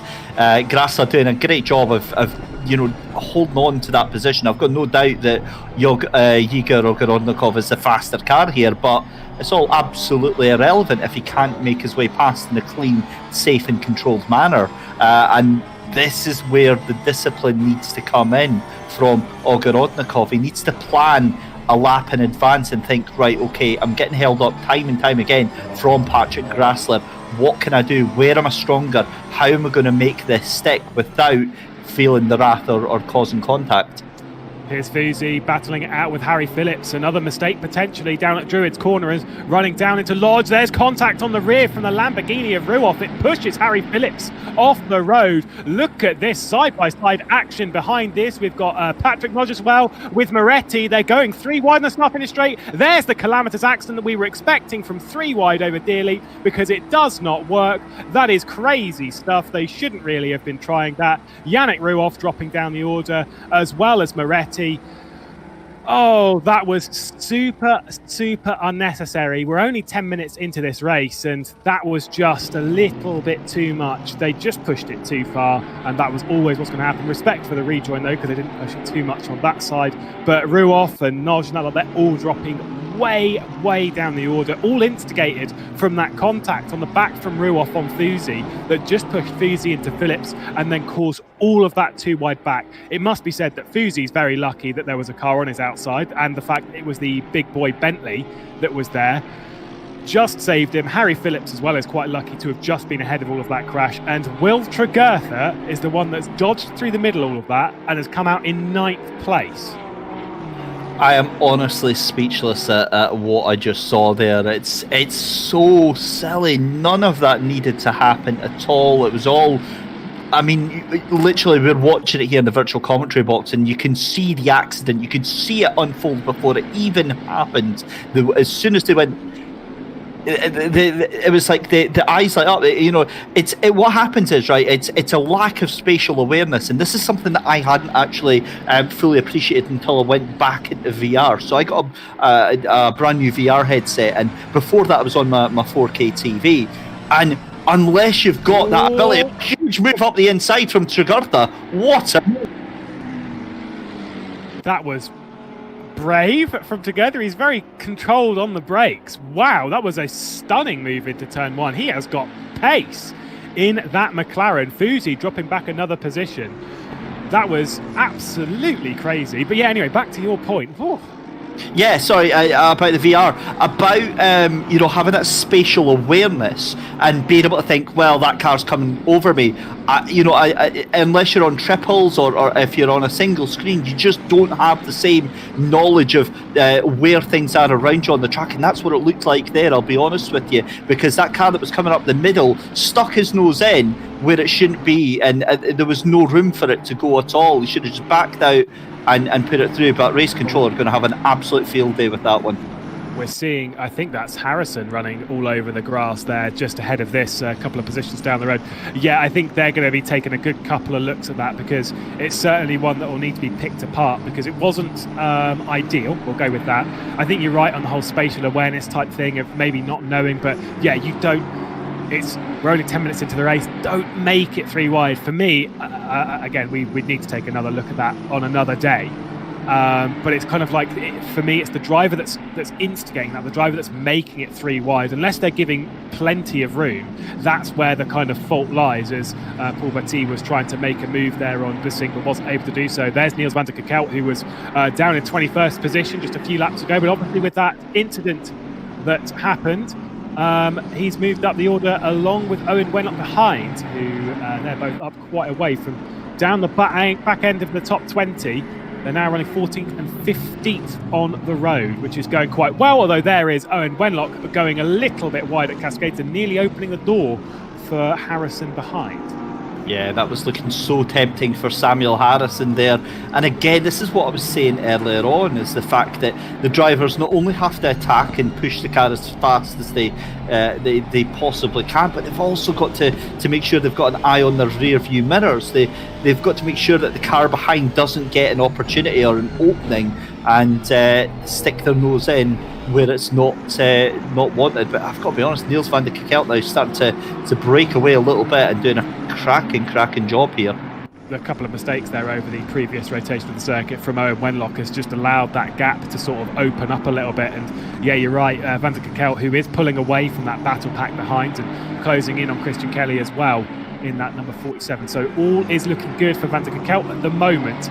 There was an attempt from Samuel Harrison again, but absolutely nothing on Wenlock. We're looking at the sink as well. Oh, that's going to be a cutback from Harrison, I think, just ahead of this. That just pulling that inside line from Wenlock, that defensive line into Druids, has opened the door for Harrison to get through. There's a Bentley crashing in the background. That'll be Sheldon Muscat holding it around the outside. There was Wenlock, but that isn't going to work, just driving in a little bit too deep into Lodge Corner. That was a fantastically worked out move from Harrison, just played all of his cards white and forced Wenlock onto the wrong line. And that wasn't going to work from the Audi of Bussing, and he is dropping down the order. Oh, goodness me. Look at that from Bridport, though. Plus 15 in the meme mobile. Fantastic stuff. No, the less we talk about him, the better. We love it. Look, I mean, that's a great performance, joking aside, from Bridport in that machine. I mean, any race that you put yourself up 15 positions, Lewis, is a cracking race. Doesn't matter if you're further down the field or in the mid-pack. And to be honest, I mean, there's no shame in being mid-pack in this race anyway, because the level of pace that they've got is just absolutely absurd. It's scary how fast they are. It's probably the single most frustrating thing that you can possibly have as a driver. I don't know how many of us have been on a grid where it's in the same sense as this kind of competitiveness. I once did in an open wheel championship. We did a race in Istanbul as well. See this move through, because the Bentley of Borchardt going around the outside up over Clay Hill, and he's got the inside for Druids. What a display. That was massively held, and lovely space given as well from Schwab, must be said. That was lovely stuff between the two. A great display as van der Kerkhout as well in the background is going down the inside of Kelly, although I don't think he would have been there. Certainly wasn't.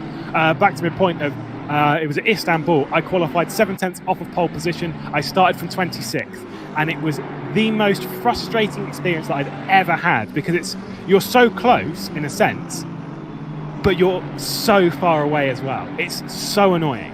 And so in this sense, you qualify 1.9 seconds off a really tricky circuit, and you are last. It's really a dent for the confidence, and like you said, you're so far away from the action that chances are what's going to happen, there's going to be an incident up in front, and that's going to split the gap quite considerably. So any progress that you do make up is kind of negated from the way that the field spreads out. But back to the race here, Christian Kelly, I mean, he is having to hold on tooth and nail from Niels van der Kerkhout here for the battle for 13th place. And this is not a position that we're used to seeing Niels van der Kerkhout having to fight for, let alone in the first 15 minutes of a race here.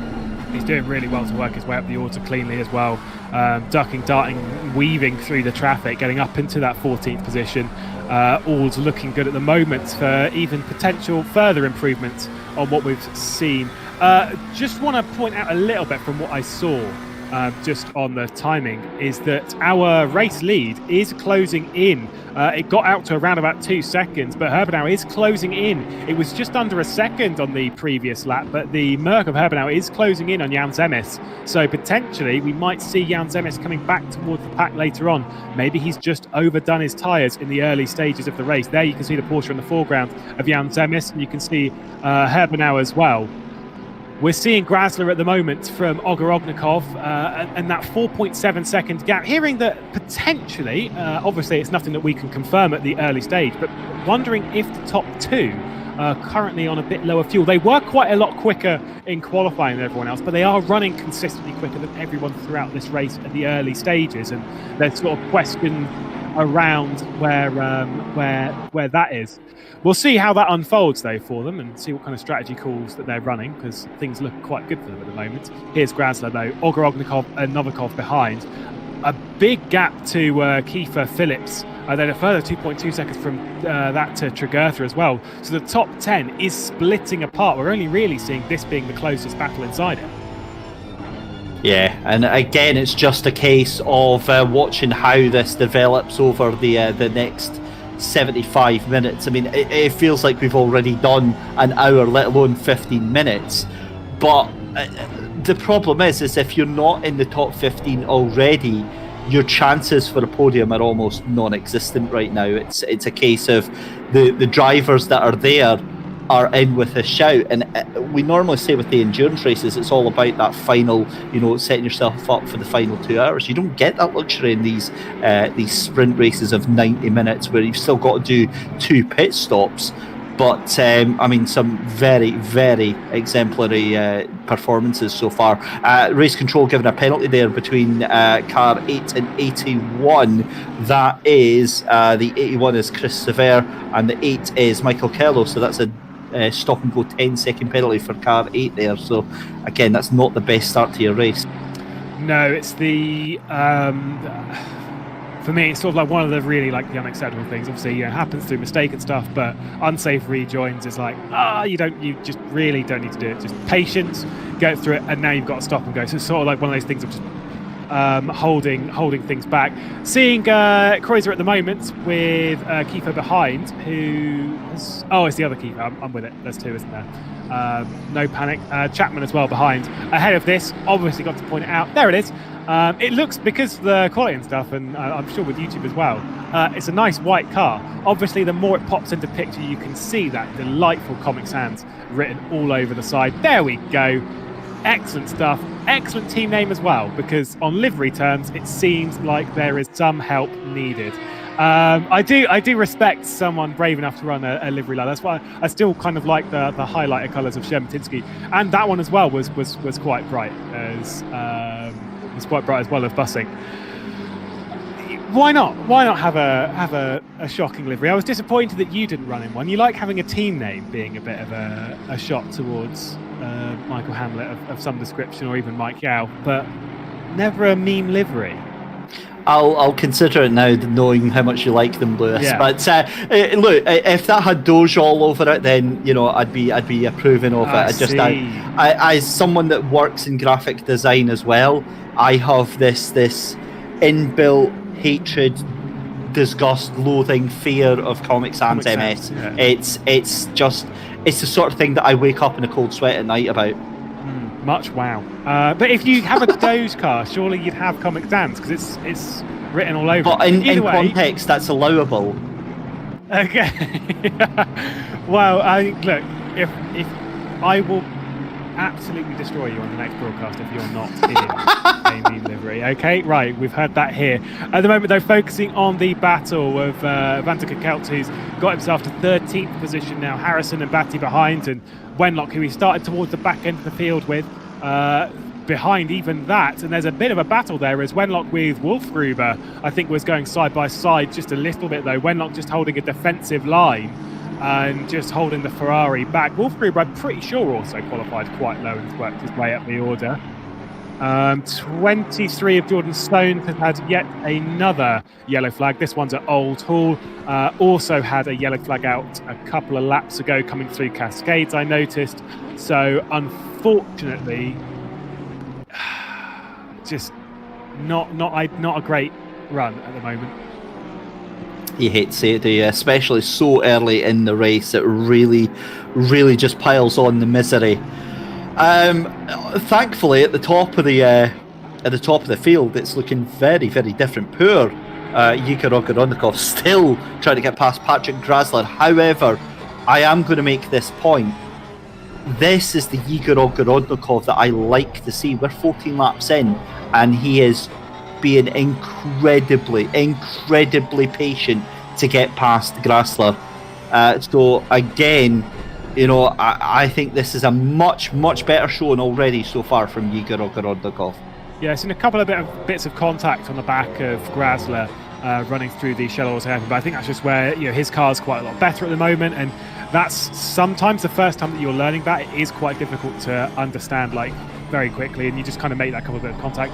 And we did see some flashing lights afterwards, and there is potential those flashing lights is where it's all a little bit it's hard language to understand, but sometimes a flash of a light can be sorry, and the other flash is can you not do that? And it depends on how quick they're flashing. But obviously here it's effectively a macro game that causes the lights to flash on and off anyway. So we don't know. Maybe Ogorodnikov was trying to say sorry effectively in those scenarios. He has remained patient. He hasn't sent it at the moment, which over the opening 22 minutes of the race must be driving him crazy as things are. Grasler is losing a lot of time to those leaders who, Herbenauer and Jan Zemes, are closing in. There's 1 second between the two of them as things stand at the moment. And you almost get the feeling, we know that Ogorodnikov's got a lot of pace at the moment, at least from what we've seen over the early stages of this race. And you kind of wonder that he really needs to get by at some point. Paul Batty is now ahead of Harrison as well, so there's a position for the Frenchman. Yeah, it's a point we made earlier on. It's all very well having an insane pace that Igor Ogorodnikov does, but it means absolutely nothing if you can't get past Grasler, who is quite honestly a bit of a cork in the bottle right now, and he's doing everything he needs to do to hold on to that podium position.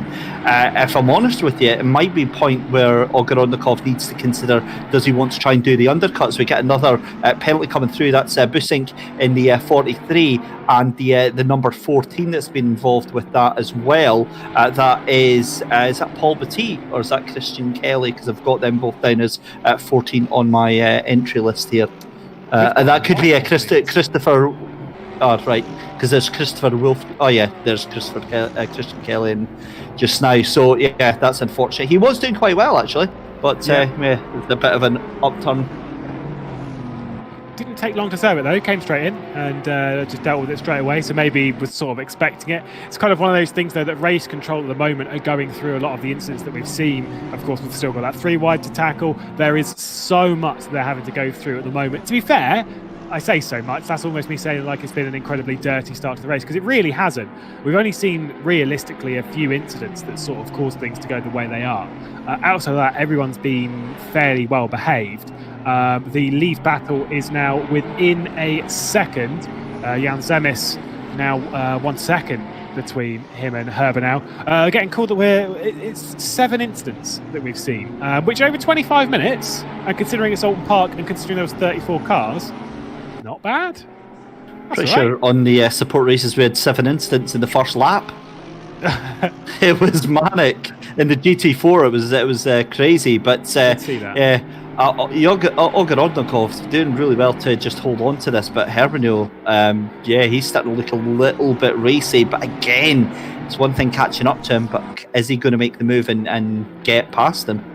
This lot also are pulling away quite a lot. You've got Kiefer behind at the moment in that 97, 3 seconds off of the back, but it's 8 seconds now to the back of Bentley of Harry Phillips.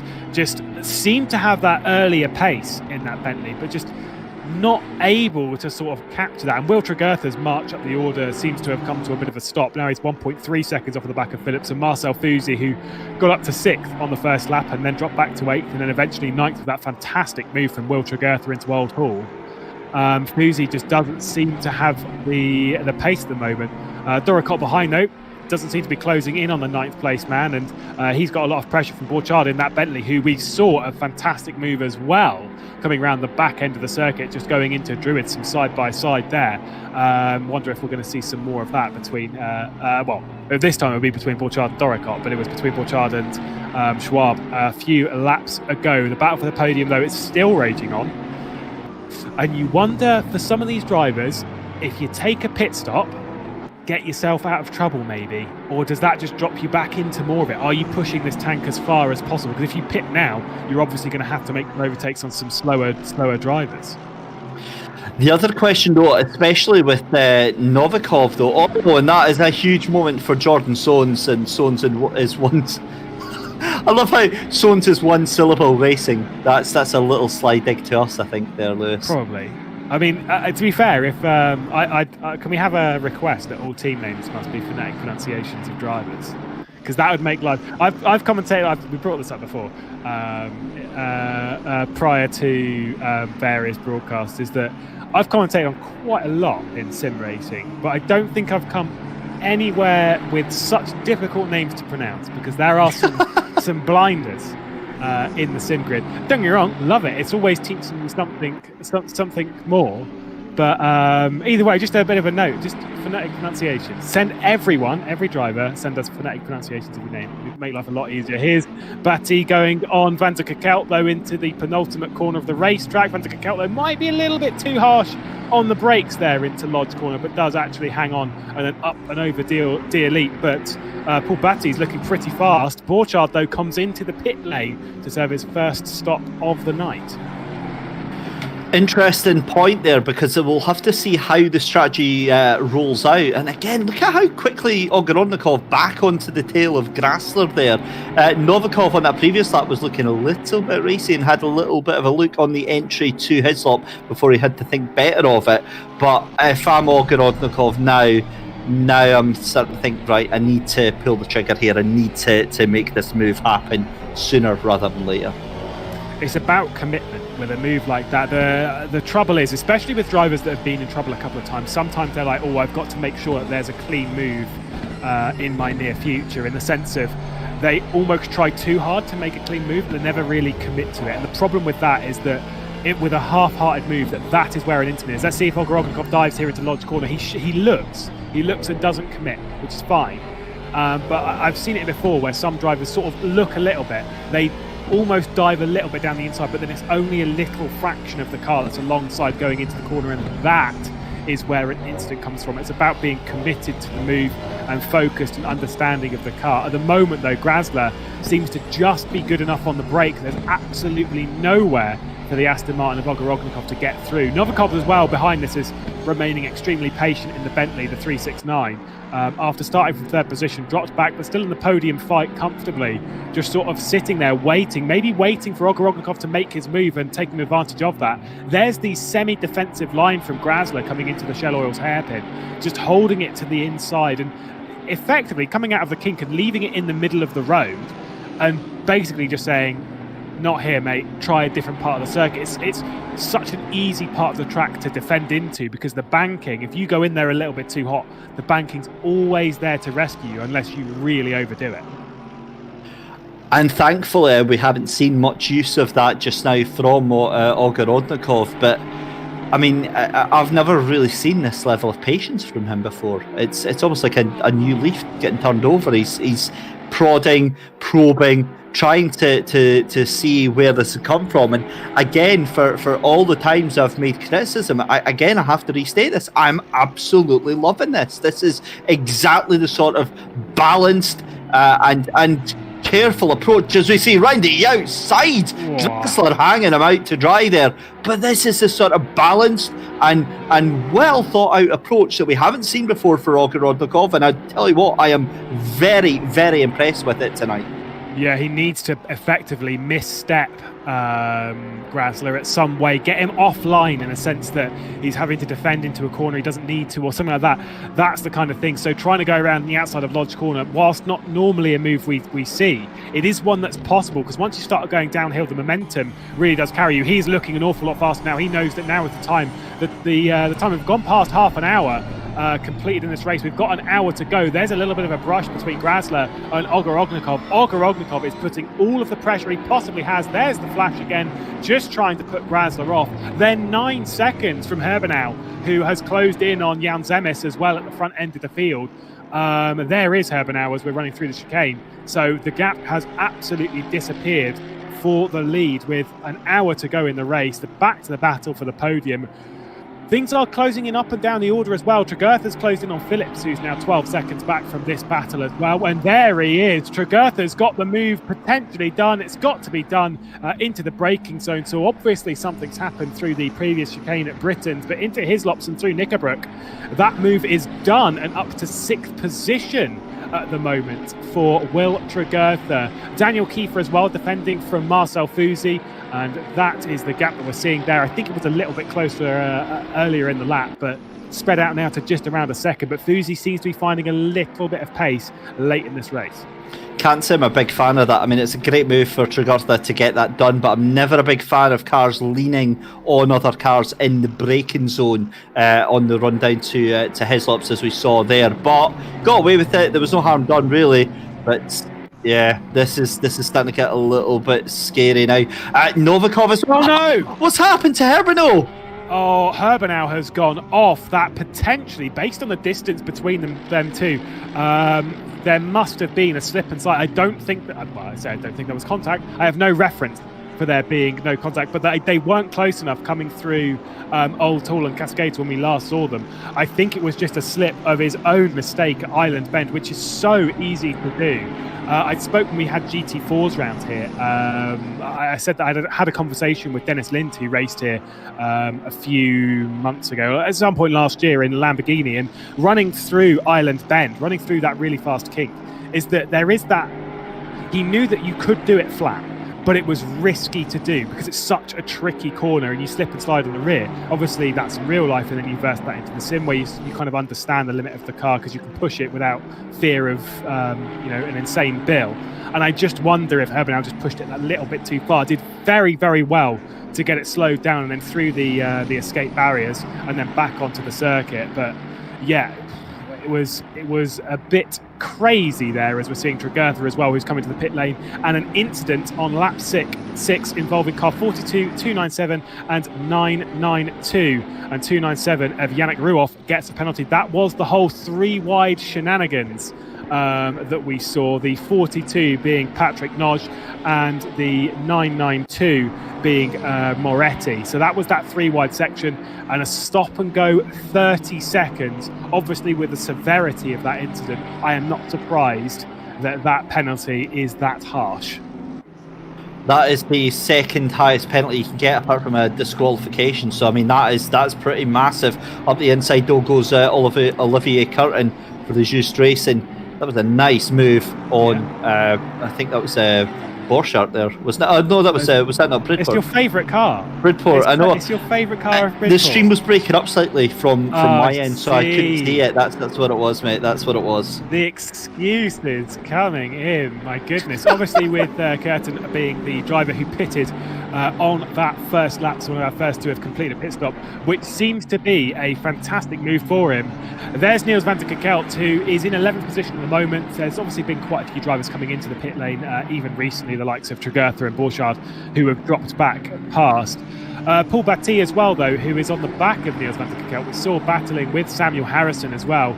Also started in the same kind of region that van der Kekelt did. Down in 29th position was Paul Batty, thus showing that in the sim grid, if you qualify towards the back, it's so close that you can still work your way up the order and still battle for a decent result. Where these drivers will end up come the checkered flag, we don't know. Herbenau, after that incident, has come into the pit lane, and so serving his first stop of the evening.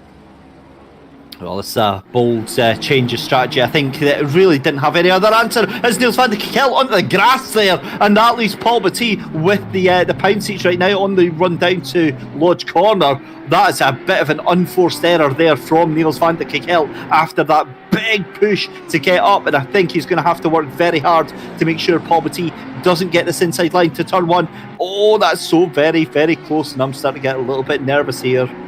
Yeah, did well to pull it up into the penultimate corner of Lodge, and under an awful lot of pressure as Paul Batty was looking to the inside Oulton, but it's not really a move that you can do unless you're fully alongside. Of course, we've seen a couple of moves into it, most notably, of course, being Will Tregurtha, but it's a move that you can do, but you really kind of need to be there. You need to be committed, and Paul Batty was not quite committed enough, and Van der Kerkhout was able to hang on for now. But of course, he's got pressure from Batty, he's got pressure from Harrison as well, and Wolfgruber in that Ferrari we saw just coming out of the Shellor's hairpin, just going through shot there in that number 16, is also very much in pouncing distance if anything is to happen in this group. 54 minutes to go, still most of these drivers waiting for their first pit stop of the evening. Grasler though has pulled away from Ogorognikov at the moment, just a little bit, just gaining that space that touch too much. There's a touch too much from Ogorognikov, running it too wide at Oulton. That won't be the last time we see that this evening. It won't be, but look at the speed that he was able to carry through that corner and the actual advantage that gave him. So I've got no doubt that'll be a cut track, but actually worked out. So Herbino's pit stop was so long that he's actually now behind people who have already pitted. Which kind of goes to the point that we had earlier, and I'll give him a bit of a shout out as well, of course, being on cameras all day. Michael Hamlet did give us the shout out earlier in the race that potentially he was on lower fuel, because that's where that gap was coming from. They were spreading out from the field quite quickly in the early stages. Potentially some of that does come from running a lighter fuel load, and if he's coming in for a longer stop now, that does kind of explain it. Potentially filling up until the end of the race. We're expecting some drivers to take quite a bit of fuel anyway, because you can't really do an hour and 10 really on the tank. Curtains, who came into the pit stop obviously on the first lap, didn't really take any fuel. Just the litre to just tick it off. He is in 15th position, but will need to take quite a bit of fuel on the next stop to get to the checkered flag. At the moment, though, we focus on Wenlock, on Kiefer as well, and Curtin is the driver behind that. This one being David Kiefer, and that one being Wenlock, absolutely skipping the Britain chicane. He's going to be passed here down the hill towards his slots, maybe potentially thinking of a bit of 3 wide there, but thinking better of it. Wenlock backs out of the whole thing and just sort of thinks, I'll survive for another day. Kiefer gaining the position, and Curtin as well. Wow. 52 minutes left to go, and have a look at that. Niels van der Kerkhout up into 9th position. That is, like, my head is melting at that one. That is some amazing performance there from Niels van der Kerkhout. Again, well within the boundaries of everybody else's strategy right here, and he could very well do the undercut. And yeah, Harrison's in the pit, and Herbino in the pits again, instantly serving his final stop. Considering the first stop that he came in for was quite a long one, and now coming in instantly again to then serve another one, which obviously isn't looking like it's a short pit stop here. For me, I think chance for victory kind of seeming to disappear there for Herber now, and that's not great. We'll complete both stops, we'll get back out onto the circuit, we hope, and then try and contend for something on circuit. But that race victory that he was so close with, he was closing in on Jan Zemes as well for that race lead, almost seems to have dissipated with that pit stop sequence. Coming in twice in back-to-back laps, we've seen it, but it tends to be more later in the session where that kind of stuff happens. You know, towards the end of the race, you've still got both your pit stops to do. You do them both quite close back-to-back and then bring it into the checkered flag. And that isn't normally how we see it used. Interesting note, Igor Ogorognikov into the pit lane, getting out from behind of Grasler now, and with 50 minutes left on the clock, that could play into his hands very nicely if he's able to jump Grasler in the pit stop sequence. There's Van der Kerkhout going wide at Druids again. This time, though, Paul Batty has got to the inside, running into Lodge corner, and the move should be done for the Aston Martin. Van der Kerkhout, the Dutchman, is going to try and go for a cutback, but there's no way through. Going to dive it into pit lane. Yes, he does. I've got a horrible feeling the 1-2-3 might still be in the pit lane. I can't see him coming out. I can't see him back on track. In fact, yeah, he is. No, there he is. So the 1-2-3, is that a technical problem for Herbino? Is that a DNF? It's something more so than just a normal pit stop. We didn't think. I don't think from when he went off at Island Bend there wasn't any contact. He seems to dart through the barrier quite nicely. It didn't visually look like there was any damage from it. So it seems more so that it's more likely there's a technical problem in the physical environment. So potentially something wheel-related, pedals, even computer, etc. There is something that has happened. Maybe it was a hardware failure that caused that issue at Island Bend, perhaps. Potentially. I mean, think of it this way: if I don't know how much we've all kind of had this kind of stuff, but if Windows has a lovely pop-up and then sometimes your game never returns to its original frame rate, trust me, driving around in these kind of things, it's hard enough at 60 frames, at 144, 165, 200, whatever. I mean, there's too many people that drive around at 240 frames, but if you're driving around at a smoother frame rate like that, if something happens that affects what you're normally used to, I've had it in a race before where something popped up, and when I got back into the game, it was only running at 25. It is almost undrivable because you just can't get into the rhythm again with it. And so maybe that's the kind of thing of trying to sort out a technical issue like that. Either way, it doesn't really matter because we don't know at the moment. Is a terrible shame to see that driver drop down the order, but focusing on the battle a little bit further up the order from where he currently is, Ogorognikov on the outside of Borchardt, and then your favourite car as well, Bridport, involved in all of that. So it's a slower pit stop from Ogorognikov than others. Very interesting. Yeah, I'm a little bit worried about this because Ogorognikov, this is where he's going to have to go through, but again he backs out of it. Who is this guy? This isn't Igor Ogorognikov. This is Herbano is definitely out. He's confirmed that he's DNF, but I mean, yeah, joking aside, I mean, Ogorognikov, he every other race he would have been straight up the inside there, but he's not. He's backing out. He's frustrated. He's shown that he's frustrated, but I mean, he's driving with such control and such precision and such patience. I mean, this is yeah, I'm loving this, and this is what we need to see more of. But for his sake, we need him to get past Borchardt and Bridport. You kind of wonder though, with a driver like Ogorognikov, a driver that we know is quite aggressive. I don't mean to say that it's only a matter of time before there is an incident, but it's kind of like the longer that he's behind everyone, the more sort of like that anger, that desperation, that it just sneaks in, especially now that he's got pressure as well behind with Tregurtha, and he knows that he's battling for the podium in this race. Oh, this is a good move again. We've seen that before from Borchardt, and he's now gone around the outside of the McLaren of Bridport and going down the inside as well. Ogorognikov sneaking through and taking advantage of all of that. I think Will Tregurtha as well will try and find his way into Lodge Corner. To the outside of Lodge is going to go Ogorognikov. There's Will Tregurtha diving into the inside of the Mean-mobile around the outside at Lodge. Oh, I don't think it's going to work from Ogorognikov. He's going to hang on, is Borchardt. Will Tregurtha has pulled out the position on Bridport, who drops 3 positions in 2 corners, and down to 15th position he will go. All of these drivers that were running much higher in the race all firing their way through. Good attempt though from Ogorognikov to go around the outside, given room from Bridport, but just not enough grip there, not enough traction in his Aston Martin to pull alongside. Hell of an effort though, and bonus points for trying that. That was so brave to do it. And again, just the car control that he's got is second to none. But Will Tregurtha here looking very, very racy indeed. And now suddenly he's in the pound seats, given that he's already done a stop. It's going to be very, very interesting to see how these final 45 minutes pan out. At the moment, Ogorognikov being the 3rd highest driver who has served a pit stop, because Borchardt ahead and Kierton both serving pit stops. Borchardt's one's a little bit more recent. Kierton's one was very, very early in the race. They've got yellow flags as they come down here, and unfortunately that car skipping across the chicane will be the number 23 of Jordan Soanes. Once again, not having a good day. Seem to have all right pace to keep up with this lot, but unfortunately the race just not working. Still trying to get to the checkered flag though, because all drivers that finish from this current position will get themselves a points paying position, and that's kind of going to be important later in the season, and that's what obviously they're all focusing on at the moment. Igor Ogorognikov is not focusing on just trying to finish to get a points finish. He's trying to finish as high as he possibly can. Paul Batti into the pit lane. Ogorognikov is going to get the move done because Borchardt comes into the pit lane to serve his first stop, and Ogorognikov is going to try and pull away from Tregurtha behind. Do you think Gorodnikov is going to be a little bit lost here now that he's not actually got any cars in front of him? He should be able to really set the timing screens on fire with the pace that he's got right now.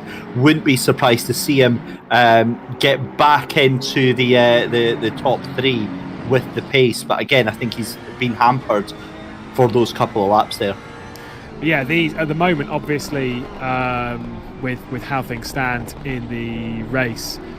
Presently, Herbenau being out of it, the podium battle now is a little bit sort of easier in a sense that Grasler is on the podium at the moment and comes into the pit lane this time by, which sort of allows Ogorognikov, even if he is behind Grasler, he's still realistically on the podium. But trust me, there is a long way to play out in this race. We're on board with Schwab on the back of Doricott in that Bentley. Grasler into the pit lane, Novikov also into the pit lane, just ahead of these two. They'll be over to the right hand side. Are either of these going to come into that pit lane? Jan Zemis is not going to. Doricott, I thought was there. I thought he was eyeing towards the pit lane, but no, he's not. So at the moment, this lap by, Grasler and Novikov being the only one. Where do they come out in comparison to the likes of Ogorognikov? Though we'll have to wait and see. Kearton as well has come into the pit lane for his second stop as well in all of this, so joining Borchardt in there for a second time and completing both pit stops early in this evening. Yeah, I'm pretty sure I see Grasler on his way out of pit lane just now, so he is going to come out, and he's going to come out just in front of Ogornikov, does he though? I think he is. I think Novikov. He's got out. Novikov as well. So at the moment, Novikov having jumped Ogorognikov and Grasler managing to stay out just ahead. I think some of that will come from sort of being held up in the traffic coming through the order, maybe pitting a little bit too early of Ogorognikov, but either way, seeming like there's decent pace. Wonder when he's going to come in for his second pit stop. Coming into the pit lane from the race lead, Jan Zemis in that number 6 car. Marcel Thusi may take the race lead, at least provisionally at the moment. Still, we've just passed halfway in the race, 42 minutes and 50 seconds to go, David, and this is where things get a little bit messy when it comes to strategy. And I've said before that with this kind of stuff is that before the race, effectively, you need to have your base strategy listed out, right? You need to sort of be like, this is what I am going to run over the course of the evening, and I'm not going to deviate too much from it. And if you do have that, just sort of plan ahead, because that way you focus on your own strategy, not worrying what everyone else is doing, because it can get very, very messy. I think the big brain strategy as well is to have a backup as well, right, just in case you've got, say, it doesn't go to plan, and you've got these issues like this coming up. What are you going to fall back to? And that's what the clever drivers have at the moment. You see the 96, that's Lucas Kreuzer, had a bit of a moment on the exit of the Shell Oils curve, but look at the pace Ogorognikov has got on the back of Novikov again. And that's going to give him a little bit of a boost chasing down Grasler as well. You wonder if he might even try an early pit again and just try and get ahead through that and just hope that the traffic falls a little bit better into his favour. Doricott, Schwab and Kiefer into the pit lane. That one being David Kiefer all into the pit lane, as is Moretti. Obviously not been a great evening for him after that incident with the 3 wide that we saw earlier. Bit of a snap on the exit from Alexander Novikov, departing the Shell Oils hairpin. Just managed to gather it all up and not lose out too much to Ogorognikov behind. If the thing is, it's all about Ogorognikov. We've seen his patience, and does that last the entire hour and a half of the race? Has he already almost spoken to himself prior to the race, just being like, whatever I can get from this race is fine, I just need to get through it clean? When you're in the race though, when you've got that podium sat ahead of you, it's so hard to ignore the maybe just dive it here, or that might work. You've got to kind of ignore that and just focus on being clean, but it's so hard to do. It's so tempting though. I mean, obviously discipline is a massive part of being able to perform well as a sim racing driver. It probably explains why I've never really been successful as one. But I mean, yeah, you've got to know when and where you can actually make a move. And again, it's something that I was talking about earlier on in the broadcast. It's about the balance of probability. It's about, weighing everything up, reducing everything down to percentages, odds, chances, whatever you want to call it, and saying, look, if it's not above X amount of percent, then I'm not going to take it. It's not worth the risk. And just hedging your bets on things, and that's when you get the consistent results. Especially, if this is a one-off this is a one-off race or something, fine, go for the dive up the inside. You'll probably get a drive-through penalty and it'll ruin your race. But with this, you've got to think about the points. You've got to think about the championship. You've got to think that each potential move could cost you 20, 30 points. Is it going to be worth that? And for most answer, it's no. Just settle down, lift off the accelerator, and try it again next time. You look at some of the greatest champions in motorsport and stuff, it's not just pace that they have. Regardless of whether you're talking about endurance racing, sprint racing, whatever, it's not just pace. It is all about the consistency and all about how strong you are mentally. Marcel Fusi into the pit lane, and Kiefer then is going to take the lead. Jan Zemes still behind, of course, yet to take that final stop. Borchardt being the highest driver to have taken that pit stop. Saw him a little bit earlier with Van der Kelt, who has come in, I believe, to serve his final stop, has indeed dropped down to 19th position now behind Owen Wenlock. Novikov we're currently focused on has had a couple of mistakes into the Shell Oils hairpin in this Bentley. Really needs to take advantage of this round. In that Bentley, we know the Bentley's quite strong at Oulton Park, but just overdoing it a couple of times, maybe overheating the front tyres a little bit too much. With 38 minutes to go, you need to look after those tyres a little bit, because it's not the highest wear circuit in the world, but it's certainly one that will bite if you push it that little bit too far. A lot of sort of medium to high speed corners around here, and it's just so easy to be lulled into just throwing it in a little bit too hard, especially in corners like the Shell Oils hairpin. Let's see if he hits the apex this time. It does indeed. So third time's the charm. Curbs are also a massive part of the story on this as well. Again, something that we've mentioned throughout the broadcast is these new British GT tracks. They feature the curbs that they have in the real life, those serrated edge curbs that really eat into the tyre if you go over them. Now, the way that manifests itself here in the Assetto Corsa Competizione is you get dramatic loss in pressure from whatever wheel runs over it, and that lowers the cornering ability, the high speed ability of the car, and ultimately you're going to end up, if you keep doing it, with a puncture on that tyre. I've only experienced it once as it comes backwards into the grass there. That is the number 18, sorry.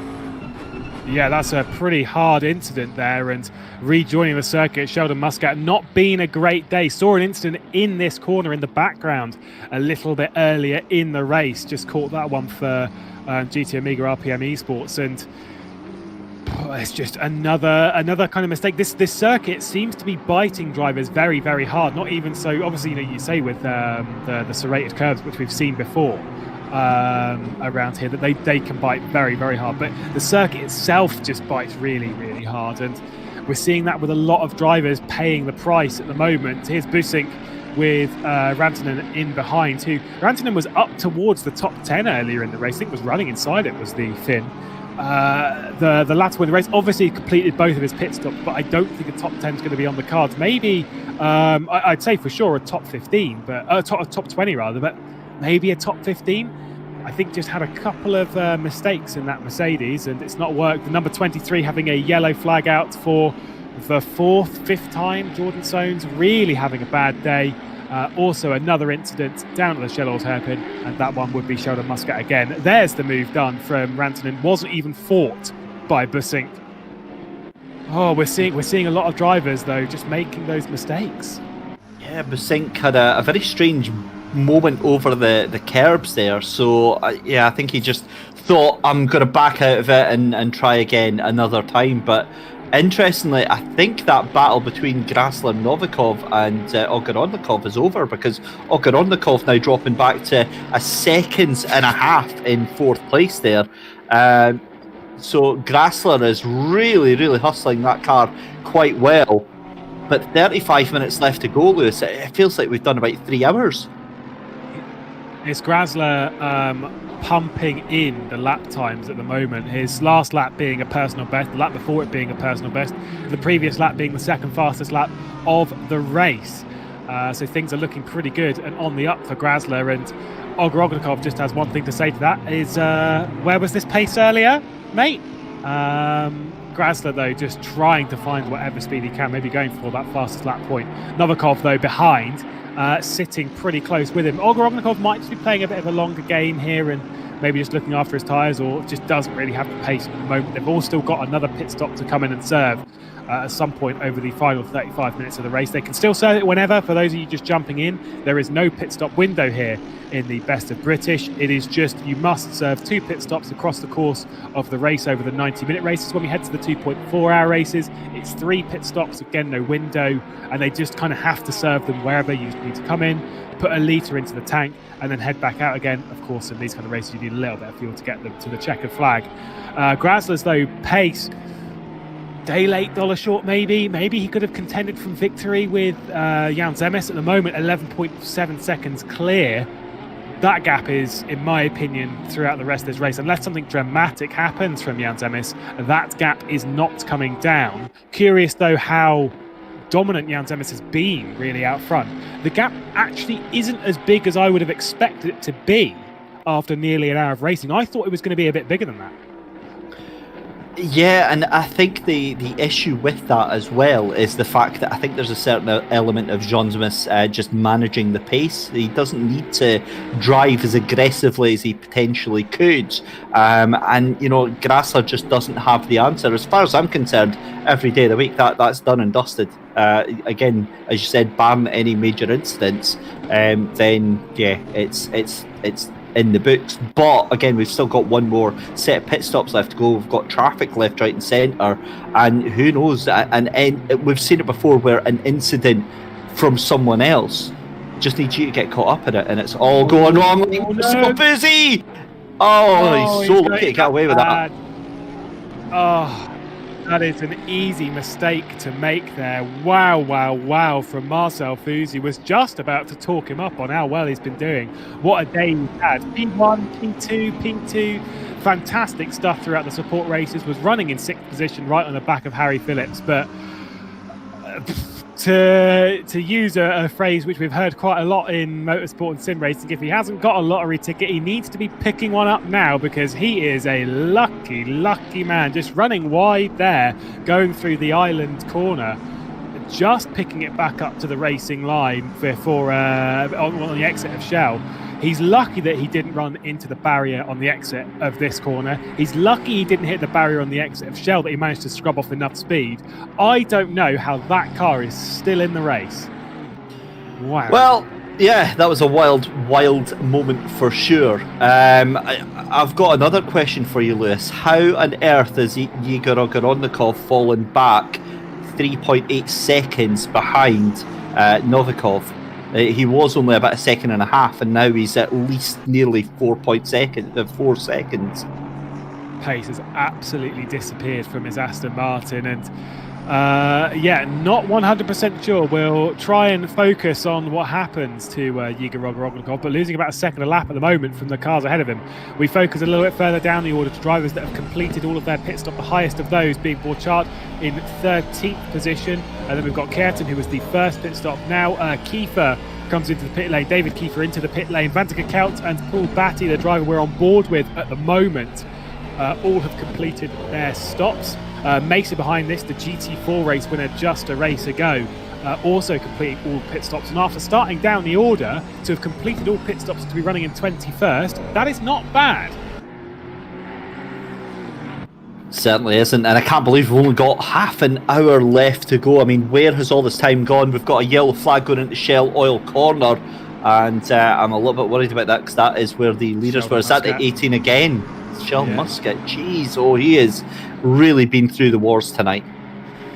Yeah, we've seen a couple of drivers just continuing to make sort of similar mistakes. The yellow flag's still out there. Is Sheldon Muscat up in that barrier? So it must have been quite a hard hit, and maybe just not fancied hitting the reverse at the moment, waiting for a nice clear bit of circuit. Still staying on the exit of the Shell Oil hairpin. Riding up and over the curbs, Britain's is Paul Batty and Niels van der Kelt. You can see Kiefer as well behind that after departing the pit lane in that number 17 Aston Martin, comfortably ahead of Mesa. Yeah, it's a little bit there. There is Sheldon Muscat focusing now on him, still stationary, then pulls the plug. That is day done for Sheldon Muscat. Now we focus on the battle for 5th place with Daniel Kiefer and Harry Phillips. Harry Phillips having to do an excellent job in this Bentley and making it as wide as possible, because that Porsche behind him of Kiefer really throwing everything they possibly can. I think the Porsche's got the superior straight line speed on the Bentley, but just can't figure a way past. And if they're not careful, have a look in the background. There is Mr. Super Saturday, as we keep referring to him, Marcel Fouzy, who is in 7th place. He could be on to get a top 5 position. Yeah, we'll see what Fouzy can do, because after that huge mistake, he's lucky to keep on the road and still be going, but he's just looming there in the distance now. That's quite an imposing view as we look backwards from Harry Phillips towards Kiefer, towards Fouzy as well. Comfortable gap back to Doricott. Still a pit stop to go, as Fouzy decided that he didn't fancy staying on the racing line for yet another corner, this time through Druids running out wide. You can do that, although it's not really ideal. Here's an attempt, at least from the Porsche of Kiefer, who's going to go to the outside of Old Hall. Obviously it's going to be defended quite nicely from Harry Phillips, maybe just carrying a little bit too much speed, but going around the outside of T1, and Harry Phillips just gave so much room running down the hill towards Cascades, and the Porsche of Kiefer gets up into the top 5. That was a brilliant move. Don't know why Phillips didn't fight it too hard, but either way for Kiefer, sorted, done, easy. And now I'm going to try and run away from the hungry Hungarian behind. That was just impressive stuff from Daniel Kiefer there. Made it look so easy around the outside. You could see just on that wonderful aerial shot there how hesitant both drivers were. Kiefer took a little bite of the corner there, saw Phillips was washing out a little bit to the left hand side, pulled out, he saw the jink of the car there, but just kept his foot in and went round the outside. Great move from Kiefer, and I've got to be honest, Phillips now looks like he could be easy prey for Marcel Fouzy. Yeah, we saw Fouzy get close to a move and then drop it off in the gravel after that mistake, but it's another time he'll be applying pressure to Phillips, who is been quite close to over the course of the race after the first few laps when he got up towards those positions and sort of battled around with Phillips after dropping backwards to 9th position. Now aboard with Wolf Gruber, who's on the back of Bridport, who's done a fantastic job from 34th and final place in the grid, now running in 11th spot. Brilliant. Why? Just a lovely livery. Why did you do that to me, Michael? You're not a fan still? No, it's not. Look at the state of it. It's the sort of thing you do like as a 5-year-old, like with macaroni and glue. It's just, honestly. But graphic design is his passion, though. So maybe it's. Mate, he's trying too hard there. That's what it is. I think you're just being sour. Wolf Gruber into the pit lane. I am desperate for Cameron Bridport to get somewhere inside the top 10, just so we can talk a little bit more about him, because obviously you might not be a fan of that car, I'm saying it right now. I want that car in the scrapyard. No, I love it. I love it. 10 out of 10. It's just it's something a bit fun, Why not? No. What? Just comics and MS. That's why not. Marcel Fouzy, thankfully back to normal liveries on the thing. I mean, how much is Fouzy pressuring Phillips right now? I know he is really on that rear end, and we'll see if there's going to be a move up into Druids. It's just being covered off there from Phillips, just moving from one side of the circuit to the other, and says, "Not here, pal." Over Clay Hill, and then they run through Druids down towards Lodge Corner. Defended that one nicely, did the Bentley, and there is no way through for Marcel Fouzy right now. Deep on the brakes and going to hook that apex up a little bit late, although missed that racing line. Phillips is going to be coming into the pit lane. You see him pull over to the right hand side and diving it down pit lane. Marcel Fouzy gains position, doesn't even need to overtake it, but still has a pit stop to do. I'm just going to say it before with it when it comes to fun liveries and stuff like that, whilst we've got a moment, because there we focus back on it. Fantastic. I did a super touring season about 6 years ago. We went to circuits like this. There's Olivier Curtin that gets a move done there on Harrison after missing the apex on the second part of Druids. So not ideal. But yeah, in that super tour race, I drove around in a police car livery. So you would have loved that. I see. That's fine. I can dig the fun liveries. I'm not a fan It's of Comic that Sans. one. Okay, no, that's fine. It's just a deep-rooted hatred of that. It's the sort of, I've been in many jobs where like big proper companies think it's absolutely fine to use Comic Sans. You're just like, I'm sorry, what? Next livery I will get a Comic Sans based livery on my car if I'm ever racing in a car in a series that you are commentating on. Either way, though, another penalty coming through. This one, incident on lap 35 between car 43 and 8. The number 8, of course, being Michael Kello, who was in the pit lane earlier in the race, courtesy of a penalty. He's already come in to serve that one. But Day going from sort of bad to worse, down in 28th position at the moment, desperately trying to find the checkered flag. Is behind even Jordan Soanes, who's been off the road quite a few times. Christopher out of absolutely nowhere for Black Hawk Racing, up into the top 10. I know Christopher's a very good driver, but we haven't spoke about him all day. Where's he come from? And he's ahead of Bridport as well on the road because of that pit stop. He's still got a pit stop to do. So does Bridport. So I mean, he has. So is Wenlock actually. So I mean, he has absolutely charged through the field. Stunning performance right now. Yeah, I've seen Sever drive well in wet conditions and stuff elsewhere in sim racing, but here in the dry Oulton Park, thankfully, that we've had for the feature race is comfortably driving around fairly comfortably, to be honest, and still waiting for that final pit stop. A switch of position here that we did not track.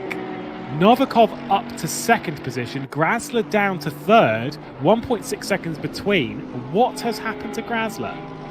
Ogorodnikov has decided to switch his pace back on as well, because that gap was up to 9 seconds. It's now back down to 7.4 seconds. So that could be as a result of Grasler. But no, because Grasler was further ahead on the track than Novikov. So yeah, I think Ogorodnikov is starting to push a little bit here.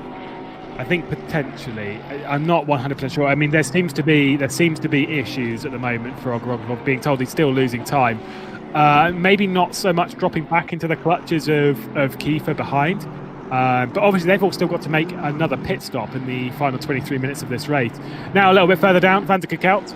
All of these drivers have completed their final pit stop massively over the curb there at Britons, though, from Van der Kekelt. 2.5 seconds off of Wolfgruber in the Ferrari, who's already been in as well both times, and a bit of blue flags as well for good measure. I've got to be honest, I'm a little bit disappointed from the performance from Van der Kekelt. I was expecting to see him, easily into the top 10. He's just really struggled with that McLaren here at Oulton Park. Maybe it's a track he's going to have to take the hit on, but then when you look at Bridport and Sever, they're further up. But again, Van der Kekelt, he still has done both pit stops. It's just I was expecting him to be much further up. I was working out what the lapped traffic was. The lapped traffic was not the lap traffic I was thinking. It wasn't a car going a lap down on this group. No. It was Jan Zemes who was putting a lap on this group. So already clearing up past 16th place. Of course, he's still got to make a pit stop. That's the Porsche coming through shot beforehand. I'm kind of in the same sort of agreement that Van der Kekelt, I don't think, has been quite the driver we were expecting in this race at the moment. Whilst the McLaren, I thought normally it was more of a well-rounded car. It was sort of all right basically everywhere. There are other drivers that are ahead of him that maybe we weren't quite expecting. Obviously, it's a 5-round season, so there's still plenty more points to pick up. And if you're going to struggle at a circuit, if you're going to struggle at a type of race as well, struggling one of the 90-minute races is a lot better than struggling in the 2.4-hour races that we've got as well, because there's more points up for offer in those. So, trying to find some sort of positive in that, it could be worse. Now we ride on board with Olivier Curtin on the back of Borchardt, who's completed both pit stops. Olivier Curtin was the first driver to come into pit lane throughout this race. We saw that right at the end of lap 1, then completed a second pit stop. I think he'll be well impressed with 13th, and what a call it was to come in that early in the race, because being down there in the danger zone in the mid-pack, now having completed both pit stops, 1.1 seconds ahead of Will Tregurtha, and looks like he's probably going to gain a couple positions because Bridport ahead is yet to serve his final stop. That's the white and colourful McLaren ahead of Borchardt, as well as the likes of Sever and Schwab and that lot. They're all sort of ready to basically be dropped back behind curtain. So this could be a fantastic move. It's going to be very, very interesting indeed. Curtin just again with the patience, really having to put all the pressure on Borchardt right now. And we were mocking the livery of Bridport. I tell you what, Borchardt, that is an eye-catching livery as well that he's got going on. That I'm pretty sure in the 90s I had a pair of tracksuit bottoms that had a design like that going on. But yeah, you don't hate that livery. It's less than I hate myself for wearing something like that. But it's an unusual one. It's not my cup of tea, but yeah, it looks much better from the front than it does from the back there. Love the livery on Curtin. That's a nice car, but then I'm biased because I love yellow and black. But what a cracking battle these four have got, and it's just like, who knows what's going to happen. We're 20 minutes left to go, and that's up the inside of Bridport. What a move from Curtin to try and catch on to the back of Borchardt there. Yeah, he's just they're all trying to find their way through. We've seen this move come from Will Tregurtha as well earlier in the race. He's going to commit at Old Hall and get down the inside. That is lovely stuff. Just trying to pick up the pieces of Curtin's move on Borchardt, and Will Tregurtha then gets himself up the position and up into 13th place. Borchardt wasn't able to get through with that dive into the final corner on the inside of Bridport, who's just defending at the moment. You see Doricott there, he's been through the pit lane and back out ahead of this group as well. Our focus at the moment on Will Tregurtha, we've seen be very, very good on the brakes, and at the moment looking fresh for yet another move. Oh man, you certainly can't run this out, can you? He's very possibly going to get a top 10 right now as well, Tregurtha. In fact, he almost certainly is going to get a top 10 with the fact that Bridport still has to go into pits, but he's going to go side by side with Borchardt. Great run out of Britain's there. Lovely move through the chicane here on the run down to Hislops, and Bridport's going to have to watch out.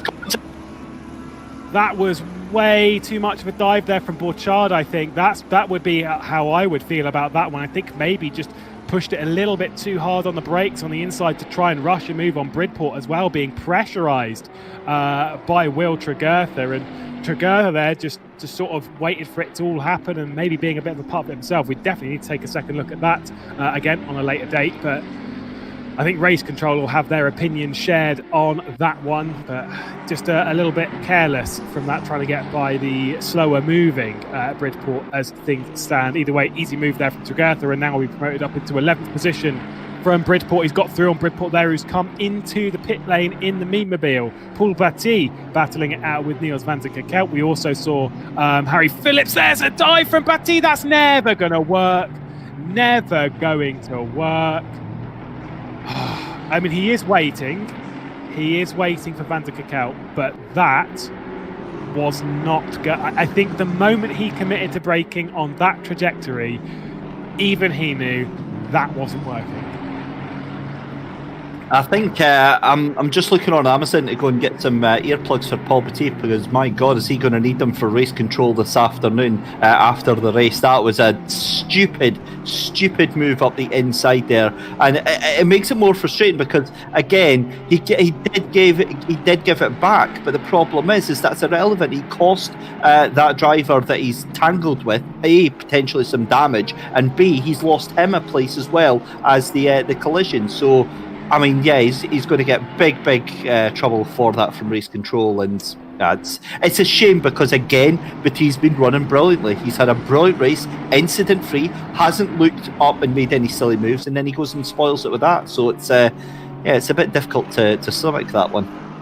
It's easy to do though into Lodge Corner. You're lulled into that dive, and if you pull it over to the inside, a lot of what you don't tend to see it on TV, and when looking through this from like TV cams, you only really know when you try and make a move there. But the right hand side of the circuit there is so bumpy as well, and then obviously being offline, so you've got your marbles and stuff late in the race.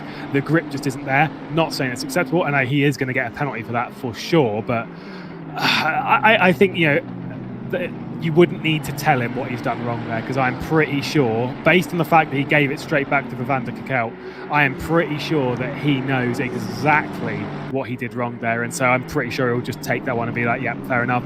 Samuel Harrison got through in all of that, as well as Kiefer as well. He's that 17 Aston Martin just ahead of this, so that's the position that was dropped from Van der Kekelt and now is under pressure from Harrison, as we've seen earlier in the race, missing the apex of Cascades, nearly slamming into the back of the McLaren as well for good measure. And how is Paul Batty going to commit to this one into the island corner? He's on the inside. He's realistically got to back out because he's not far enough alongside. They are still going to duke it out. He's going to be on the outside for the Shallow Oils hairpin and hitting the apex. Samuel Harrison, maybe a little bit unnecessary, sort of leaving it down the inside of that kink, maybe just trying to force a mistake from Harrison. But yeah, that was a fair attempt, I guess, but it is what it is. Yeah, all's fair in love and sim racing, maybe-ish, sort of. But yeah, look, it's a decent attempt there from Harrison, but Kekelt doesn't need this right now. I mean, Kekelt was on the verge of getting himself up into the top 15, maybe even top 10, and it's now just starting to go all Pete Tong for him very, very fast. And he's going to have to watch himself, because now, I mean, with the likes of Batiste still behind there, and Kiefer's now down as well, so Ogrodnikov down up into P4. Yeah, a couple of mistakes as well. Fuzi's gained the position as well. I think he might have even dropped even further back than that. Marcel Fuzi, either way, up to 5th position through all of that, so inside the top 5. And the driver who started in 8th position at the start of this race, who's won a race already today, as he did in the previous Super Saturday, and the one before that he completed all the races. He's just loves ticking off laps in ACC apparently, because he is doing an awful lot of racing. This is the battle between Chris Sever and Harry Phillips. 13 minutes left on the clock, and Sever ready to come into the pit lane at any moment, as is the entirety of the top 8 yet to set that final stop. Where is Harry Phillips going to come out in all of this? That's exactly the question we need to get the answer to, but I think we need to take a moment to appreciate what you were just saying there. Jean Zemis, 15 seconds up the road there. I mean, that is just a fantastic run there. Borchardt getting a drive-through penalty, presumably for that contact earlier on. There you go, yep, instant on lap 45 for car 89, and 48 drive-through to car 89 for avoidable contact. Yeah, you hate to see it. But look, Jean Zemis still has a pit stop to do. It is only 15 seconds. Again, you made the point earlier. We've seen drivers pull away on a much bigger gap. You know, that all it takes is an accident or an off track or a mistake on a pit stop, and game on. Yeah, mistake over the curves as well, you know, picking up a slow puncture, etc. I think you build up that gap 10 seconds if you can, and then it's all about controlling the race from that point and just sort of playing with things and understanding the gap and just looking after things. We're on board with Doricott with Phillips ahead. Tregurtha's quite a way behind, but we'll probably be closing in because we know the pace from that McLaren seems pretty decent, especially whilst Phillips and Doricott are being held up by Sever. Whoa, darting it to the left-hand side. What has happened to Kiefer? The number 97 has had an issue going through Britain's, gone from 5th to 10th in a couple of laps, both mistakes at that corner. And look at all of this racing happening. That's Sever who's dropping back in that red McLaren as Harry Phillips has got through. Doricott as well is going to try and make this one stick. He's going to be on the inside going into the double apex of Druid. They're going to flick it right. There's contact between the two as Sever drifted away from the left-hand side of the race circuit and made contact with the Bentley. That's going to allow Kiefer to come through as well. It's just not a good lap from Kiefer or Sever, really. Kiefer's going to try and make it stick around the outside of Lodge Corner, running down the hill and up over Deerleaf. I'm pretty sure Sever's going to come straight into the pit lane this time in that red McLaren, darting it over. What a dramatic lap. A couple of positions gained from Phillips, but what has happened to Kiefer again? And look who is a part of this. Will Tregurtha is massively a part of this battle. After starting 17th in this race, is now inside the top 10 and really starting to pressurise things. Tregurtha, I think, is potentially going to be in the top 6. He's just been absolutely devastatingly fast right now. Great run from him so far. I think he'll make short work of Kiefer, Dorica and Phillips over the next 5 minutes or so. And then remember, the 6 cars in front, they've all still got to pit, so where on earth are they all going to come out? I think at the moment, as far as I can work out, when everyone comes in, the only driver that's actually going to jump, that's going to drop behind this lot is Schwaber directly ahead in that 83 car. I'm pretty sure Fuzi might just about hang on, depending on how much he's going to put in the tank at the moment. But we're not 100% sure where this lot is going to be battling. When it comes to checker flag, I don't think they really care at the moment. They're focused on their own little battle here, and where they will be at the end of the race, they will be, and just sort of deal with that when they get to it. I think Grasler and Novikov are closing in a little bit. It's 1.8 seconds between the two. Grasler maybe finding a little bit more pace. Obviously, we saw those two switch around. I think the gap went out to about 2 seconds. Grasler was setting some really, really good lap times, and then a mistake, an issue of some description that we're not 100% aware of. Novikov's gap, he'll want that second place back. Ogorognikov is not a part of that battle anymore. 13 seconds behind, continuing to drop pace. Ahead of this, we're on board with Tregurtha. We see Kiefer, we see Doricott as well, and we see Harry Phillips having to sort of take all of the pressure. I saw an Audi as well, slipping and sliding through Old Hall as well in the background. That's terrifying. Grasler now as well, just on the back of Novikov. There was about 1.5 seconds of a gap. That's now down to 0.8 of a second. So just on the borderline of their second and final pit stop with 9 minutes to go. This is starting to look a little bit fighty between the two of them right now. Yeah, it really is. And also, this battle that we're focused on, just see that yellow and black Porsche dropping through the back end of shot. From the first pit stop of the race, well out of sequence, and now battling to get inside the top 10. Absolutely brilliant stuff from Curtin. Paul Batty, we're being told, is getting a 10-second time penalty for an incident, and yeah, it's kind of one of those things. Getting that incident down at the final corner, like you just, or the Lodge corner, rather, it's really the penultimate one. It's, to be fair, 10 seconds. Not as bad as it could have been. I think that's okay. I think like race control would have seen, obviously he didn't pass Van der Kekelt, held back and sort of held position. So just sort of looking after it in that sense and playing a little bit of courtesy with the gentleman's rule as it were. I think that's going to look nicely on him at least, and he knew that penalty was coming. So say it's only 10 seconds. It's kind of, right, okay, fair enough. Just deal with it. Yeah, it's better than the drive-through, better than the stop-go 30.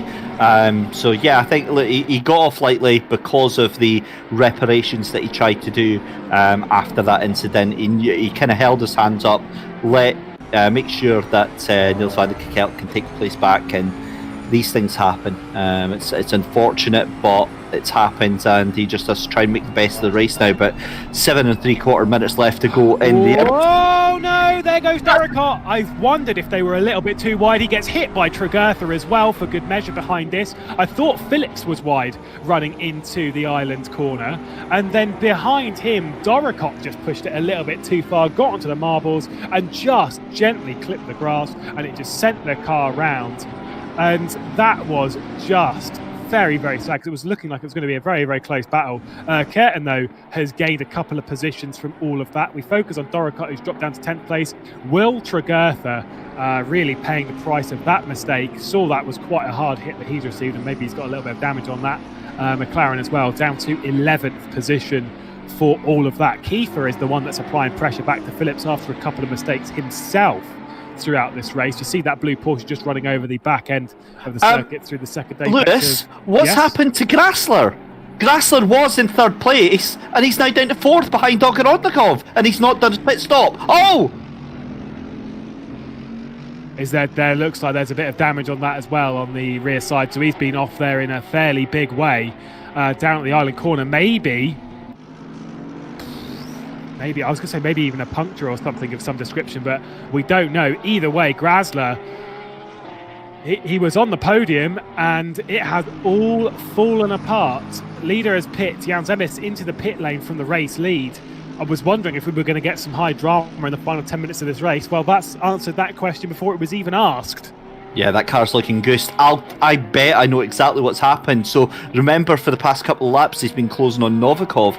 I wonder if he's just been pushing it a little bit too hard, lost it at Island Bend, and the cars just went straight rounds. It must have happened some time ago, because the timing board takes a little while to update, and that had already happened before we saw him at the entry to Island Bend. So maybe he's already had that damage, tried to plod on with it, and it's just it's not working out for him. No, maybe just pushing it a little bit too far. Jan Zepmes and Novikov into the pit lane. Ogor Ognikov also into the pit lane. Wonder if they're all going to come in now with 5 minutes left to go on the clock. We focus on Daniel Kiefer, who's on the back of Harry Phillips, battling for what is currently 7th place and what will likely become, at the moment with Grasler's issue, potentially even a top 5, which would be fantastic. I think Will Tregertha wouldn't be too happy with that, considering how close he was to this battle before that incident with Doricott. Where is Kiefer going to get that move, though? Well, that is where we're going to have to keep an eye on that.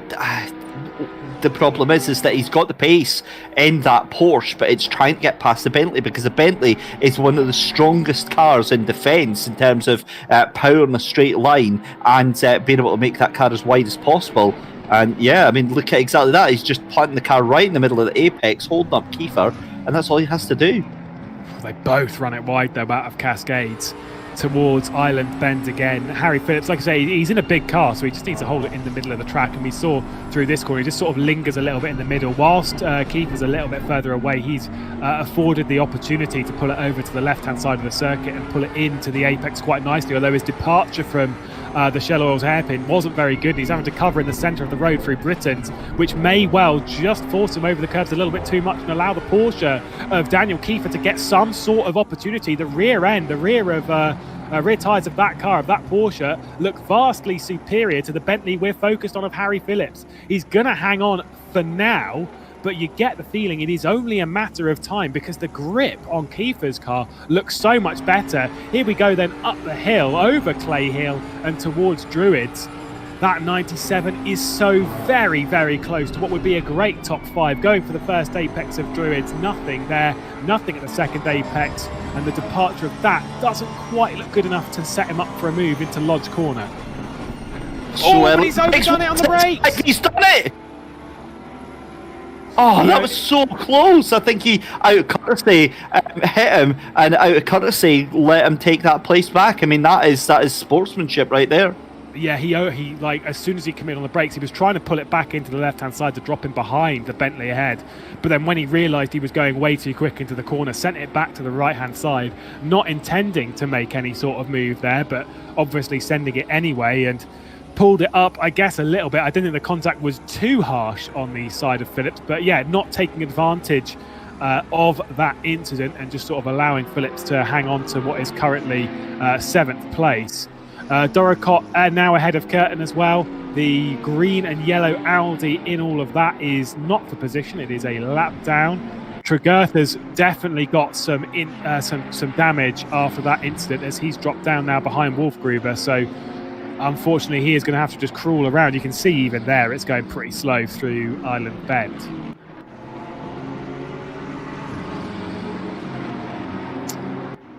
We're currently looking at Van der Kekelt, who's trying to get a top 15, which would net him some ballast in the next round. He's going to go to the outside of Chris Sever after he shocked his way up the order, did Sever. Van der Kekelt no way through at the moment, but against like for like in the McLaren. So he knows the advantage of this car, where this car's strong, where this car's weak. He's obviously in exactly the same car. How do you take advantage? Well, that is a very good question. And again, it's that delicate balance of trying to attack and try to defend as well, because he's got the 217 of Samuel Harrison just behind him, trying to prod and pressure and probe and make his way past. So, you know, it's swings and roundabouts, isn't it? Because he's got to try and get that position from Sever, but at the same time not overextend himself and leave himself vulnerable. I mean, there's only a minute and a half left to go in the race. Schwaber's been into the pit lane on that rotation of the circuit. I think it'll only be a couple of laps. They'll be starting their penultimate lap of the race, dependent on whereabouts on the circuit our race leader is. Van der Kekelt, though, he'll know there won't be too many opportunities. Harrison in the background's just overdone Lodge Corner and nearly sent it down the escape road. They are battling very, very hard at the moment to try and gather any position they can. If they've completed the penultimate lap of the race, we are now on the final lap of the race. Jan Zemis been dominant all day and comfortably clear of Novikov at the moment. Well, what a result we're going to have in store here, because for Novikov to take second place and for Ogorodnikov, I'll be again completely... Kiefer again. Kiefer again. What is going on? And dropping the position. It'll be down to 10th now because Curtin's also gone through and all of that. Third mistake, and it seems like it has always been at Britain's as well. So yet another one to chalk up to the old list going through that corner. Oh, I think he might have more. He might have further issues. Look at this. Look at how slow he's going. He is continuing to go very, very slow. I wonder if he is going to drop behind race leader here, because the number 6 car is coming through behind this, but it is surely going to cost him an extra couple of positions, pushing it a little bit too far on fuel. Oh, is that Harry Phillips? I think it is. Yep, Harry Phillips just goes through. But, I mean, look at it. That car is not able to get any pace on it at all. But Phillips was ahead of him, no? And they were battling for position, so he's obviously hit off Phillips. That's a good point. Either way, we'll drag it back from that because Jan Zemis is coming down towards Lodge Corner. What a dramatic final 10 minutes we've had here at Oulton Park in the opening round of the Best of British, and out of the final corner, dominant all day. Jan Zemis comes across the line. We have barely seen him across the afternoon. Takes victory in round 1 at Oulton Park. Novikov being fortuned the 369 car onto the podium in second place, and Yiga Ogorodnikov, I'm sure the fans will be going wild there as he'll come across the line in third. But I have to say, it's got to be a bit of a shout out to Marcel Fusi, who has come across the line on the podium in every race this afternoon. Unfortunately not in this one though, but it looks like it will be fourth. So fantastic stuff from that lot. But what a drive from Jan Zemis. Curious to know what happened between Phillips and Kiefer, though, because he was definitely waiting up Phillips, because those two are still quite close. Well, I don't know if you saw that, Lewis. 5 second time penalty. Yeah, 5 second penalty there for Kiefer for that contact on a 10 second penalty for that contact on Harry Phillips there. So, I mean, that is insult to injury on that one. But what a race. I mean, Dorkit getting 6th place. Schwabe getting 7th. Curtin will be very, very happy at getting 8th place. But going back to Yiga Ogorodnikov, I mean, I cannot heap praise on him enough for the performance. That is a completely different drive that we've seen from him. And yeah, all hats off to him. Daniel Kiefer not able to make that position. It was a bit of a drag race to the line. There's a 10-second penalty that will drop him back anyway. It'll be served afterwards, so he'll probably drop behind even this lot as well. So yes, there he goes, down to 13th position, so the last car effectively on that lap. Wow, what a race it was. The order there ahead of you, our first race in the Best of British. Jan Zemis taking the race win ahead of Novikov and Ogorodnikov, your podium. Fusi and Grasler round out the top 5 with Doricott, Schwaber, Curtin and Phillips, Wolfgruber as well, rounding out the top 10. Behind that, Borchardt, who was quite good, put on some fantastic moves up towards Druids. And then the 2 Kiefers in behind. I think it's David ahead of Daniel after some late incidents. Will Tregertha with that damage ended a lap down in 14th place. So Chris Sever flew under the radar for most of the race, ended up somewhere inside the top 10 before his final pit stop, and then he ended up in 15th place. Van der Kekelt as well in 16th position. Harrison down in 17th position. Mesa, after a victory earlier in the day, ends in 18th position after starting towards the back. Moretti, Rantanen rounds out the top 20. Then it's Paul Batty, Wenlock, Bridport as well in the Mean Machine in 23rd position. Kreuzer and Kelly, the 25th finisher. Busink, Jordan Soanes having issues all day, slipping and sliding around the circuit, and Kellau having a couple of penalties for good measure. Behind that, the retirements of Sheldon, Muscat, Chapman, Herbenau after some great racing earlier on. We think he's been involved in an incident, did apologise in chat to someone. Ruoff with that 3 wide issue and then getting a penalty courtesy of it. Patrick Nodge being a part of that. And Cody Pride, after some great pace in practice, finished on the first first lap of the race, down in 34th place. But for Jan Zemes, what a drive! It was faultless, absolutely faultless for the Latvian. It almost leaves us feeling a little bit guilty, because when you get a dominant performance like that, Lewis, it's, you know, we barely ever see them, and that's the sign of a great a great winner. But I mean, it's obviously they put in such hard work, such consistency, and we obviously have to focus on keeping the audience's attention and looking where all the battles are. But I mean, we barely saw him, and that was just because of how strong he was as a driver today. Hats off. Amazing performance, so consistent, and rightfully took the win in such a commanding fashion. Yeah, truly brilliant stuff. And maybe we'll see the same thing next week when we're back racing, because there's still plenty more to come. Of course, for those of you that know with the sim grid, there is so much action up and coming. Of course, we've got to give a shout out to our sponsors, Coach Dave Academy and Thrustmaster. It's been a brilliant day of racing. We've had the wet weathers throughout the support series. We had it dry up nicely for us in the feature race. Of course, the Best of British back next week and the week after as well, with a couple extra Super Saturdays for good measure, which I don't know about you, David, but I think that there are some people watching now who need to get themselves on that grid. Yeah, certainly do. Head to simgrid.com and get themselves involved. That is exactly what I would advise them to do. And to be honest, I'm only doing the final Best of British race in 2 weeks' time. I'm doing it next week with yourself, but doing it in 2 weeks' time. So I may take my shot at doing some of the support races. I'm almost tempted to try the support races, but I think I would build a bad reputation for myself in the sense of I'd probably accidentally batter off a couple of people because I'm not very good at ACC. It's a terrible shame. But I need to get a car with Comic Sans on it. Lewis, it'd just be so nice to actually have somebody that I could race near during one of those races, because I'm like you, I'm not very good. If I put the time and effort in, or possibly headed over to Coach Dave Academy and got myself a setup, I might be, but yeah. How would you feel about me in Comic Sans, though? I'm going to get a lot of drive-through penalties that night. Noted.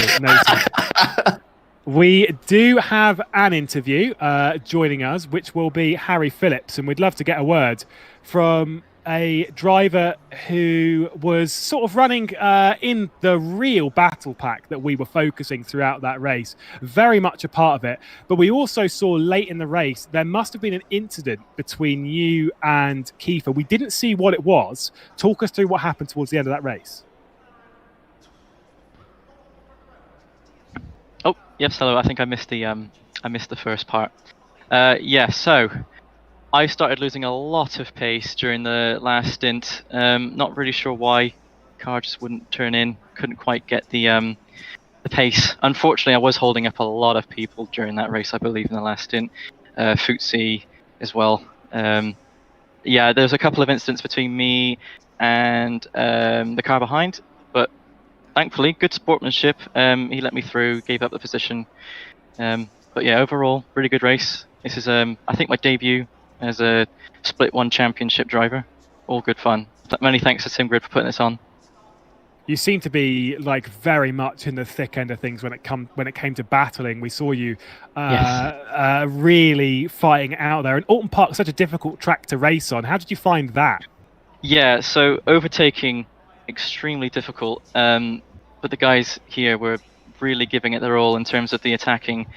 I'm absolutely dripping with sweat because of the amount of defending I've had to do in this race. Just to claw onto P9, I believe. So losing one position from qualifying, that's not too bad. I'm quite happy with that. Top 10, I'm chuffed with it. But yeah, Oulton Park, one of my favourite tracks. Absolute blast to drive around. And obviously, with some of the circuits coming up over the season, that maybe is there something else that you're looking forward to? Of course, we've got 5 rounds. We've completed round 1. We're visiting Snetterton and Silverstone, etc. Is there a circuit in there that you're really eyeing with the Bentley? Probably Snetterton and Silverstone. I know the Silverstone is one of the strong tracks for Bentley, although I've never driven it before, so that'll be very interesting. Quite new to sim racing, started in January. So yeah, I'm a little bit rusty when it comes to tracks I've not driven before. So Donington, and Silverstone next 2 rounds. We'll see how it goes. But yeah, I'm not particularly strong at any of the upcoming ones. Oulton Park, by far, is my most strong track. Well, we'll have to wait and see. We'll give you good luck for the 2.4 hours of Donington and hope to see you do well there. Thanks so much. No worries. Well, David, it's been a fantastic opener to the event, and hopefully we see more action like what we've seen today with some brilliant overtakes throughout the day when we head to Donington in a week's time.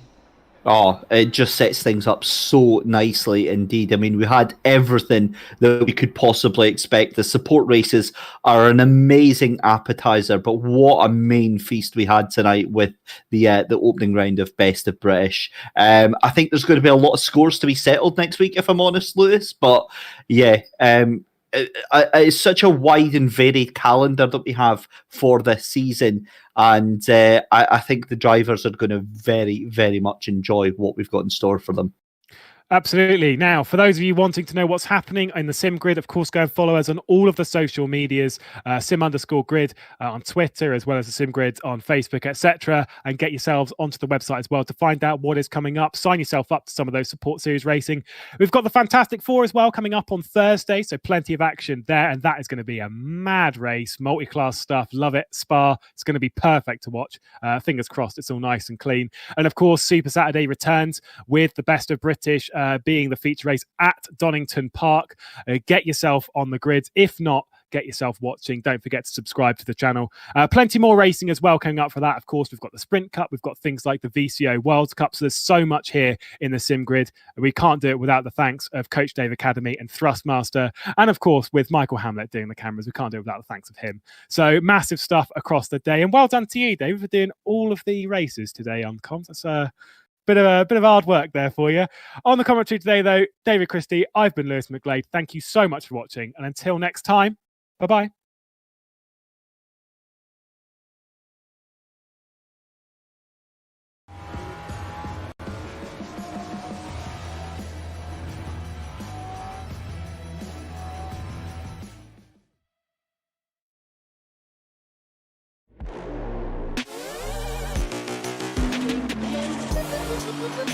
Thank you.